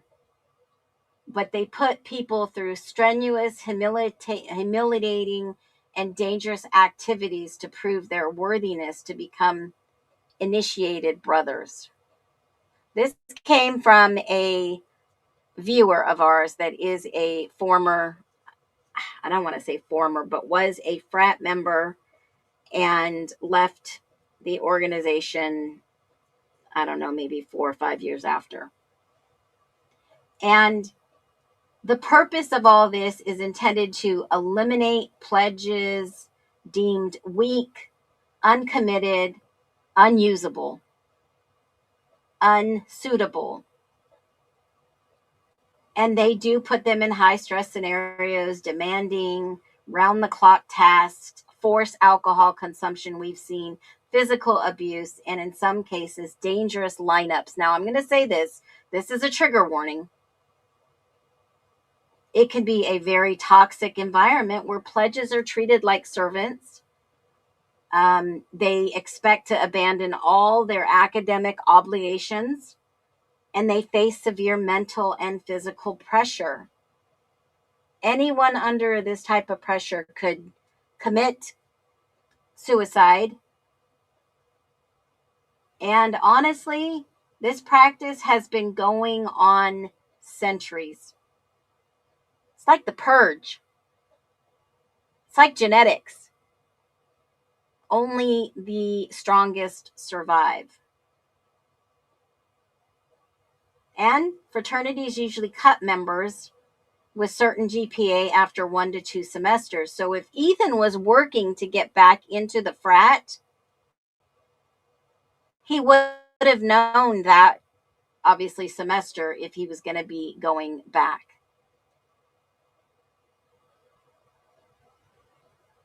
Look at the glasses reflection. Yeah, I was noticing some of those things. Who in the world is dressed up taking those pictures? I'll put it on a larger scale. Now, Kai has a tattoo on his arm. I don't know what it says. I would love to know what his tattoo says. That looks like girls taking the picture. There's 2 girls in the picture in his glasses. Let me see if I can get a closer shot. Looks like somebody in a karate outfit, maybe. Or somebody with blood all over them. Did somebody dress up like these victims at this party? Who are those people? Drag queens? I don't know.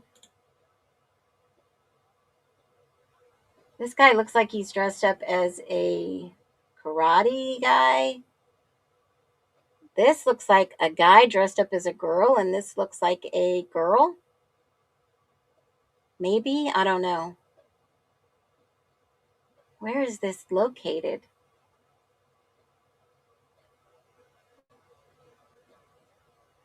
Huh. Look at, one of the girls looks like Bethany. I don't know.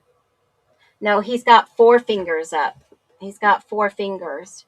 If you look at the picture, you can see his pinky is in the back, but his thumb is level. So he's got definitely 4 fingers up. You can, and let me remove this banner. He's got 4. 4 and his thumb is down. I'm sure that's what the reference was. I see the dog face too, Caleb. Dog face. Where? Let me see if I can see this. Let me take one at a time. Let's see if I can blow this up or enlarge it. Hold on. This is wild. I would have never thought to look at this picture. This is some guy in the back. Does that look like Ethan? Who is that? Some guy dressed up that looks like in a karate outfit, no? Wow, I love our community here. We just are like rocking this thing out. You guys, give yourself a pat on the back. Like minds, get the squeaky wheel greased. Let's look. That is the picture of the other lens frame. Some robe. He's holding up 4. He was holding up 4. I took the message down. And I'll put the banner back up. He was holding 4. And some male in a white shirt. Yeah, let me see if oh my God, guys. I don't know why I didn't think about this before. Let me filter this out. Hold on 1 second here. Why didn't I think of that? Let me just pull this up and let me add a filter on it. Let's just lighten this bad boy up and see what this background is. Drop a 1 if you're ready for this. We're going to put a filter on this bad boy and we are going to get to the bottom of this. What in the heck happened in this photo? Whew, Conrad Harrison. Why would someone dress up like this? And why would someone do something like this? This has got to be some shit, man. This is crazier than hell. Excuse my French. I'm getting spicy now. Boy, you know, they're lucky I'm not like, whoa, I just better be quiet. I just better be quiet because, yeah, this is insane in the membrane. I would be like, dude, get your ass over here and explain what this is. Excuse me. Excuse my French. Let's see if I could get this lighter. Putting it through a filter. Hold on. Ah, shoot. It's too dark. Let's see if I can change this. Yep. It's somebody in a white robe. Some type of robe. Here we go. This is the best picture I got. My little filter, I can't make out who it is, but I can make out that they're wearing some type of, I don't know, karate, judo, or it was a Halloween party, so they had to have been dressed up as something. See it? It is foul. Right there. You can see the green background. Yeah, but where was that? He posted it in 2023 on Halloween. And then let me see if I can get this other picture in. Looks like he's wearing a ski mask. Oh, shit. Well, let's think about this for a second. For just 1 second. Okay? Now, a lot of these people say in the interviews that this was a whatchamacallit party. It was a a sports team party or something like that. A lab coat, maybe a doctor's coat. Yeah, this was at a Halloween party. Now, think about it for 1 second. If in fact this was some type of party and everybody was dressed up in sports, you know, props are worn. And I mean, drop a 1. Would they wear, if I dressed up as a fireman, would I take an axe or some type of prop that would go with the fireman's outfit? Yeah. If I were a lacrosse player and I dressed up as a lacrosse player, would I wear any props with it? Sure. If I was dressing up as a doctor, I'd have a stethoscope and maybe a bag. So do you think that some of these kids had props on those on that night in question, the party, dress up like whatchamacallit, whatever your fireman or a football player would carry around a football? I mean, do you think that these kids probably had props?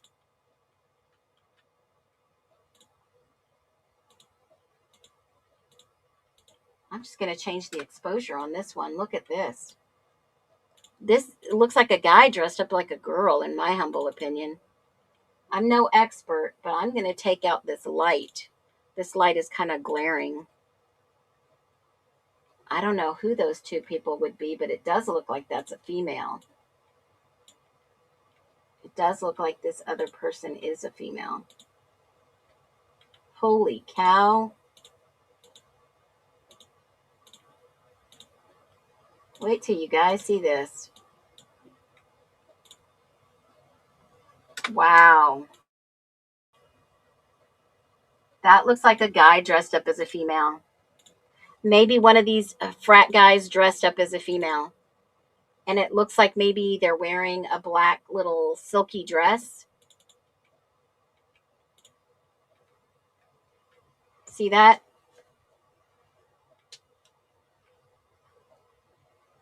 Looks like a blade over the girl's top. I don't know.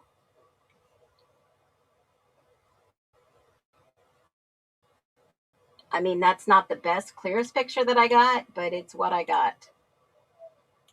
Wish I can adjust this. That's the best picture I've got, guys. I can make it a little smaller.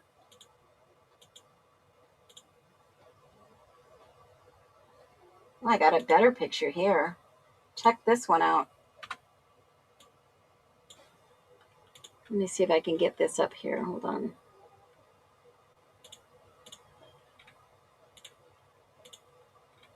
Dang. Okay, so if this was taken in 23, most of these people had to be still around in the frat. That's a little better picture. The dude is, yeah, that guy's dressed like a girl. It does look like, I wonder,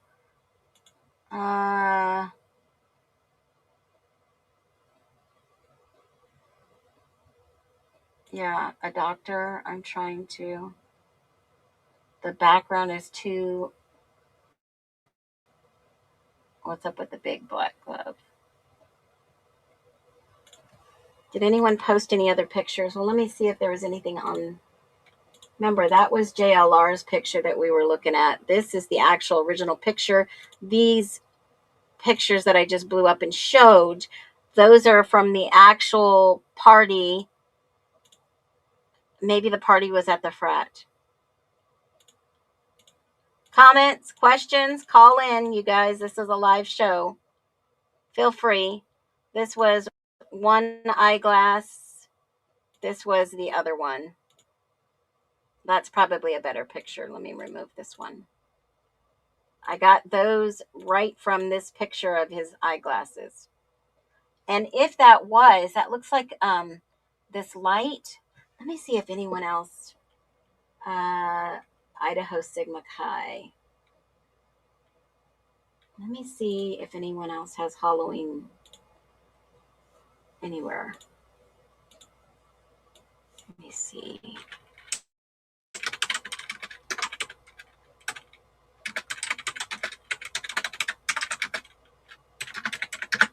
Let's see, Sigma Chi Halloween 2023.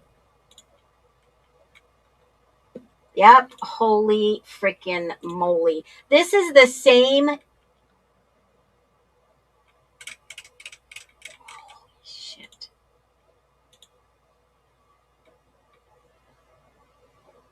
Look at this shit.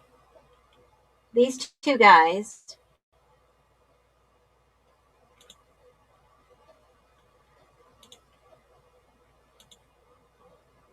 Why do they have a baby in his... Oh, he's dressed up as... What the hell?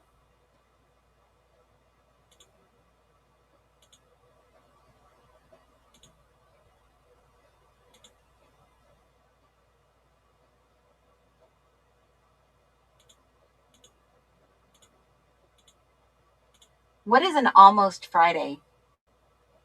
It's almost Friday. Happy Halloween. Friday the 13th? Is that what they mean?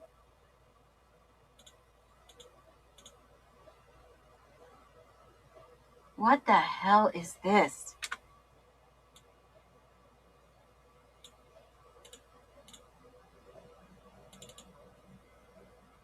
Mama Bear and me is going to flip the frick out in a few minutes here. Look at this shit. What does he have on his arm? How in the heck can they post this shit? That's like a disgrace to... It's either a disgrace to the families, mocking what happened in Idaho, or it's a truth teller, bombshell, fireball moment.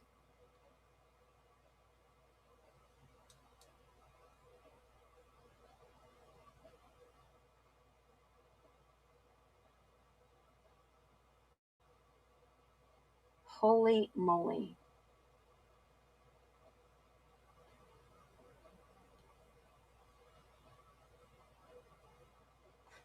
That's crazy.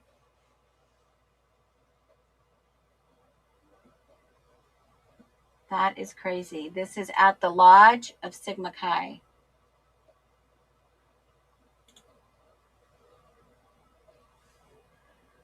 Let me just see when this was done. This is the actual page. Hold on.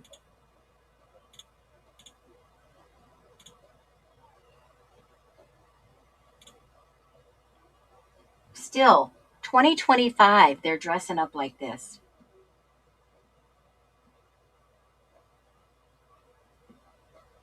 What does that even signify? I just can't believe that. In one post, oh my God. Here's another Almost Friday.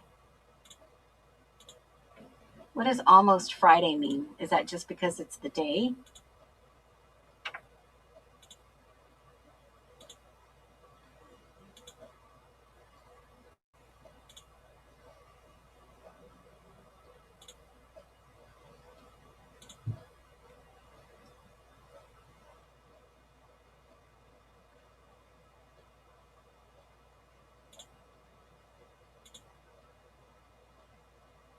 This is in 2025, Almost Rush.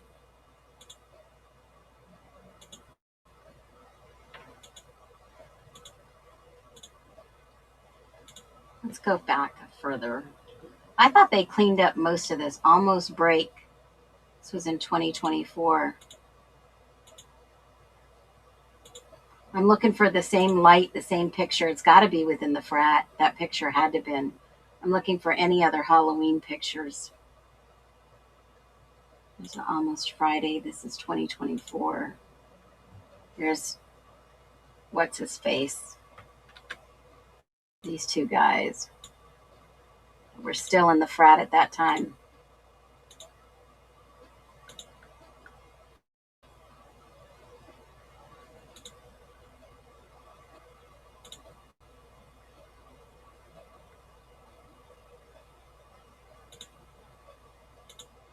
This was 2024. There's Tim DeWolf back there. That's when he graduated.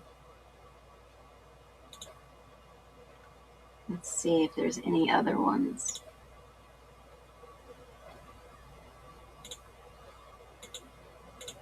That's the garden. So let me go back a little bit more. I don't see any other Almost Fridays. There's Tim DeWolf. He's got a Buffy the Vampire Slayer shirt on. Did you guys see that? They live for the weekends. Yeah, it's got to be a theme. How can I share this picture? You send it to my email. One of my mods will drop it below. Almost Friday. There's Hunter in 2024.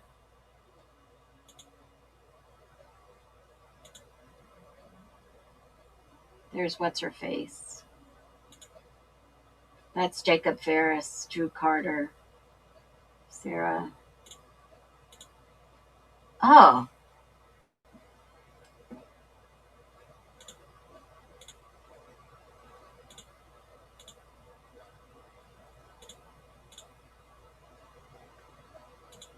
Let me go back a little further.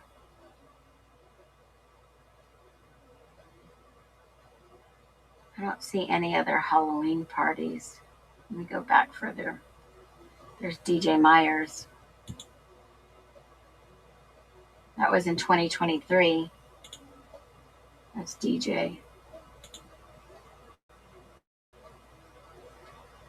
Almost Friday.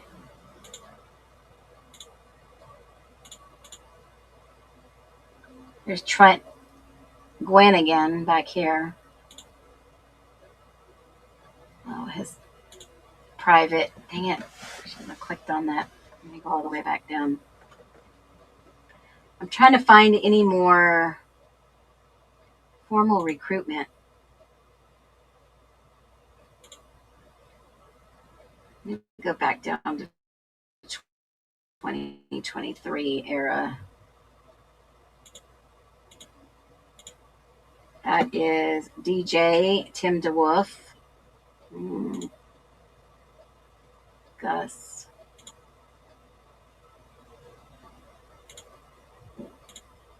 Ferris. DeWolf. This was 23. Skinner.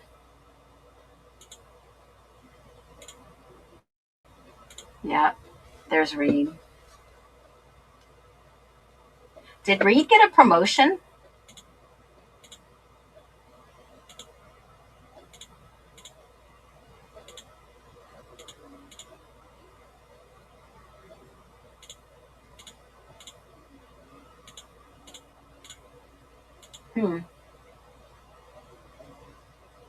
I'm looking for Halloween.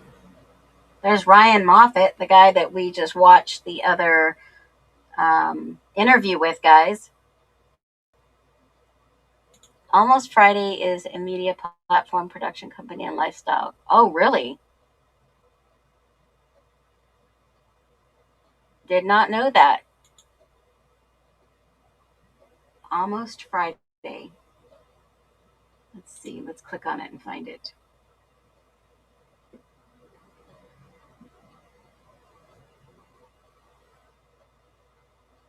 Wow. Do all the fraternities do something like this for Almost Friday, or is it just like random? Is it just like one of those hashtags everybody puts in there, Almost Friday?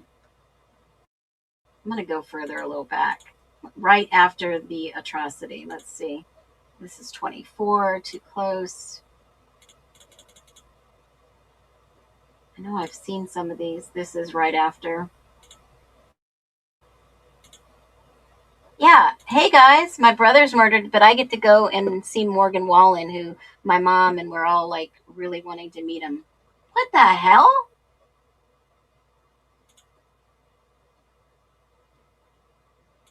I don't know about that. There's Jacob Ferris. DJ's right here. Don't know who they're with.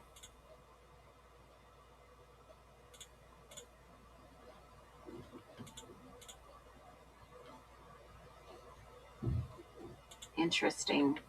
I don't see any more Halloween pictures. I'm sure if you guys got a picture, someone's going to send it. Feel free to call in too if you guys want to talk about these pictures that are, let's see. Colby Pugh, Kevin, Kai Johnson, Harrison, Wesley Beck. And these pictures, these guys make it to the dean list. Conrad Harrison, Katovich, Skinner, Shepard, John Gearing. John Gearing's the one that went to Texas. That's the guy's name that I was asking for yesterday. John Gearing. He went to Echo Shield. I know we talked about that yesterday during the live. Kyle Frey, Fritz, Moffat, DeWolf, Trent, Wesley Beck.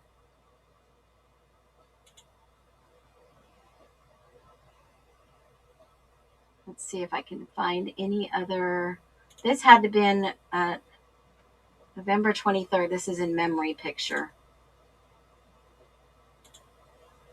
So that was the 23rd. So this is the guy, Gearing.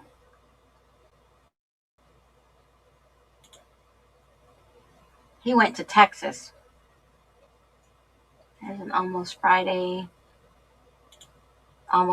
picture. That is Loach.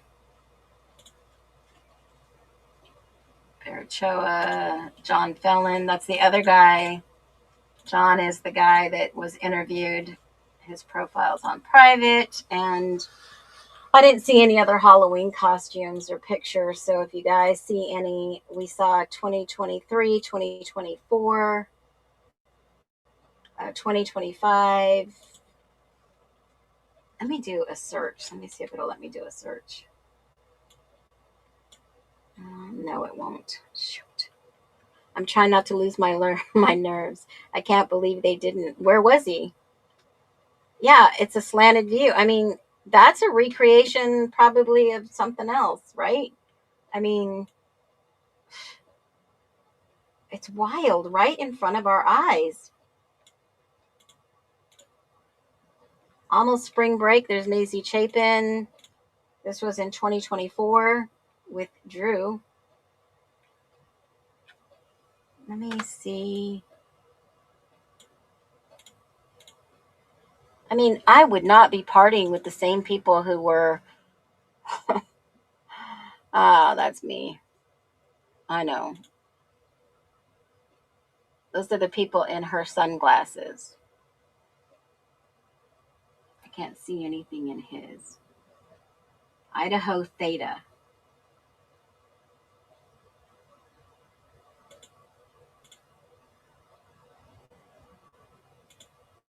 Theta.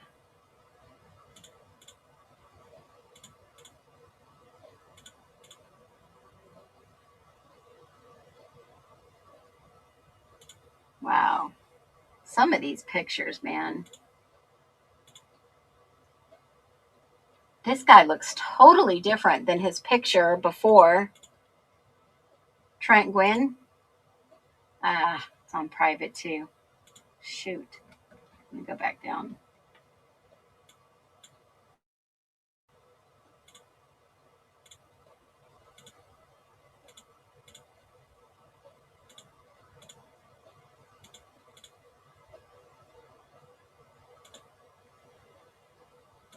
I don't know about that. Caution. That was November 16th, 2023.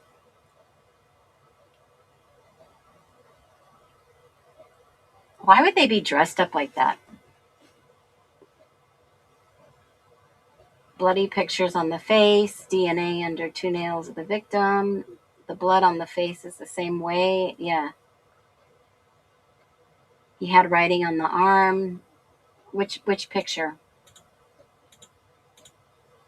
He had writing on the arm. I don't remember seeing writing on the arm.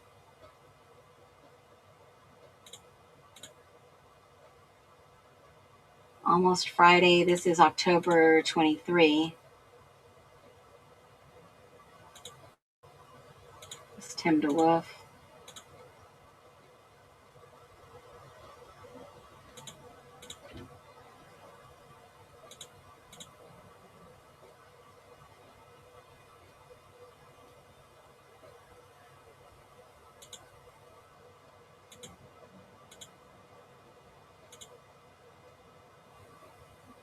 Halloween, I couldn't imagine taking my kids to the frat house. I don't know about you guys, but that's just me.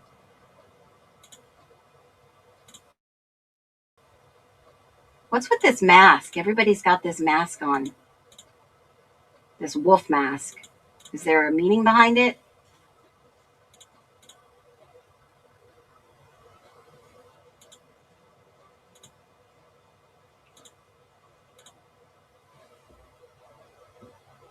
November 2023, them dogs is hell.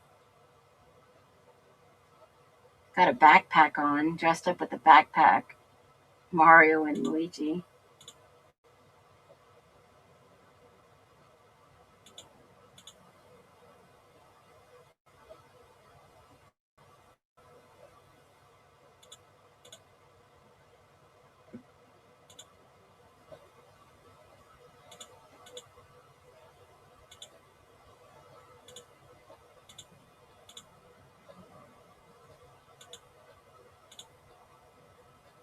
There's Hunter and Colby.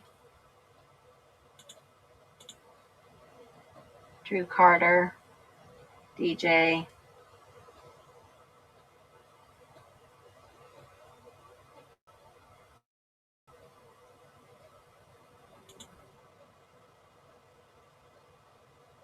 Kind of makes you wonder, you guys.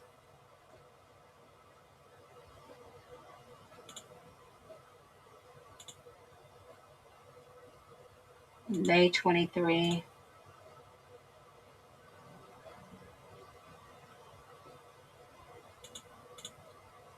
What do these guys know? Why did they want Tim DeWalt to come and testify for the defense? They were looking for him. There's the picture Connor used. Yeah, did they like recreate the crime scene? And they're okay. Is that the same lights? No,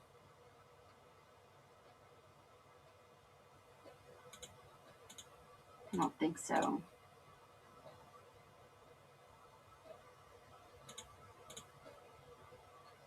They just dress up at any time. Did they do skits? I mean, it is the Greek life, right? Did they dress up like who? What the hell is going on in here?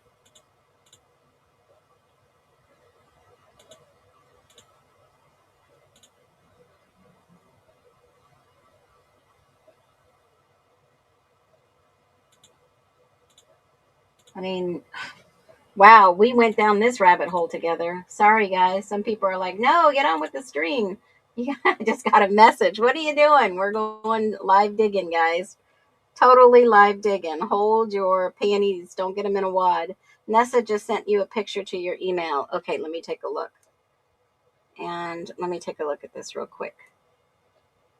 Holy moly.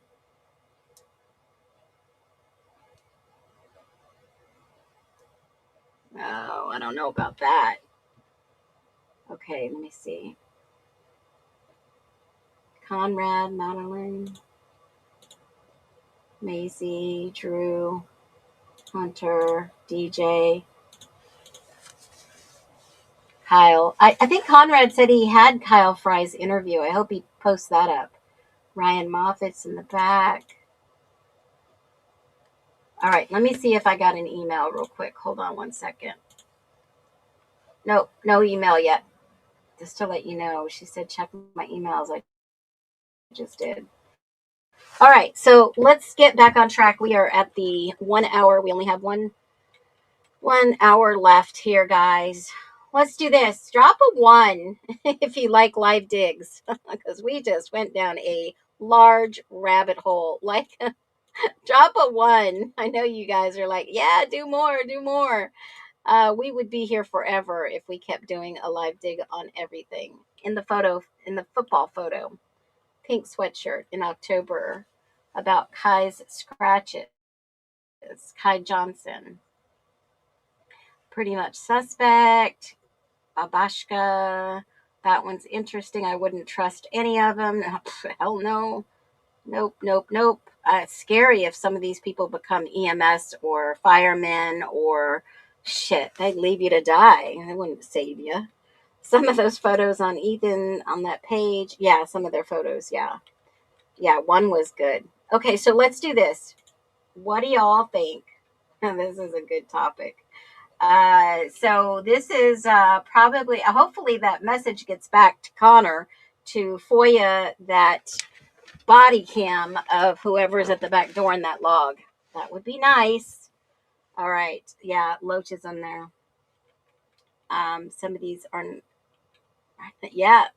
Yep, some of these guys are doctors, lawyers, senators, whatever. It's scary.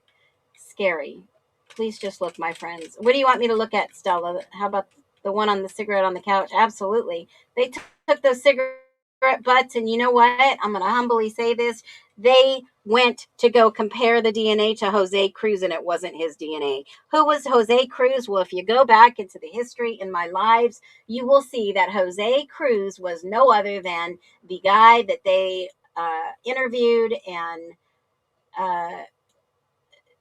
basically went and questioned in the Pullman 4. What was the Pullman 4? Well, right before the Idaho 4, the following year, the previous year, sorry, not the previous year, the Pullman 4. If you go to my channel, type in Pullman 4, and it will pull up Jose Cruz was the main suspect. So what do? WSUPD says, yeah, remember Jose Cruz? Check their cigarettes. Can you believe that shit? I believe that's what happened, in my humble opinion. You can definitely go check that one out. That's labeled Pullman, Idaho 4. Let's see if I can find it on my site. Pullman 4. Are they cooked? Here it is. Pullman 4. How the media twisted the truth yet again.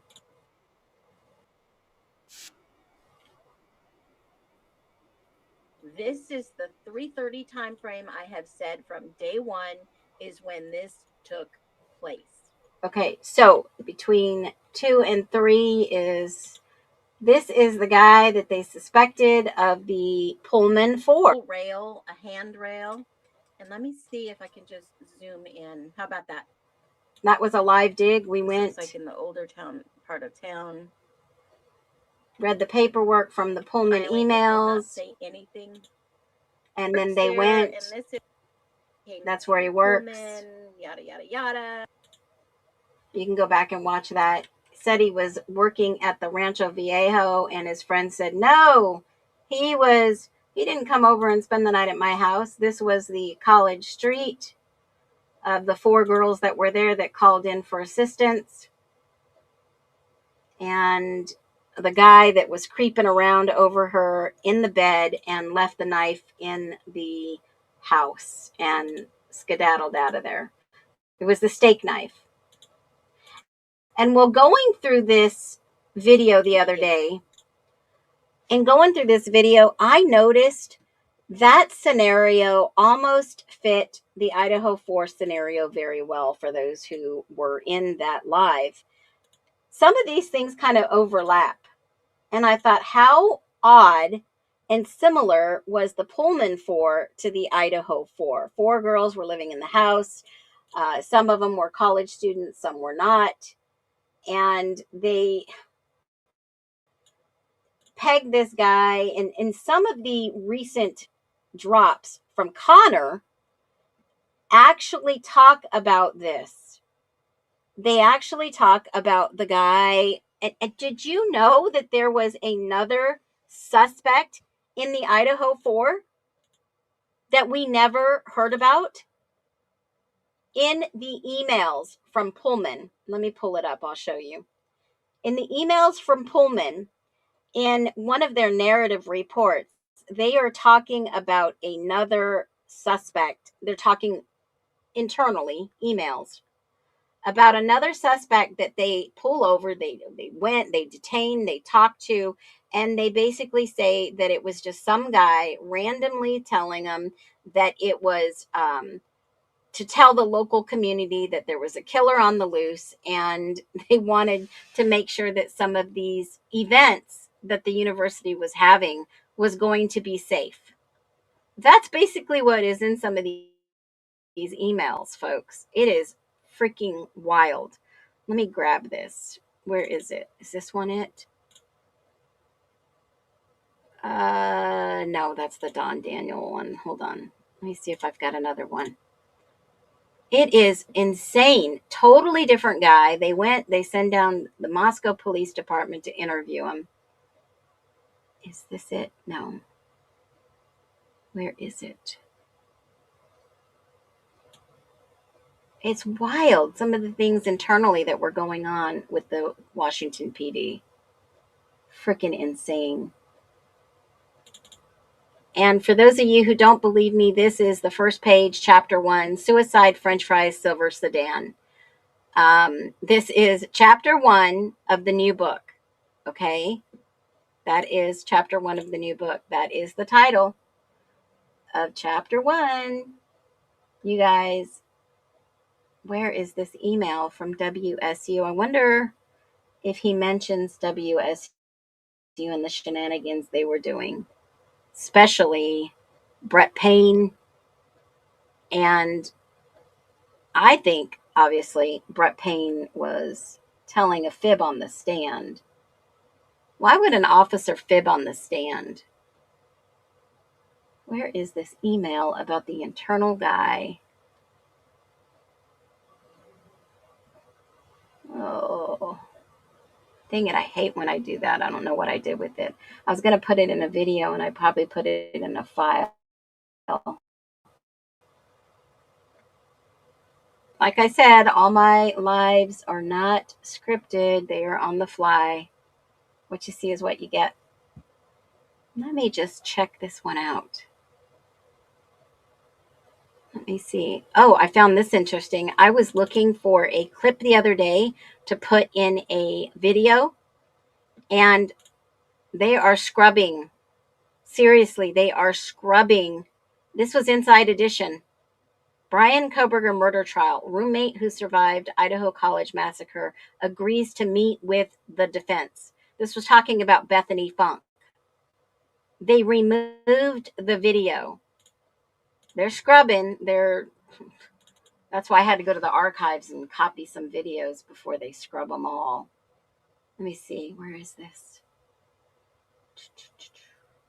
Where is the email suspect?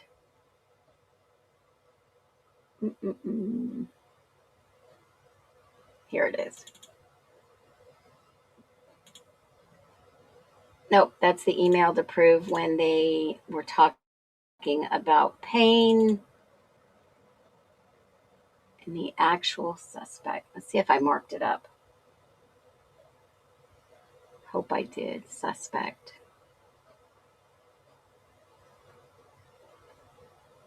Where are you at?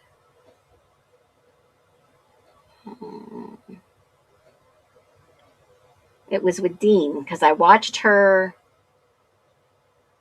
video.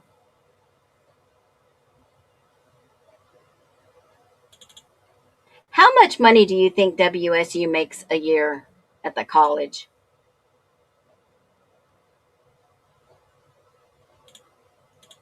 How much do you think they make at the college profit? I'm wondering. Let's see if I put it in my recordings. Hold on.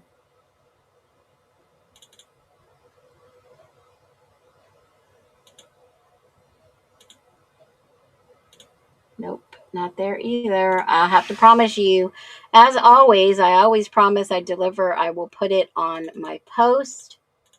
Don't forget, that's why I put them. Let me see if I've got another video. Billions. You think billions? Billions. No, the author does not say. Although there was, remember, these colleges connect. They are really close. So he doesn't say, it's just entitled that way. It's titled that way. I don't know why. Yeah, they're never going to release all 68 terabytes. There is no way. There is absolutely no way. And you think a college that had all that money wouldn't have any problems with the system. They were looking for images of the to see if anybody accessed the system recently. They wanted to do an audit access because they felt, and this is what I feel the leak came from WSU, folks. In my humble opinion, somebody linked into this investigation came from WSU. And the reason I say that is there is an email and it keeps talking about every time something happened in the news, they would share it internally.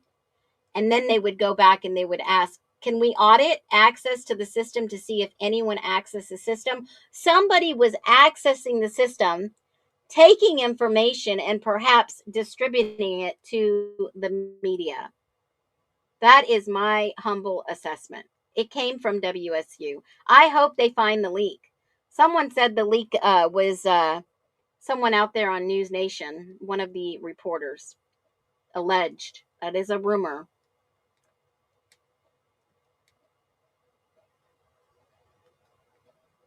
That was a rumor, alleged.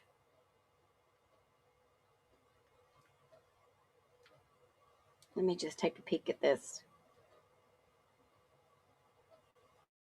All right, WSU revenue is approximately $927 million.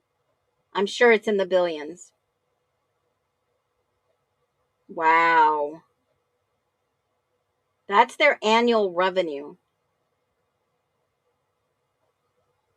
Annual revenue.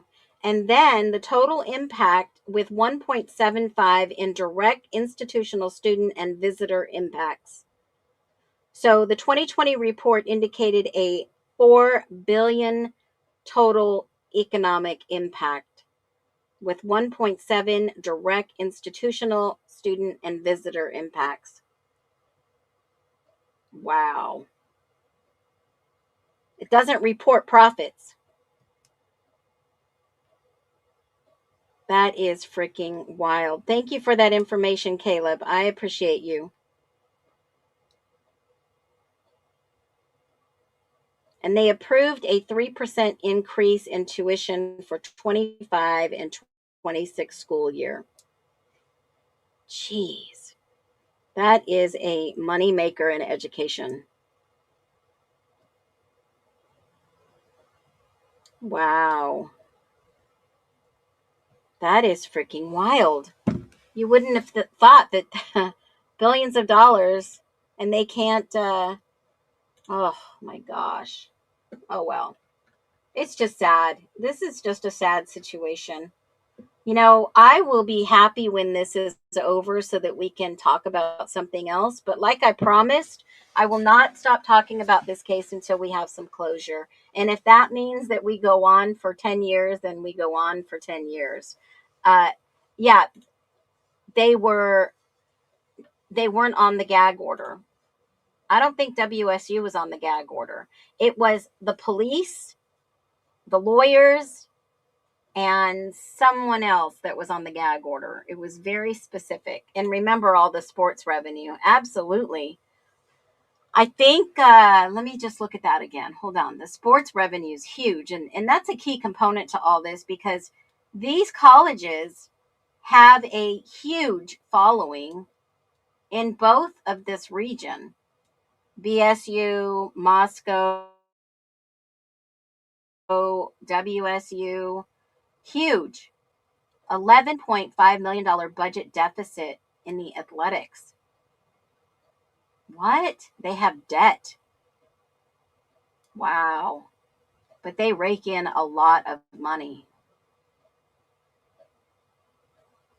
The athletic department faces significant financial challenges. They have a huge debt in June of 2025. Wow. That's a lot of money. Kind of looks like Mr. Flu. Who's Flugel? Mr. Flugel. No. Oh, here we go down the rabbit hole once again. All right. I will give you exactly who Mr. Flugel is. Flugel, however you want to say it. This is the real Brian Flugel. People were saying that this was Brian Koberger. It's not. They're saying that Koberger's name was Flugel, but he does kind of look, but that's not him. Eyes are different. Nose is different. Mouth definitely doesn't align. Hairline, no mole. This guy was arrested. He was robbing a dollar store. I was being funny. Oh, gotcha, Stella. I was like, oh my God, people were trying to tell me. You know, it's funny because people try to tell me all kinds of stupid stuff. And I'm telling you, you know, I mean, some of it is funny, but some of it's not. I mean, you just got to laugh it off sometimes. It is wild. I appreciate all of you. Let me just say, let me see real quick. What was just lost my whole train of thought. All right. So, do me a favor. This is where the story breaks.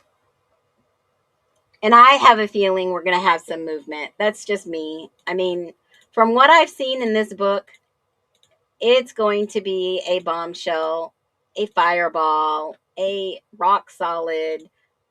I mean, do you think he says he has 59,000 pages of documents from the IDAHO4, and everyone looks like BK now. Yeah, you're going to notice that. And I'm going to tell you, this is what happened. This is what your mind does. When I went to go shopping for a vehicle, my husband mind screwed me, and we looked at about 13, 14 vehicles. He brings home the brochure of the one eventually that we brought, and he puts it on my nightstand. And night and day for almost a month, I would see it. Night and day. That is the power of the mind. You see it every day. You're like, maybe that is the best choice. Maybe it's not. Then you got the pros and the cons, just like looking at somebody and saying, oh man, that person might be the same exact person. Maybe not. Your mind will play tricks on you. But here's where the story breaks in this book. There's a lot of this case that doesn't make sense, and just a few things out of this case in this book begins to make sense. It begins to make sense. He talks about Othram, talks about ibuprofen, talks about Dylan's green jacket, if it was even her jacket at all. Talks about the dark SUV with the loud exhaust that I still think it's a truck. I don't know if it's that Ford that we see. And is this the new normal in cases that we are going to see in court? They can blame one person, no evidence, and put the wrong person behind bars still in the world we live in. I mean, the DNA on the knife sheath, by now, everyone knows that it has been mishandled. The crime scene appeared to have been cleaned and altered, talked about that. Timelines never add up. What is the real truth? And all the witnesses' statements are very confusing. Everything. Do you think Brian Koberger will be exonerated? Drop a 1. After everything you've seen to date, let's just throw it out there. No one's talking about it. His lawyer said Brian Koberger can't wait to be exonerated. What are they waiting for? Were they waiting for this book to come out? Were they waiting for new evidence to come out? Like things that we've pointed out, things that others have pointed out? What do you think? We've done the live dig. We've done some phone-ins. What are they really hiding from us? There's a lot of people, intelligent, by the way, very intelligent, that we're not letting them pull the wool over our eyes. We've given you 6 hours of a lot of truth today. By the time it's done, hopefully you can come to some type of conclusion. Should be Brian Christopher Koberger be exonerated?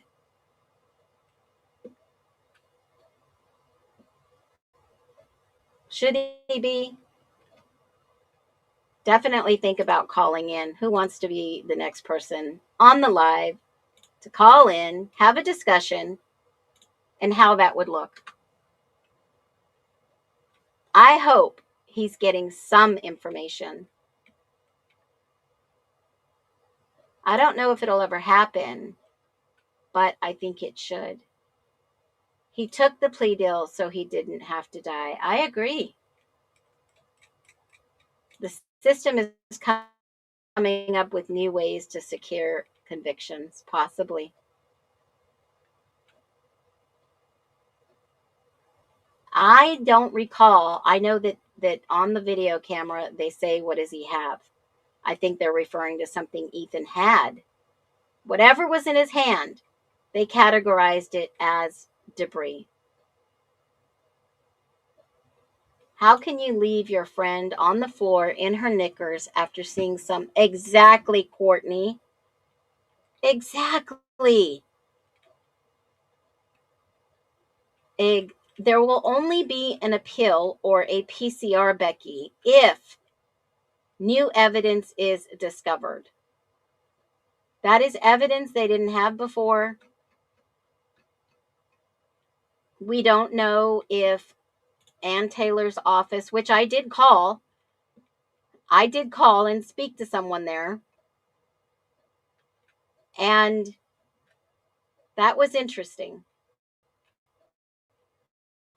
Because they basically told me, and I'll repeat it again, that they were not filing a appeal, and they told me they could not refer me to anyone, which is weird because attorney's office refer people to their friends all the time or colleagues. And I agree that debris should have been tested 100%. Why did they not? Who told them not to? That's the big question we should ask. That's the question. Reframe the mindset. Reframe it, and let's ask the better question. Who told them not to? Who made that executive decision? Nah, don't test that. It's nothing. Who was the CSI that found it and never reported it? Because don't they have an obligation to a crime scene? Don't they have an obligation to be ethical, honest? Is that against the law? Let me just look. I'm curious now. I'm going to ask, as a crime scene investigator. Too bad we didn't have access to Jeff. I would ask him. Hold on. As a crime scene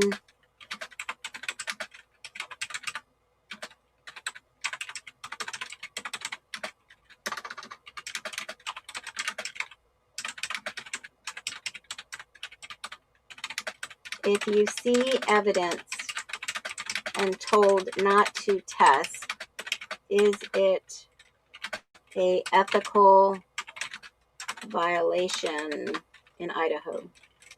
Let's see. It can be an ethical violation, but it depends on who you're being told not to test it. Crime scene investigators are bound by truth-seeking, objectivity, preservation of evidence that follow law procedures. If someone interferes with those, it raises ethical concerns.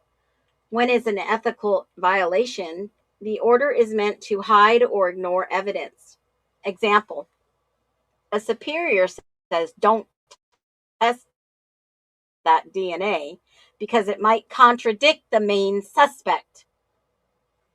I'm reading word for word, guys, right here. I am not playing games. This is what I'm reading right from ChatGPT. Anyone can Google this. Jeez Louise, this is wild. All right. This is exactly, oh shoot. This is exactly what it says. That's suppression of evidence, a major violation. It's biased the investigation, cherry picking what gets tested to fit a narrative. Yeah, we don't want anyone to know who the real killers are. Let's just double up on DNA and cross-reference it and make 50 samples and consume all the real DNA, and let's embed it and hide it somewhere else. And that's the forensic shuffle. Crazy, crazy, crazy.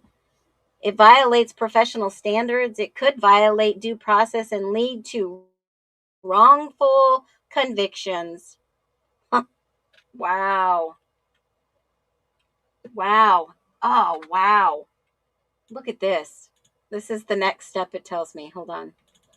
Geez, I would have never thought about this. When it may not be unethical.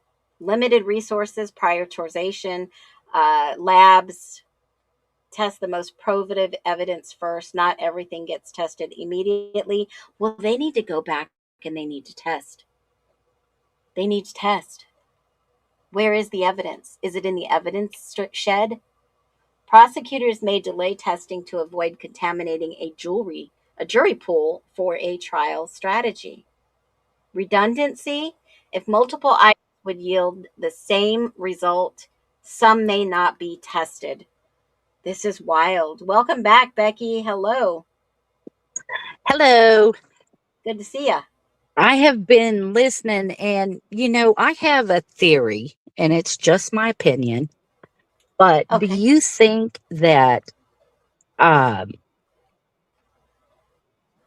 Ethan could have been the CI and involved in something that was much greater than what's going on around there?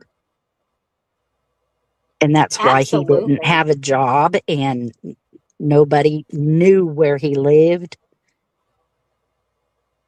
Absolutely. It's And crossed with my him, mind. I'm sure it's crossed many minds.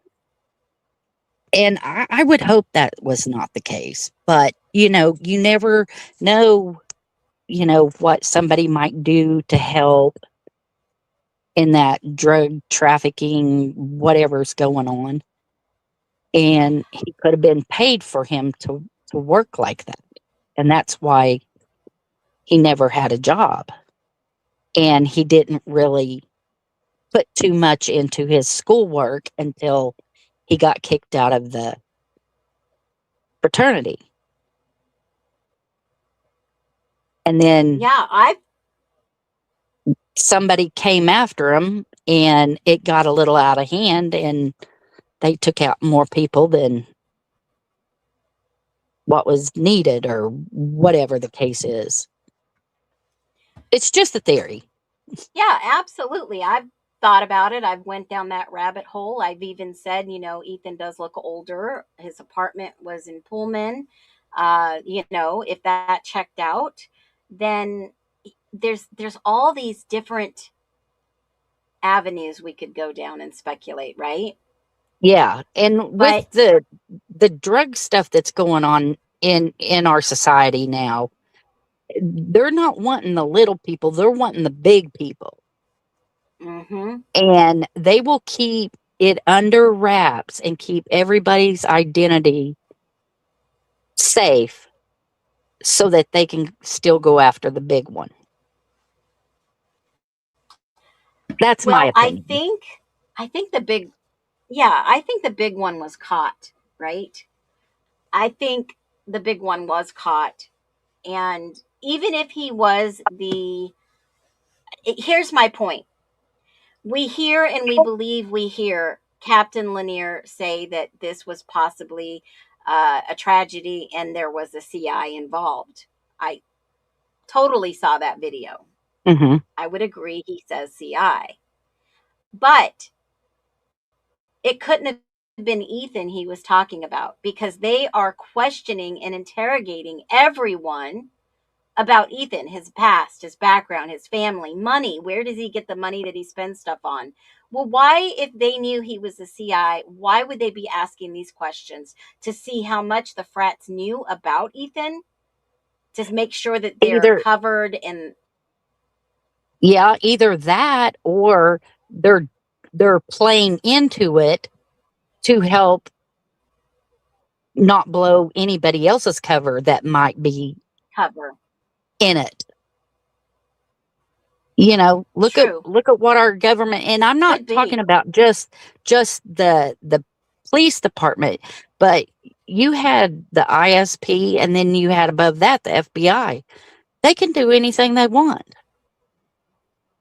Yeah, but the FBI was a partner, a resource, right? They Right. didn't take over Right. the case. Right. Which I thought was always odd because you would see a federal case. The feds don't talk. They just file and you can find it in Pacer or you can't if it's sealed. And they don't talk about cases like that until they're done, they're closed, they have conviction, and then they put out bulletins through the Attorney General's office. You never see anything happen during the process. A state case you will, But what they'll do, obviously, the protocol is to put a gag order on everything so that no leaks are there, and no one talks. The attorneys don't, the families don't. And it's just weird how Ethan Yeah. was so separated from the crime, from the interviews, from his family, not going to the sentencing, to all these other things. It's so odd. Yeah. Yeah. But yeah, that And thought I did cross my mind.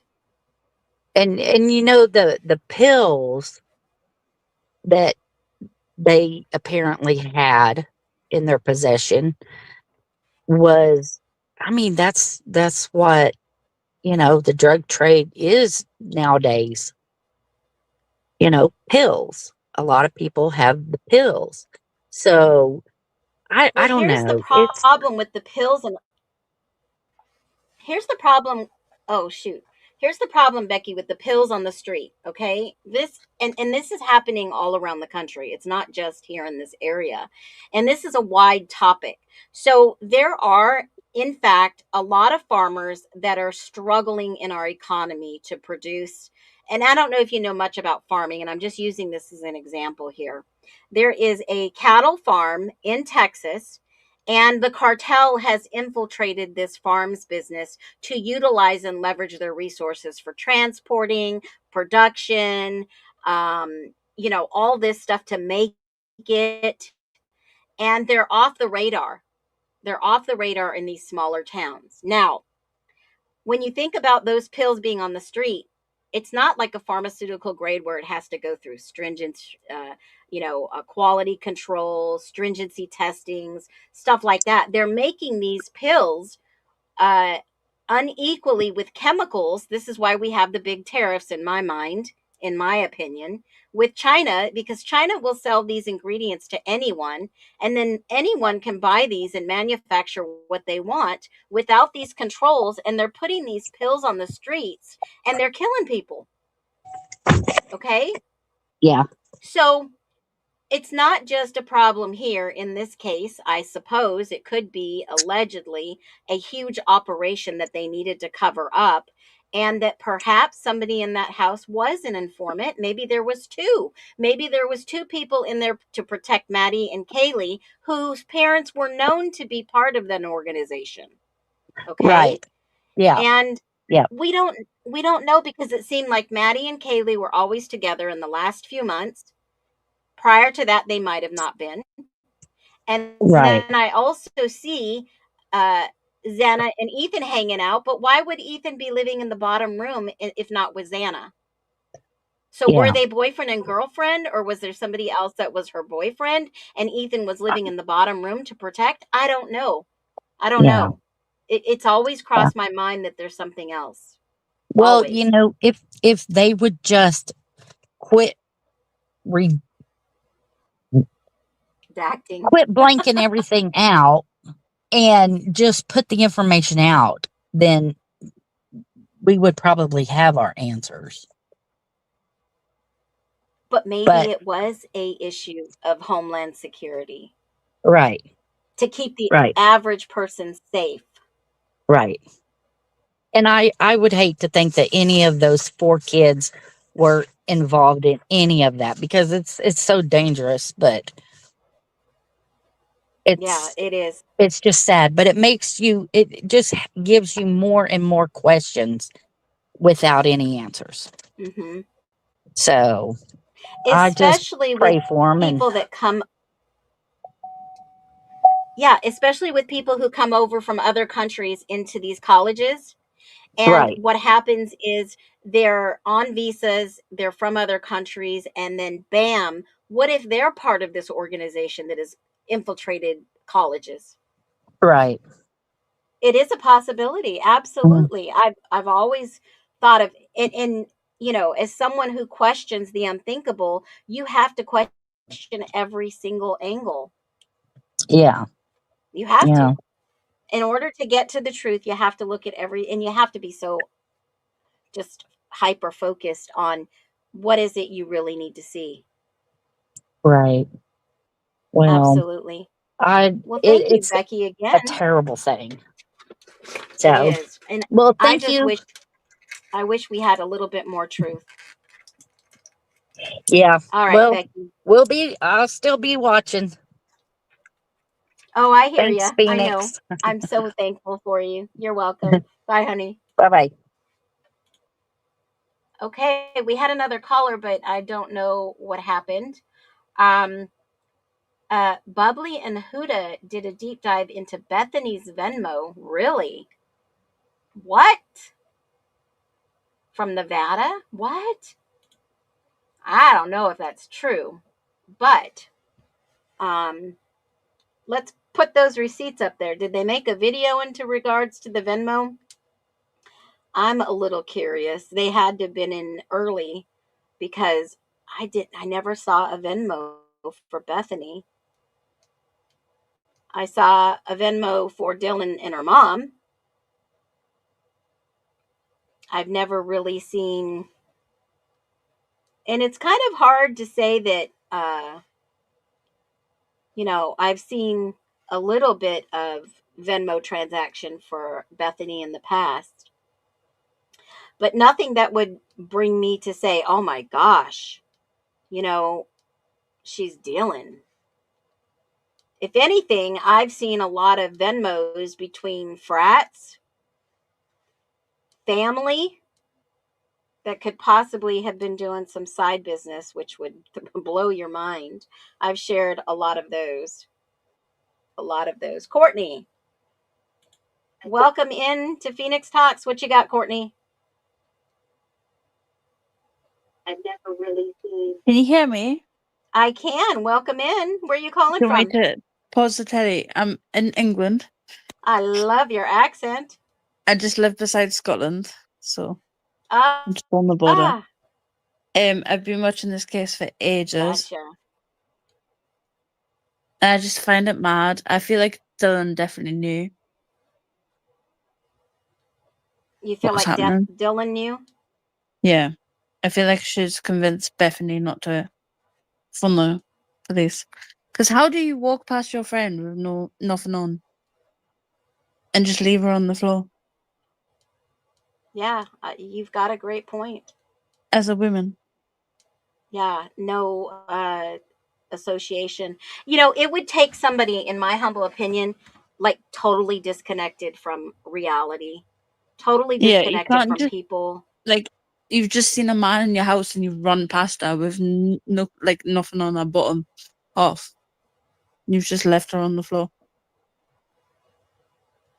Yeah, because didn't they ask if they had ever seen her on the floor before? Yeah. And she Or said, oh, sleeping? well, no, not in that house, but she had done it in the past. Mm. But Yeah. no. Just as a woman, Wild.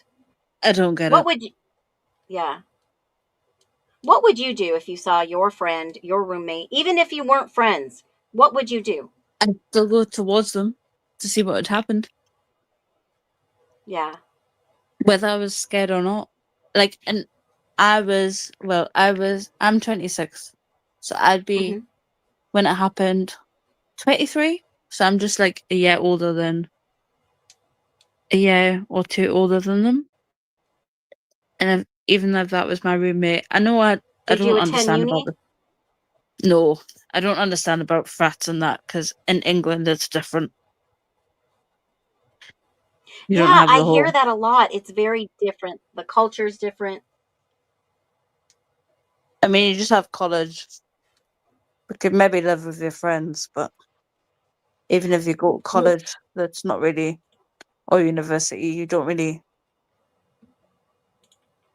It's not like So would that be like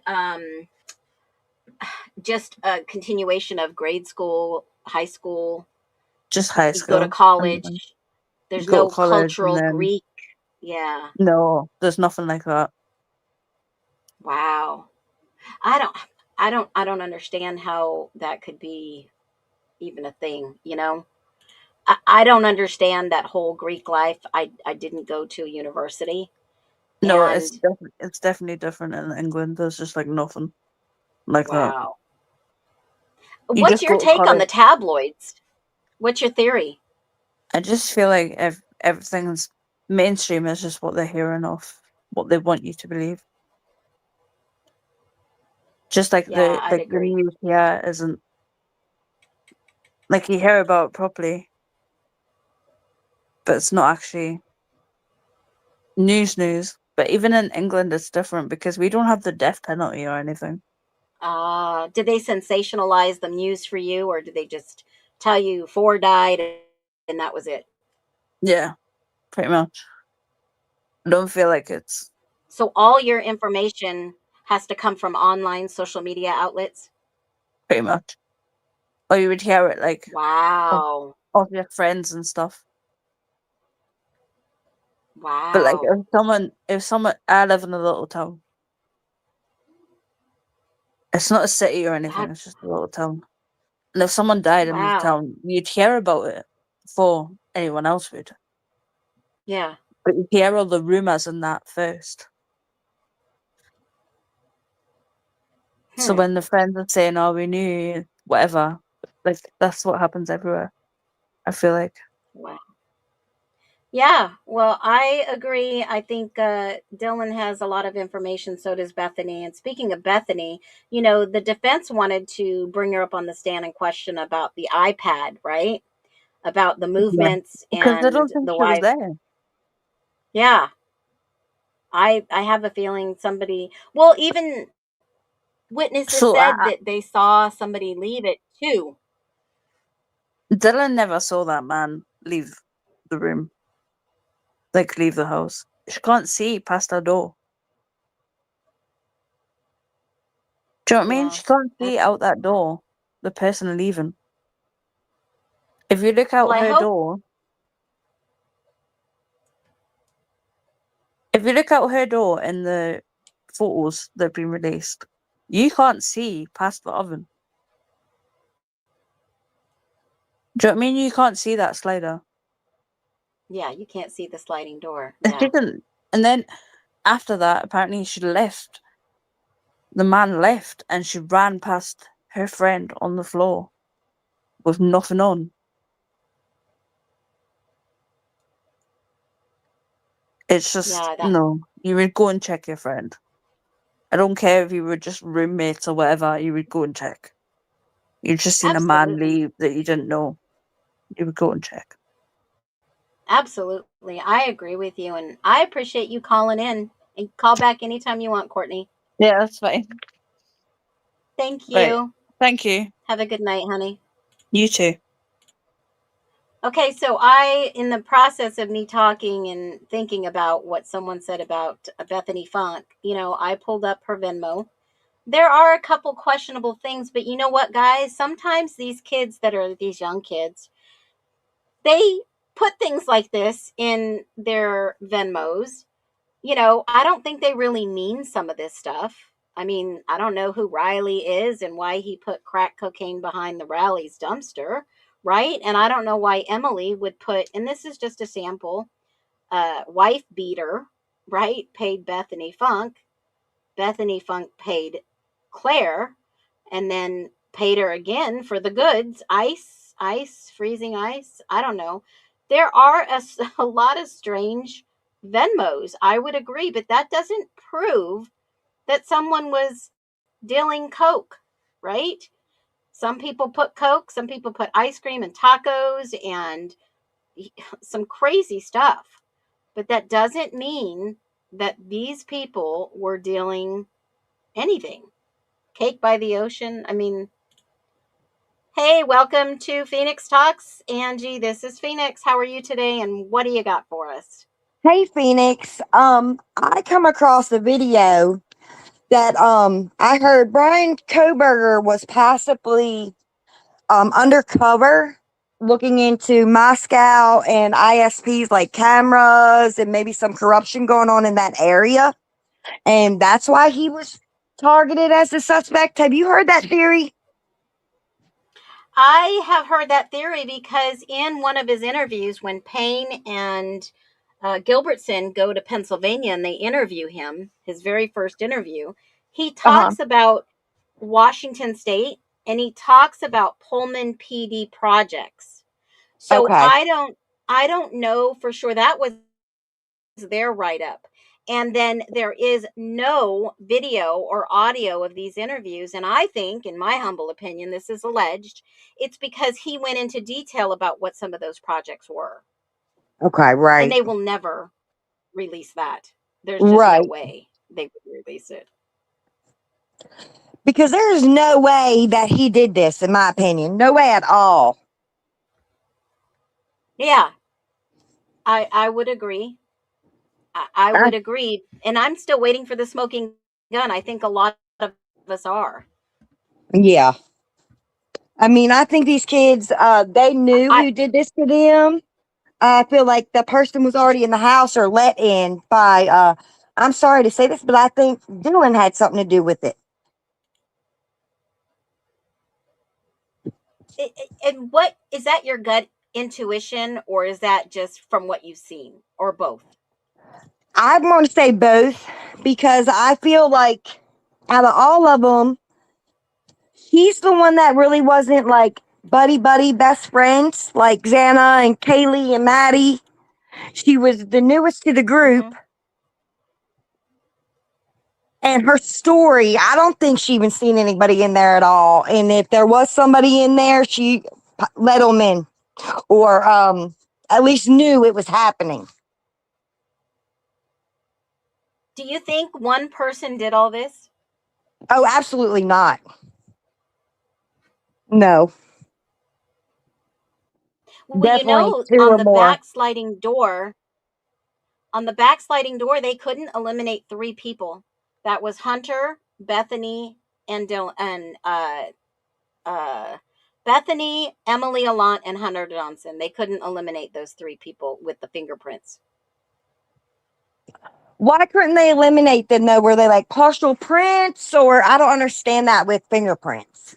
So in the forensic analysis that we went through, the forensic expert says there's too many similarities, that there were similar patterns, but they could not say for 100% sure. They could not eliminate, and they could not basically say yes. Okay. And remember, with some of them, they had to go back and reprint them twice. Yes. So that's suspicious for sure. And I believe that shoe print coming out of Dylan's door was hers. And in one of the photos, did you see the Van sneaker with like the blood on the bottom and a bloody sock next to it? Oh, yeah. Well, I don't know if it was blood because I haven't put any filters on it. Has anybody done that yet? Ooh, I don't know how to do that. It was definitely something on it. I saw the brown. I thought maybe it was dirt, but I mean, I could throw a filter on it and we can see. But I did cover that, let me see, a while ago, the actual Amido black that they put on the floor outside her door.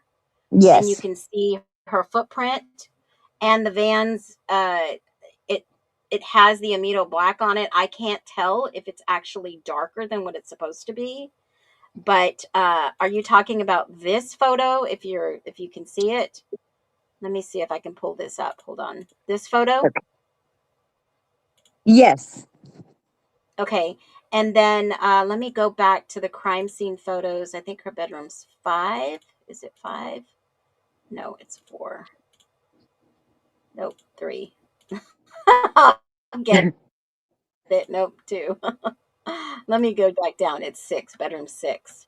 And let me just look in here and grab a picture of that sock, because I remember seeing the sock. I thought it was just dirty, like mud or walking around outside. And let me see if I can pull it. And I'll tell you guys a little something that I found the other day. I don't know if anybody else has talked about it, but in Dylan's room, and I'll give you the 2 comparison photos. Let me see if I can pull this sock, because this was in 4. Now, remember, it was a diamond-shaped pattern. That's all they said. Yes. They didn't say it was definitely a Vans. They just said a diamond-shaped pattern. But there are some suspicious things happening in Dylan's room. I mean, as with Bethany's, right? Yes. And here is one of the pictures with the sock. Hold on a minute. Let me see if I can superimpose this very large. I know there was You only bring like up a one really or good point two with with the this. sock in the photo. Yeah, and it looked like just maybe dirt to me. But after they did the, they don't mention evidence of the sock, just like they got rid of some other evidence. But let me throw a filter on this, and let's just see if I don't know, what we come up with. I mean, a live dig is something that we can definitely do. And it looks like wet too. The sock looked wet. It does look wet to me. I mean, kids and dirt and being outside, and I used to live near a woods, so Oh, me too. mountain. It looks like actually like when you walk through wet leaves, kind of.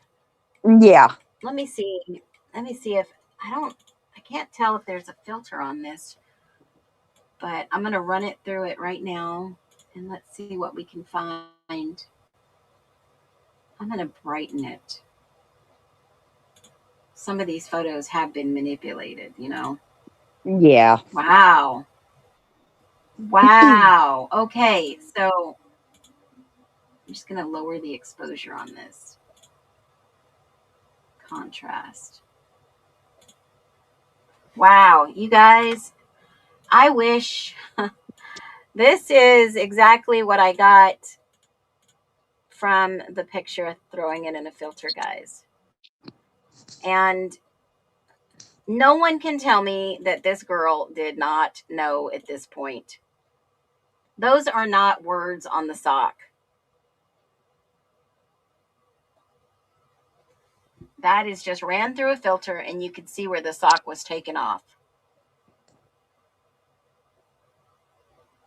Right in the crease of the sock. Can you see that? Mm-hmm. Yep. Wow.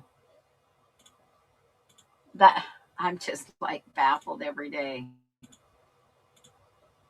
I'm looking at it on my phone and on my TV, and my TV's slower than the phone. So I'm looking at a smaller picture right now, but I can see it. There are 1, 2, 3, it looks like alleged stains on there. And why So would it there looks be like stains on that sock like that? Well, obviously the shoes were taken off. Did she walk around in socks? Is that possible? I mean, there's no trail, and one of the oh, this is a better picture, dang it. Wow. This is not.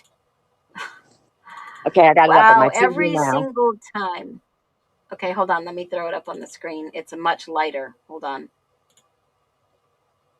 Let me remove the comments. There you go. I see how you did that. That is not the lettering on a sock. Look at the tippy toe. You can see some other stuff there. Mm-hmm. Alleged. All alleged. All alleged. Now, why didn't they test these? I mean, in the MPD files, I could go in there right now and just type in freaking sock. There's evidence of Ethan's sock. Yeah. That just blows my mind. This confirms the theory. What was missing? What was overlooked? Well, all these things that we've found. Crazy.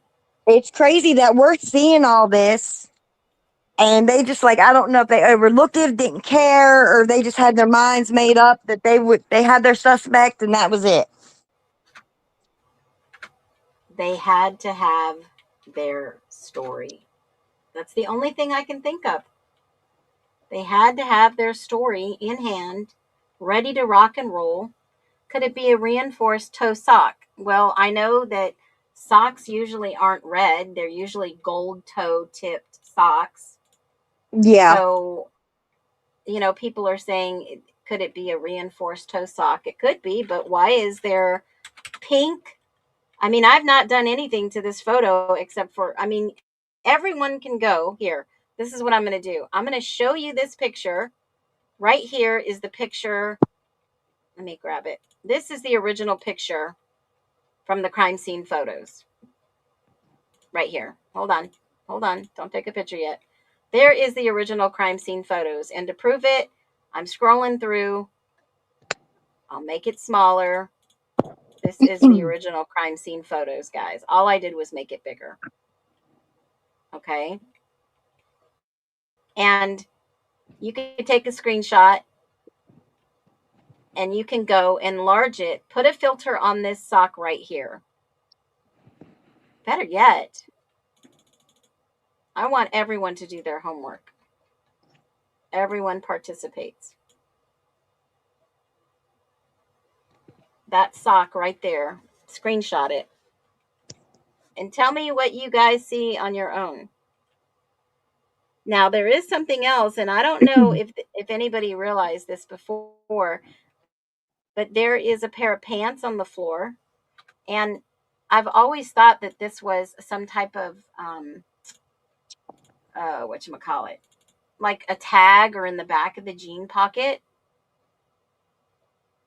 But there's something purple on the end of it. Now, I don't know what it is. It could be nothing. It could be something. But you have to keep in mind when you look at stuff like this. I don't know if you guys know what I'm talking about. It's a possibility. In this case, people did know. Could it have been the roommates that knew? I'm sure they're withholding information for their safety, right? I mean, we could only Right. suspect and speculate, obviously. But I've always wondered if there was more that obviously took place. Everyone's wondering, right? People right out the gate, oh, the roommate's this, the roommate's that. Well, we don't know. And that's the burden of proof would be to be on the district attorney to say, you know what, book them, right? Let's get the Right. questions later. For some people, they ask questions later rather than Then right at the like beginning. we see in this case. Yeah, This they case didn't is so want to, or they had. complex. It's just Who told them not to? That's my question. These who guys told them at not the to say lower, anything? yeah, well, these guys at the lower level are the ones that say no, don't investigate. Right. Let's just keep that under wraps. Who's the one that made these executive decisions? I It's mean, not the I'm little just guy on the totem pole. It's the upper guys that. assuming, but I think there's a lot of maybe some things involved that I don't know that have been going on for decades that they might be trying to cover up Yeah, in some possible. instances. If you know what I'm saying, without having to. And Google do you think Hanes this and you'll see crime Hanes scene? Do you socks. think this Okay, hold on crime a minute. scene was possibly staged? I've always thought that. Because if you look, like the curtains and even the shower curtains and stuff are like brand new. Well, they did take bedding. I mean, yeah, Hanes socks. I have a pair of Hanes that have the red writing on it, but if you're Yeah. looking at the filtered sock, it's got pink stuff at the top. So I don't know. I'm talking about right on the tiptoes. I'm not And at the sure. I bottom mean, sole of that shoe, you can tell that there's been something there because the amino black is on it and it picks something up and it like kind of matches the color of what's on the sock. yeah, and I can't tell. I'm not an expert in that field, and we can only suspect that possible that why did they stop it there at the shoes? You know what I'm saying? Why Right. didn't they test it further? But if you look at the other angle of the shoe that did have the amido black, it goes all the way. I mean, it's. All the way to it. But I thought amido black would make darker. It would be darker. So why did they stop it just at the shoes? Instead of doing Why the didn't whole they? floor. Yeah, why didn't they just spray the whole damn floor? I mean, you saw that kitchen, right? Why Right. didn't they Yes. do the whole second bedroom floor? And would the I don't know. luminol would that have showed better than the amino black, or if they did luminol You in know, the house instead? I have no idea. I am not an expert at luminol. I am no expert anywhere. But I will say that you know, I humbly believe that yes, I'm sure it would have made, you know, things light up. And then remember, the Seattle Times did do an article outside, and they showed that one picture of, I don't know if they were lights or they sprayed it down, but it looked like maybe across the way at 500 Queen Road it was lit up. So I mean, I can Huh. see a lot of different angles here. Totally. Right. And I mean, that's why it remains a mystery. This is the one picture that I found interesting. If you look at that shoe picture, that Yeah. is a close up. That is a very close up picture. Is that the one you're talking about? Yes, and there's definitely something there. I don't know what it was, but on that shoe, definitely. Well, yeah, that's why Ann Taylor wanted that shoe. She went and she said, nope, we want the shoes, we want X, Y, and Z. And she got a whole list of things from those rooms, right? Right. The black and white vans. So I'm sure that they had seen these and were like, look, get over there, pick up those. She had to hold the items until she got a warrant, until she got signed off to go pick them up. So obviously there was possible something, evidence perhaps, that really wanted her to get these items. Maybe they were going to test them. Yeah. I mean, they have their,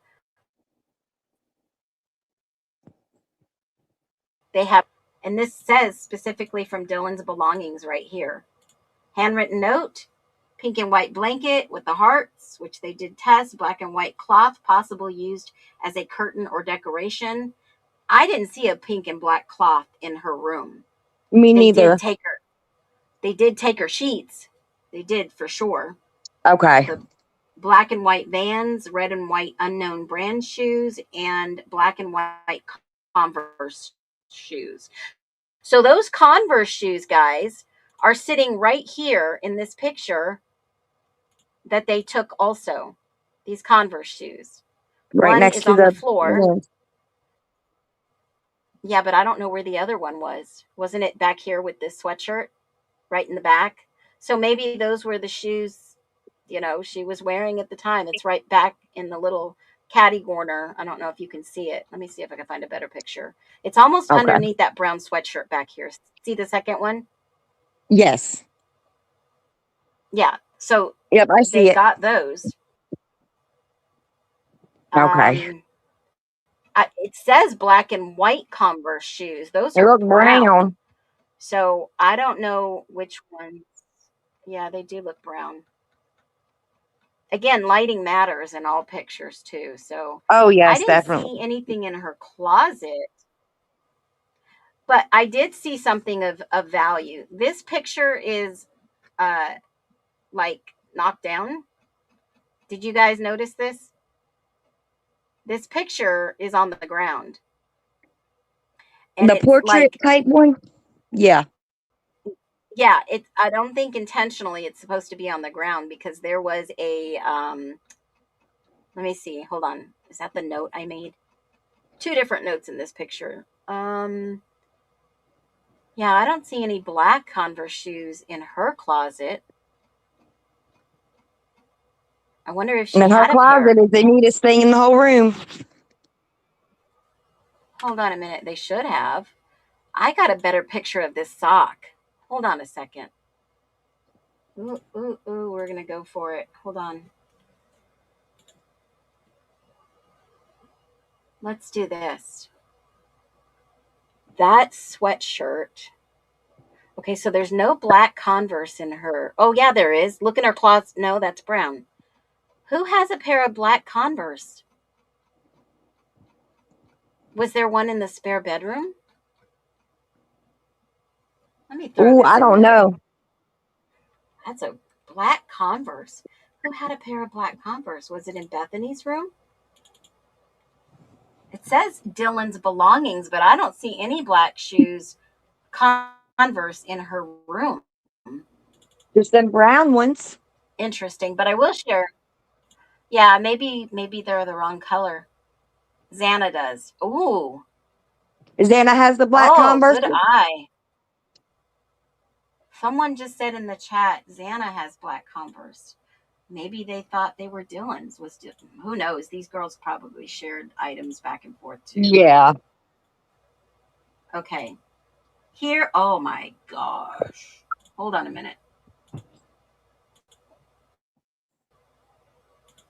I'm going to give you a picture of this sock at a different angle that I just put through the filter with this shoe next to the brown sweatshirt. Okay. Now you guys tell me what you see. I just show you. You guys use your own.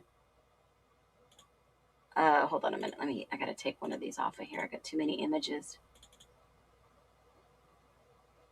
Y'all don't want me to get spicy right before we go because this just irks me to no end. There you go. That's the it. sock. Yep. Wow. What the frick are we watching? And when I saw that, that just made my stomach like the first time I saw that on that sock. Oh my gosh. I wonder if I change the temperature on this. I wonder if anything shows on that brown sweatshirt. I'm just curious. I mean, I'm no expert, but I'm just using a standard filter, and anybody can do this on their phone if you have a computer. And it's not that difficult to just throw one up. It's definitely not. Well, there you go. How about that one? All right, let's see if this works. Nope. I don't know why this won't work. Hold on. Here is the sweatshirt picture. That is a better picture of the sock too, by the way. Yeah. That is definitely not Hanes. I would agree, KS Jensen Art, dirty or bloody, one of the two. You guys Yes. decide. I just show you and let you use your free will. You are amazing. You just showed us a massive fireball moment. And in honor of that, you are getting a fireball. No, All right. You got a fireball moment and I in your got another repertoire. question Now, for you I'm going to do too. this. Yeah, sure. I saw this on another video as well. It was a document.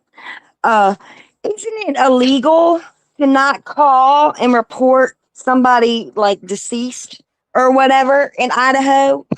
It was. The Good Samaritan law gives you immunity, though. Somebody Oh, called. okay. Now, I said earlier in the stream today, think about this. If everyone just left town and nobody called, somebody would have been charged. Probably somebody in that house. Think about that. Yes. Now, I'm going to leave you with this. Thanks, Angie, for calling in, honey. You're welcome back anytime. Thank you. You're welcome, girl. Thanks. Woohoo! Our first massive fireball from a caller. I love it. This stream has definitely given us some food for thought. We have found some fireballs today, but I'm going to leave you with this one thing. If you enjoyed the stream, drop a 1, give me a thumbs up, hype a video, drop a comment, because I changed some settings in YouTube that just make me suck right now for views. And I'm sorry. It is not it's my fault, not your fault. So do me a favor. If you go through these crime scenes, I want to be very, very cautious what I'm about to say. In these pictures, why is there some type of clearing in this walkway of the other side of the house? Has anybody thought about this? the clearing of the walkway on the side of the house. I've always said perhaps something happened outside in the back of the house where we always see the investigators, and then they actually expand the crime scene. Now, if you look at these pictures, you will see on the other side of the house, there is no clearing, there's no walkthrough. I've always wondered if someone maybe cleaned up. I don't think they made a walkway for nothing on that side of the house. What are your thoughts? Drop them below. Give my mods a lot of love.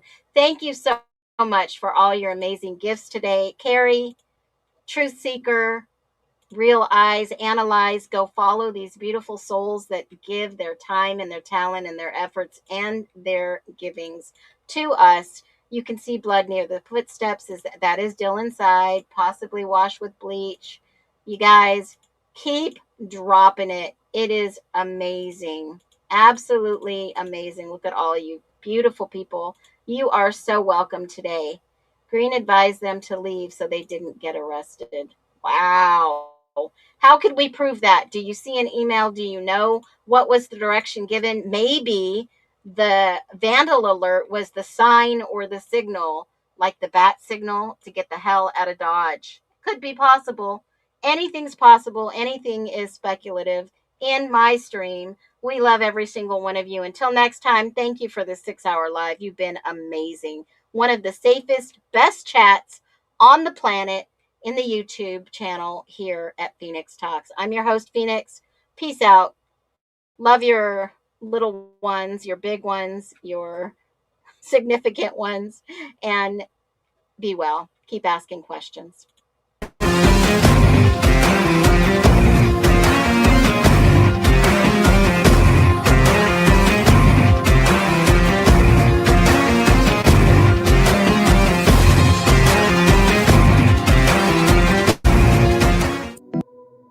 The whispers turned to echoes, and the echoes turned to lies.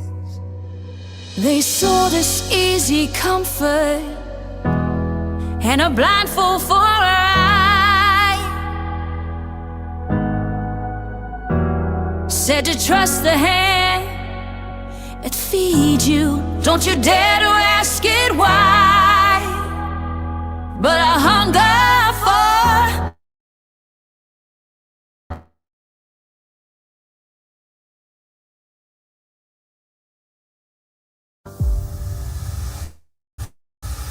yeah, the ground is starting to shake now. Can you feel it in your bones? We will not be fools again.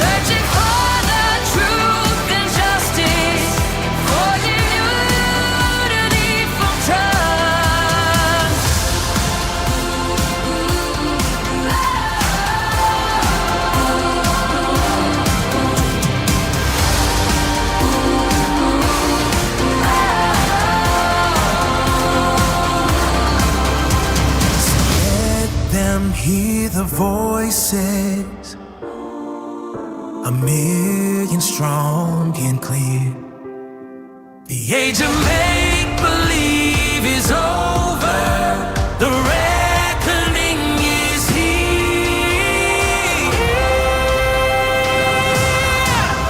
We will not be fools. We will rise for justice and for truth. We will not be fools. Brian is innocent. Brian has been essentially convicted in the media.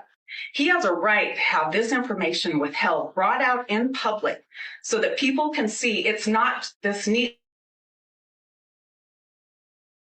little package. So people can start to wonder if Brian's innocent. Your Honor, Brian is innocent. So if I talk about things that are in the affidavit, and if I talk about things that we're seeking that the state wants to hide, I think that's fair game for the public to hear.